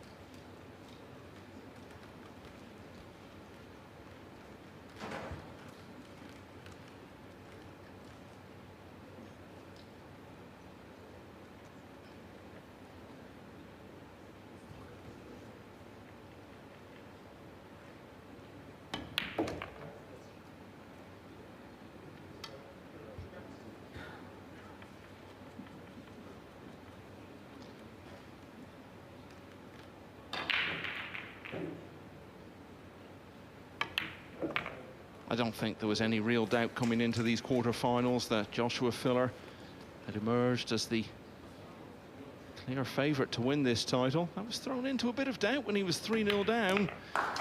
Now he's showing us the full range. Joshua Filler goes 2 clear for the first time with his second break and run. It's now 6-4. Now table 2, because we weren't away for very long. Well, you can see it's 8-4.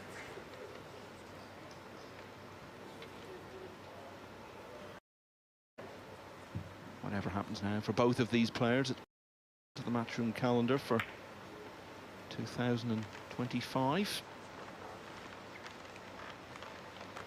And there was a big announcement about the calendar earlier this evening.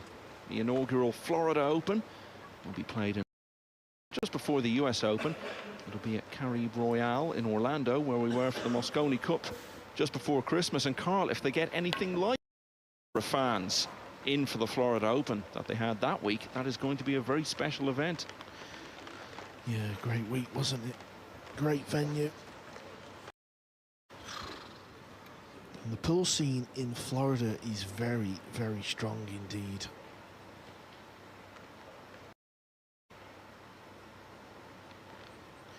This is a real funny position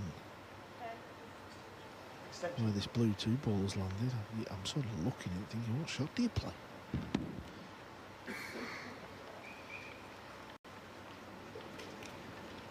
Thank you. Back number 11. Returning our focus now, though, to table 1, where Joshua Filler has got that look in his eyes that he wants to make a dash for the line here. He's 6-4 up.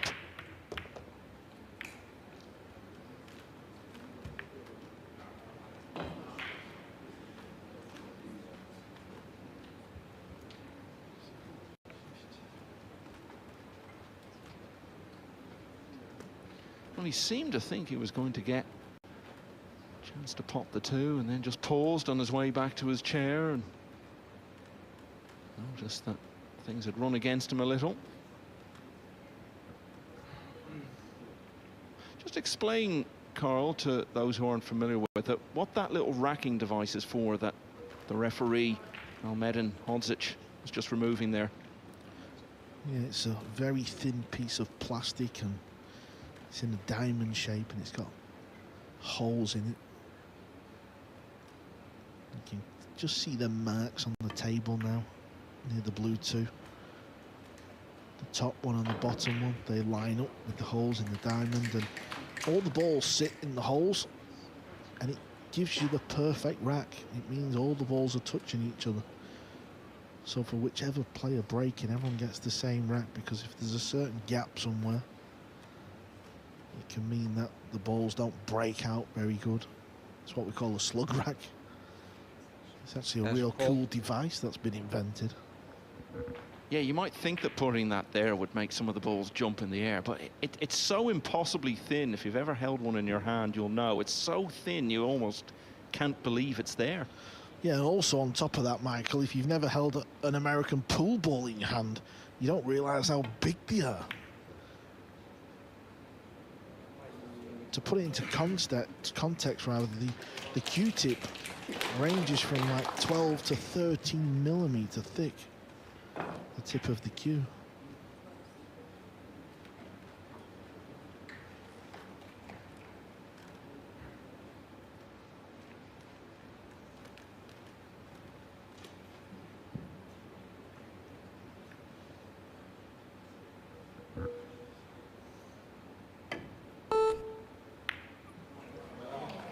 Two-rail kick and stick to leave distance.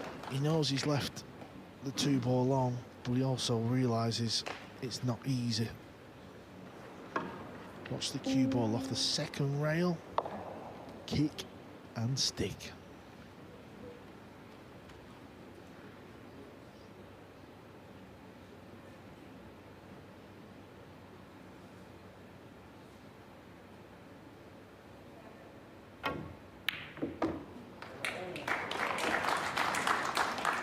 Under some pressure here. He's only won one rack in the last 7 played, and a full table pot with the cue ball on the rail. He's passed the first test. Second test, can he get on this pink 4? His cue ball needs to go some.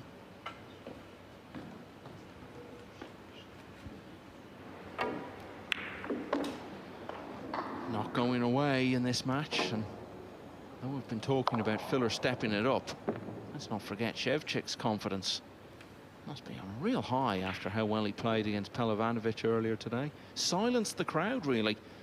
They turned up hoping to see the hometown hero perform, and Szewczyk played so well that things became quite subdued.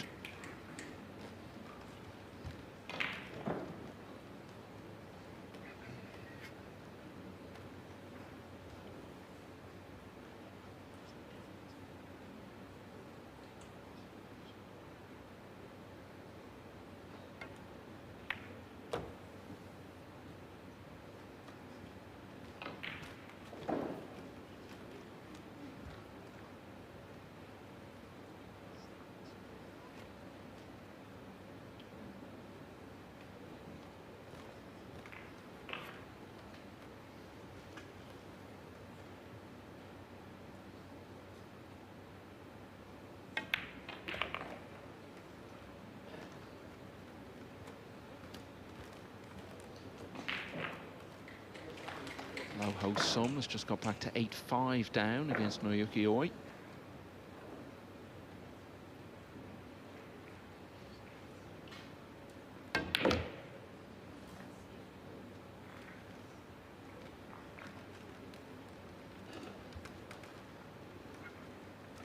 So Szewczyk, it seems, back to what he's been doing for most of the day.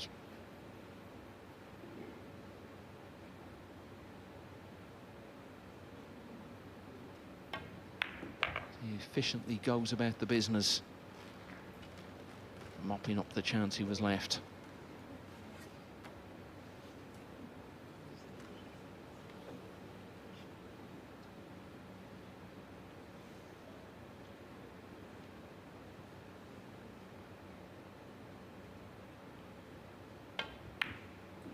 He's the one coming from behind now.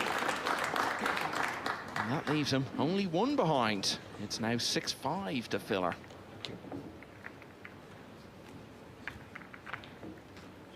Consider how long Szewczyk has been around as a decent player, Carl. Why do you think he's not achieved a good deal more in the game? He's had a few good tournaments, but perhaps not as many as you might have expected when he burst through at quite a young age. Well, you could maybe put it down to just how tough it is. Just the strength and depth players he's got to put up with. It's not easy winning, you know, big major pool tournaments, and like I said, he's been deep in quite a lot of them. Just maybe things have not quite gone his way at certain times.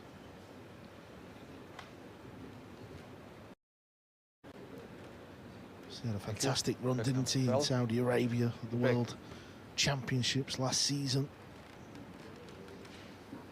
But would there be one aspect of his game you might have noticed over the years that if he could just bring it up a level, it might lead to much greater success? Yeah, maybe the safety department, knowing when to edge his bets or play the safety. 6-5 down.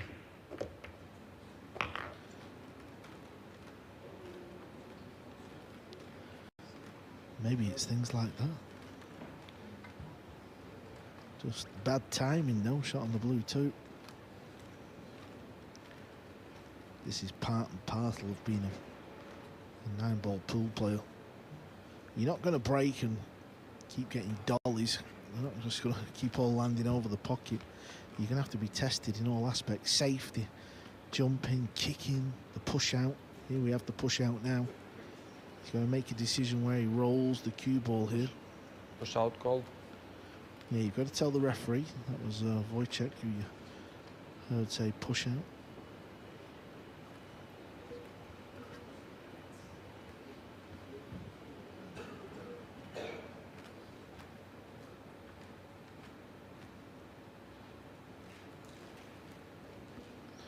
If you leave Joshua Filler any sniff of a kick and stick or like a 50-50 safety or something, he'll go game. Don't worry about that. Usually when he doesn't like it, it means it's very difficult. And nothing really stands out here, yeah? He's give the nod.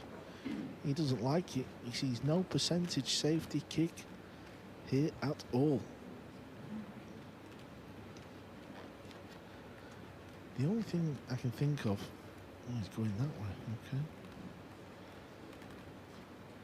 Is he trying to play it slow and get the cue ball to hit the blue 2 and then just flick off the 8 and use the 8 and the red 3 as a blocker?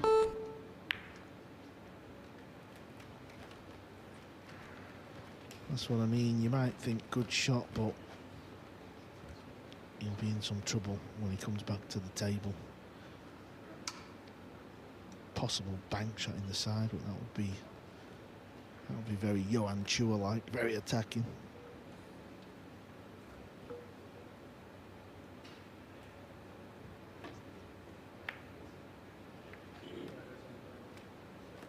That was one of the stories of the week, wasn't it? Chua and Carlo Beato, the two biggest Philippines names. Were the only two Philippines players in the tournament, but both went out last 64. You can see what I mean now, Michael. Obviously, Wojciech played the push out. Philip come up, had a look, didn't see anything. Give it back. Wojciech played the kick, it went wrong, and now he has put himself in a bit of bother here. He's got the short stick, jumping over the 9. I don't really know what shot he's going to play. Maybe he's going to just try and separate the blue and the cue ball just to leave distance. Get a little bit lucky. There's a lot of balls still on the table, so good things can happen.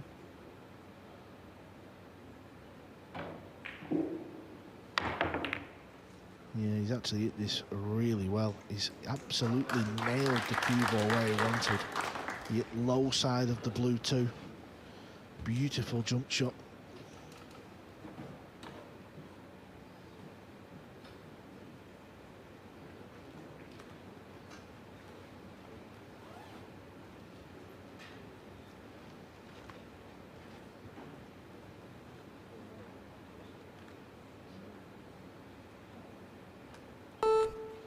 Extension called.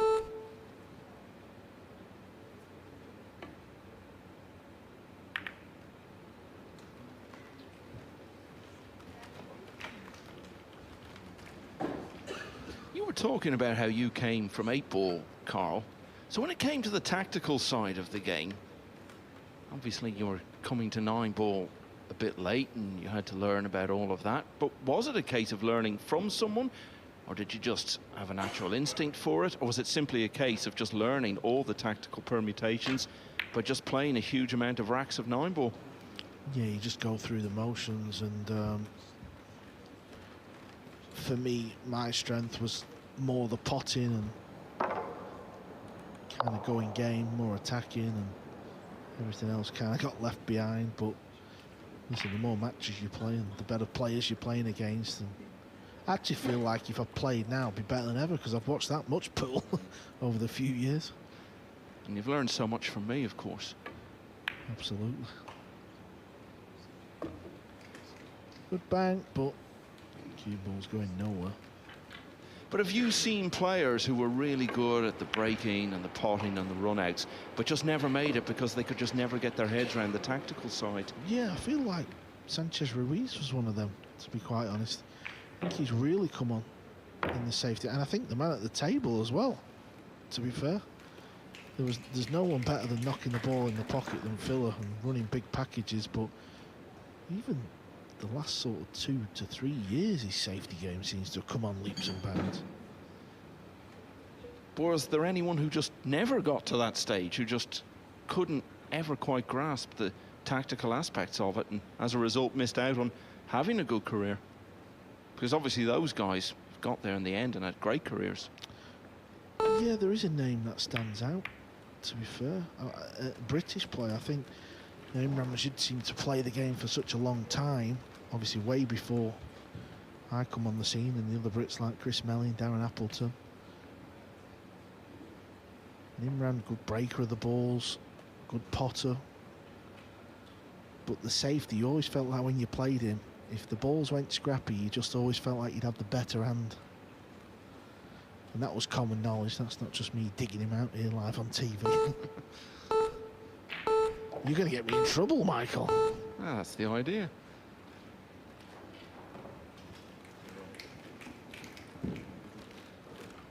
Yeah, Imran has joined us in the box a number of times. He did play in the Mosconi Cup, of course, played in the Tide Mosconi in Rotterdam in 06. Yeah, he might not be joining us again now after that comment. Now, he would probably openly hold his hands up. It's a funny part of the game because obviously, I suppose when you're practicing, you're playing, it's all about knocking the balls in, isn't it? He's not to rail here, or has the purple touched? Yeah, the purple just has touched, if you're not familiar with this rule. After contact has been made, any ball must strike a rail or go in the pocket for it to be a legal shot.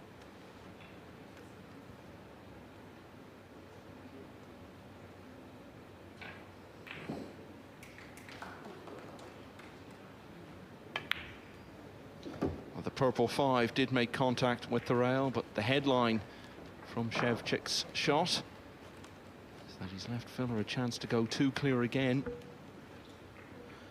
Then obviously, you know, we're talking about the safety side of the game. You could go the other way as well, couldn't you? You know, you've obviously got players who are just supreme potters, just pure instinct. Filler, Shaw, Mellin, these type of players. Obviously, Darren Appleton's still a good potter, but his safety game was so good, you know, and he always seemed to play the right shot as well. There's a lot to be said for that. Sometimes you see like Chua jacking up full length, trying to spear the ball in and go viral, but it's a very low percentage shot.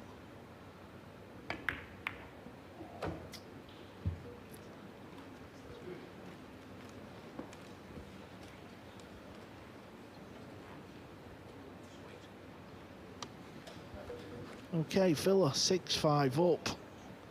Break after this rack, and that is the shot he's faced with. He's going into the left middle pocket. Cue ball will be bouncing off the bottom rail, back off the top rail. He needs a flick off the 9 for a shot on the 8, and he's got it. Joshua Filler doesn't need the pool gods to help him out, but he will take it.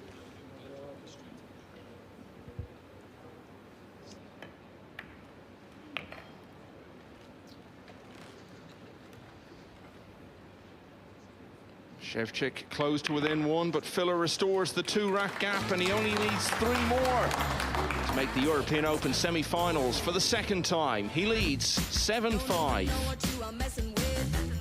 We're coming at you with a brand new hit.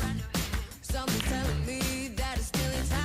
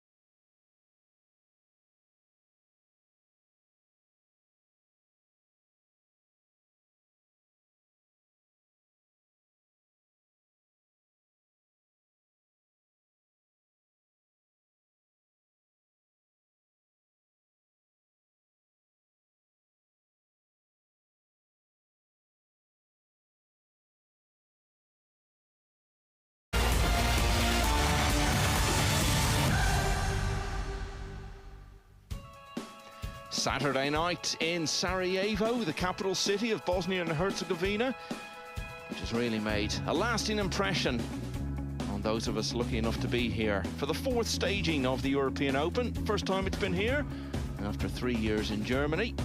Sanja Pelovanovic, the hometown hero, really did his bit by getting through to the weekend. He was beaten earlier today by Wojciech Szewczyk, who in turn is now trailing 7-5 against the man at the table, Joshua Filler.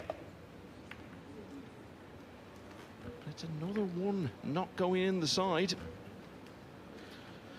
Yeah, the main thing is a ball has vanished, and I think you can pop the yellow one. We're getting to the business end of this match now. The real juicy part. Yeah, it's always the target is to make the one in the side off the break. But he's only done it 3 out of 7.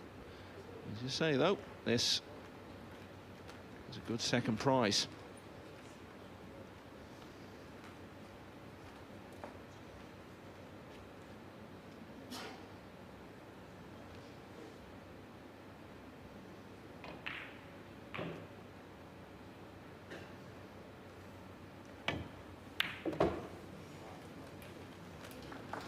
Just to update you on the other quarter-final that's still going on. Loho Sum is clinging on now, 9-6 down to Naoki Oi. The Japanese player one away from getting through to the semi-finals of one of these events for the first time in about 3.5 years.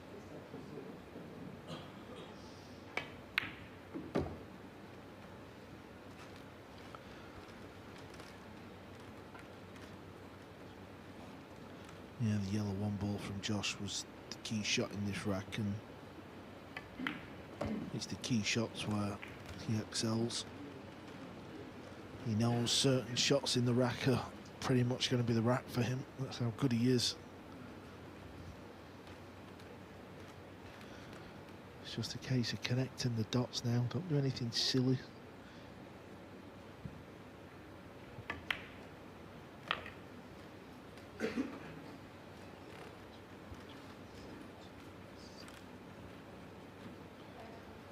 Mentioned that he was MVP on his Mosconi debut and also potted the winning 9. He's potted the winning 9 ball 3 times now in Mosconi's. He's the only European player ever to do that. The only other player to do it for either team is the American legend, Johnny Archer.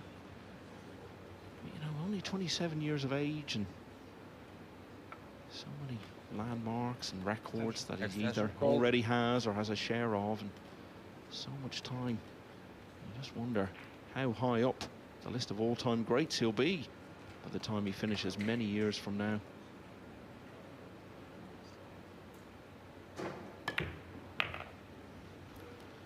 He likes this because he put himself in a bit of a hole. And just look at the positional shot, Michael. 1, 2, 3, 4 rails that come across.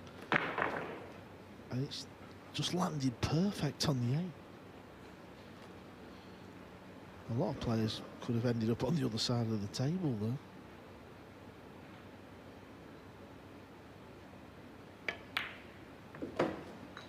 So it's going to be his biggest leading margin yet. He was 3 racks behind. He's now 3 in front with his 3rd breaking run of the match. Joshua Filler moves within a couple of the last 4 spots. So this is an event I was talking about a little earlier this evening. It was confirmed today that the World 9-Ball Tour will be going back to Caribe Royale in Orlando, where we were for the Mosconi Cup just before Christmas. This time it will be individual play. The Florida Open, a new major tournament in early August. And of course, that finishes only about a week before the US Open begins. Fedor Gorst will be looking to go back-to-back there. Gorst, the undisputed player of 2024, wasn't with us this week. He's been off having some treatment on an injury problem. We'll be seeing him again soon. And that is really one to look forward to. The Florida Open.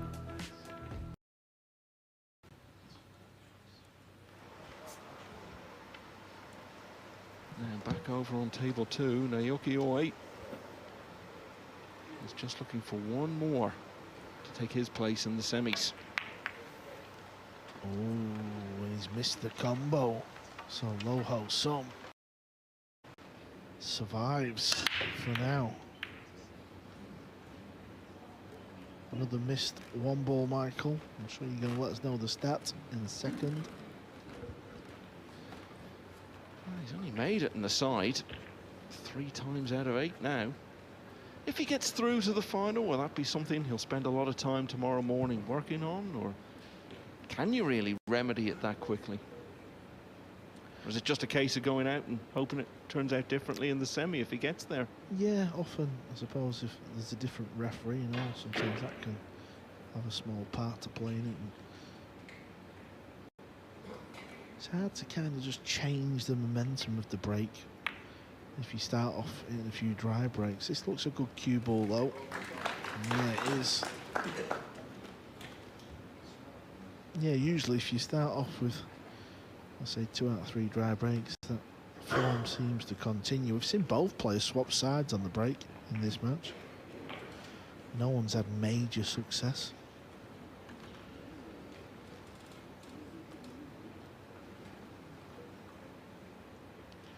Two-rail kick, hope it's your day. Well, Joshua Phil has missed the kick.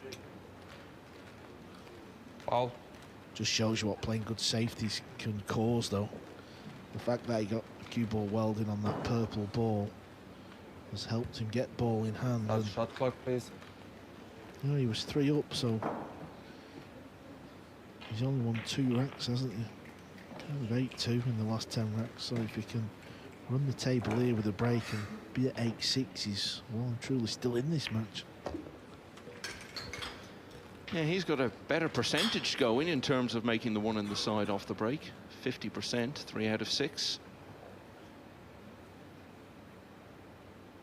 It's hard to define what exactly constitutes a chance of this nature, but what we can say in general terms is that his percentage rate of converting from this sort of situation across both of his matches today is extremely high.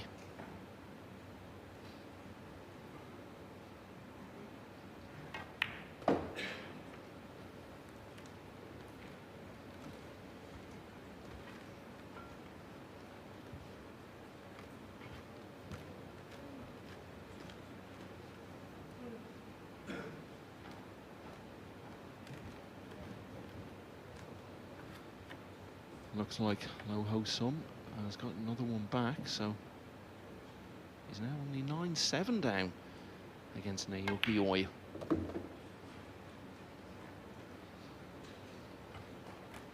Seen a few good late turnarounds already in this tournament. Perhaps the most notable was yesterday when Yannick Pongers was 9-5 up against Tobias Bongers and fell apart really, lost the next 5 racks and thereby the match.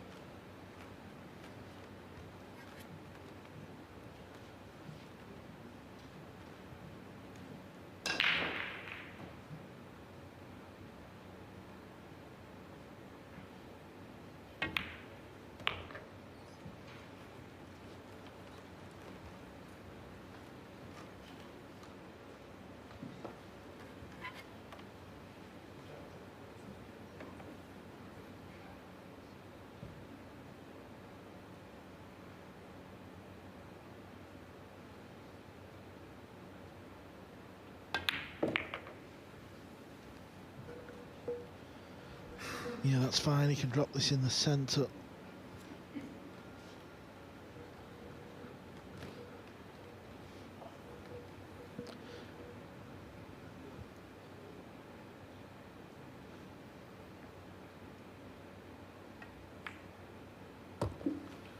Well, on the evidence of what we've been seeing from him all day, it was always highly likely that Szewczyk would make this chance count.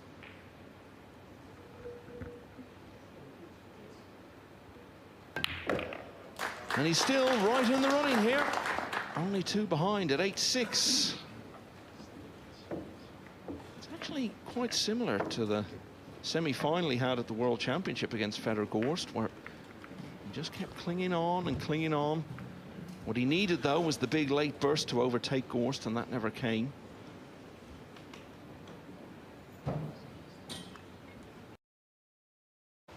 Ro8 doing his best to make a late charge against Oi.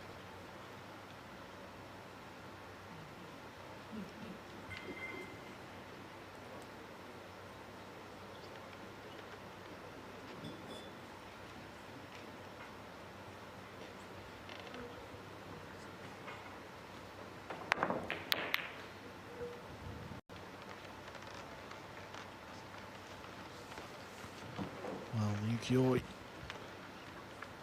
has got another opportunity to book his place into tomorrow's semi-finals. All the balls are there. Just wants to fall on this red 3 ball nice. That'll make life easy getting on the pink 4. Looks good to me. There's been a lot of big semi-finals. None for a while. What a chance he's got. So we'll keep an eye on that as we return our focus to the main table. 1 point here. Oh, well, he's kept up those stats of getting the one in the side, but he's also scratched. It's ball in hand, and this is the sort of chance that Filler eats for breakfast. Right, come off the 9 and then flicked off the brown 7. That will happen time from time. Cue ball hitting bottom side of the 9 and goes into the corner, and the timing could not have been worse for Wojciech. Couldn't have been better for Filler, mind.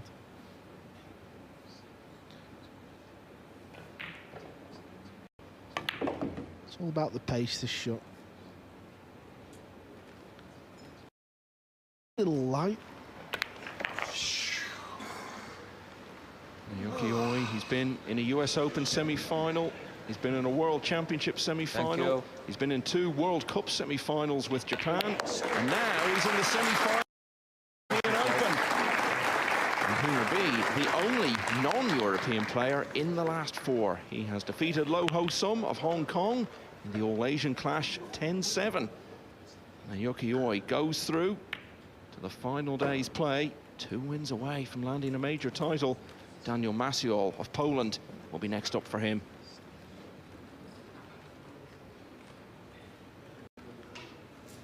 Yeah, just played 2 rails inside the pink 4, just to leave himself this pot.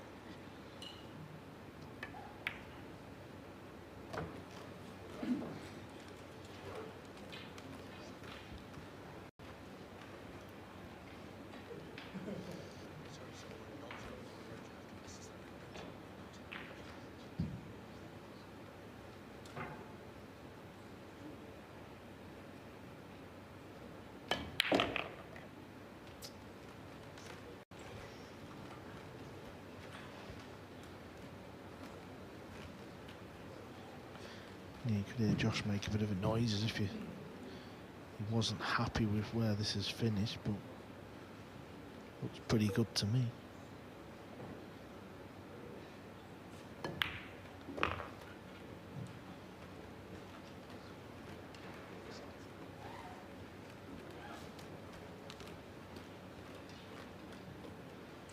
Wojciech Szewczyk looked absolutely crestfallen as he returned to his chair after scratching on the break, like a man who knew what was in all probability coming next. And Filler has not disappointed. He's going to be 3 clear again, and this time he's on the hill. Szewczyk's scratched break was his only shot on that 15th rack. Filler has done the rest, and now, unless the Pole can win all of the next 4, his European Open adventure will be over. So this, the 1 match remaining. Piers Labutis of Lithuania, who's through to his 3rd matchroom semi-final, awaits the winner of this.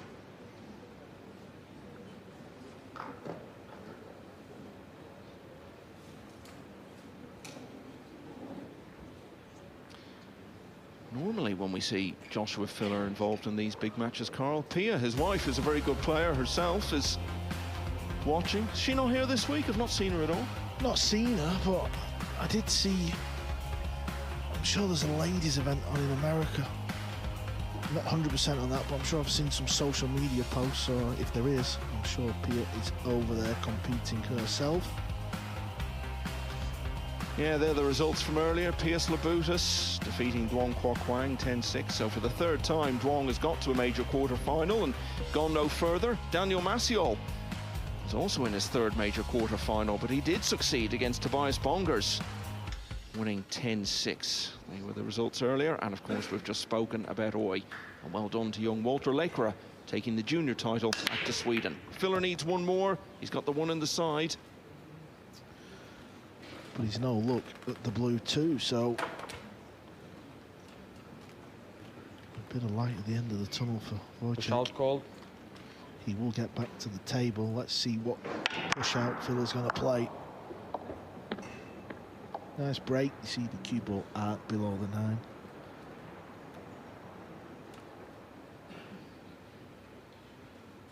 We've seen plenty of comebacks from 9-6 down in race to 10. It's only 4 racks.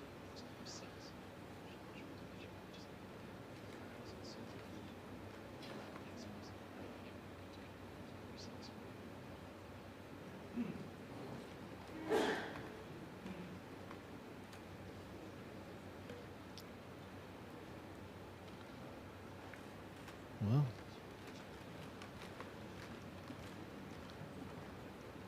telling his opponent, you're not good enough to knock this in and go 2 rails to get on the 3. But if you don't, I might.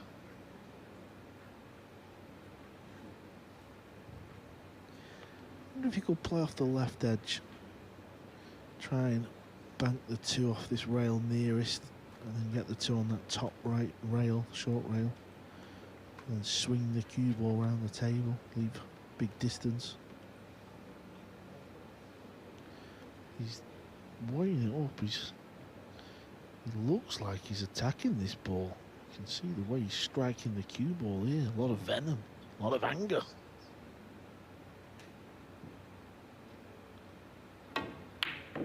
He's had a go. And I'll tell you what, he has been unlucky here. Boy, he's been unlucky. That is very, very cruel. I mean, I suppose if you're being very critical, he did hit it too hard. Anywhere centre of the table, he'd have had a shot on the red 3, but what a nice pot, and now he's kicking at this. Trying to pot it in the pocket nearest the 8 ball. And that 8 ball seems to give me the impression it's making the pocket a little bit bigger, meaning the red might hit that 8 and still go in that pocket. He'll fancy this, you know. And looking at that, it is quite a big pocket. Gotta hit this full though, full in the face. Could even fluke it in the other corner as well, you know. Oh, it's unlucky. Well, it's even more unlucky because he's left filler in here. He was close, wasn't he? Look at where the 3 hits here.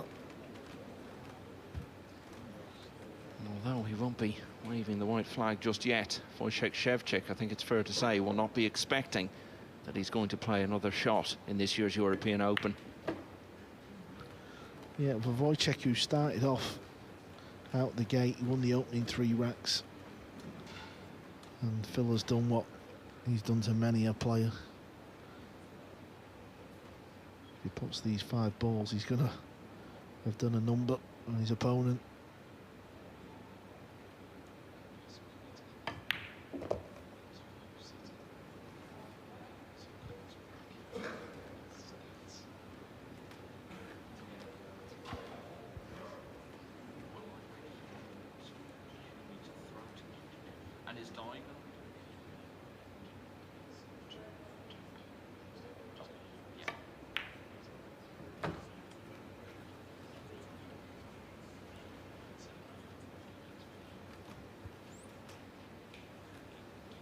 Extension called.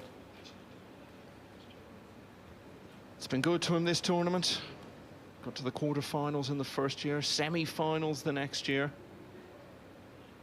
They were in his homeland. Now the European Open has ventured further south on the continent of Europe to Sarajevo. And Joshua Filler, if he can polish off these last two balls, will be around for the last day and with a chance to get back into the winner's circle, where he's been absent for much too long in these matchroom events.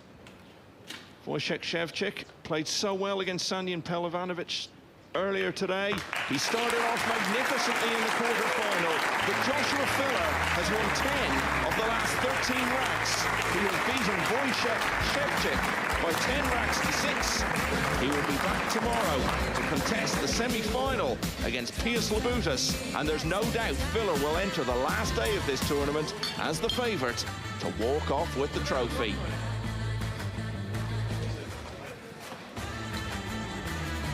This was the moment that he finished it off. And really, once he got started in the match, Carl, it didn't take him long to emerge as a very clear favourite to win it, even after that start Szewczyk had made. Yeah, sorry, Michael, I was just saying, no, he didn't. He's, you know, we've seen him do this to many a player, even when he's down, as he was 3 racks to 0. He didn't panic, he didn't worry, he knew his power game could see him through if he got a chance and got a chance. He did. Made a career out of backing himself, and even when things weren't going his way early on, he continued to do so. So they are the numbers, Carl. Look at the missed pots, so low there. Szewczyk only missed 3 balls.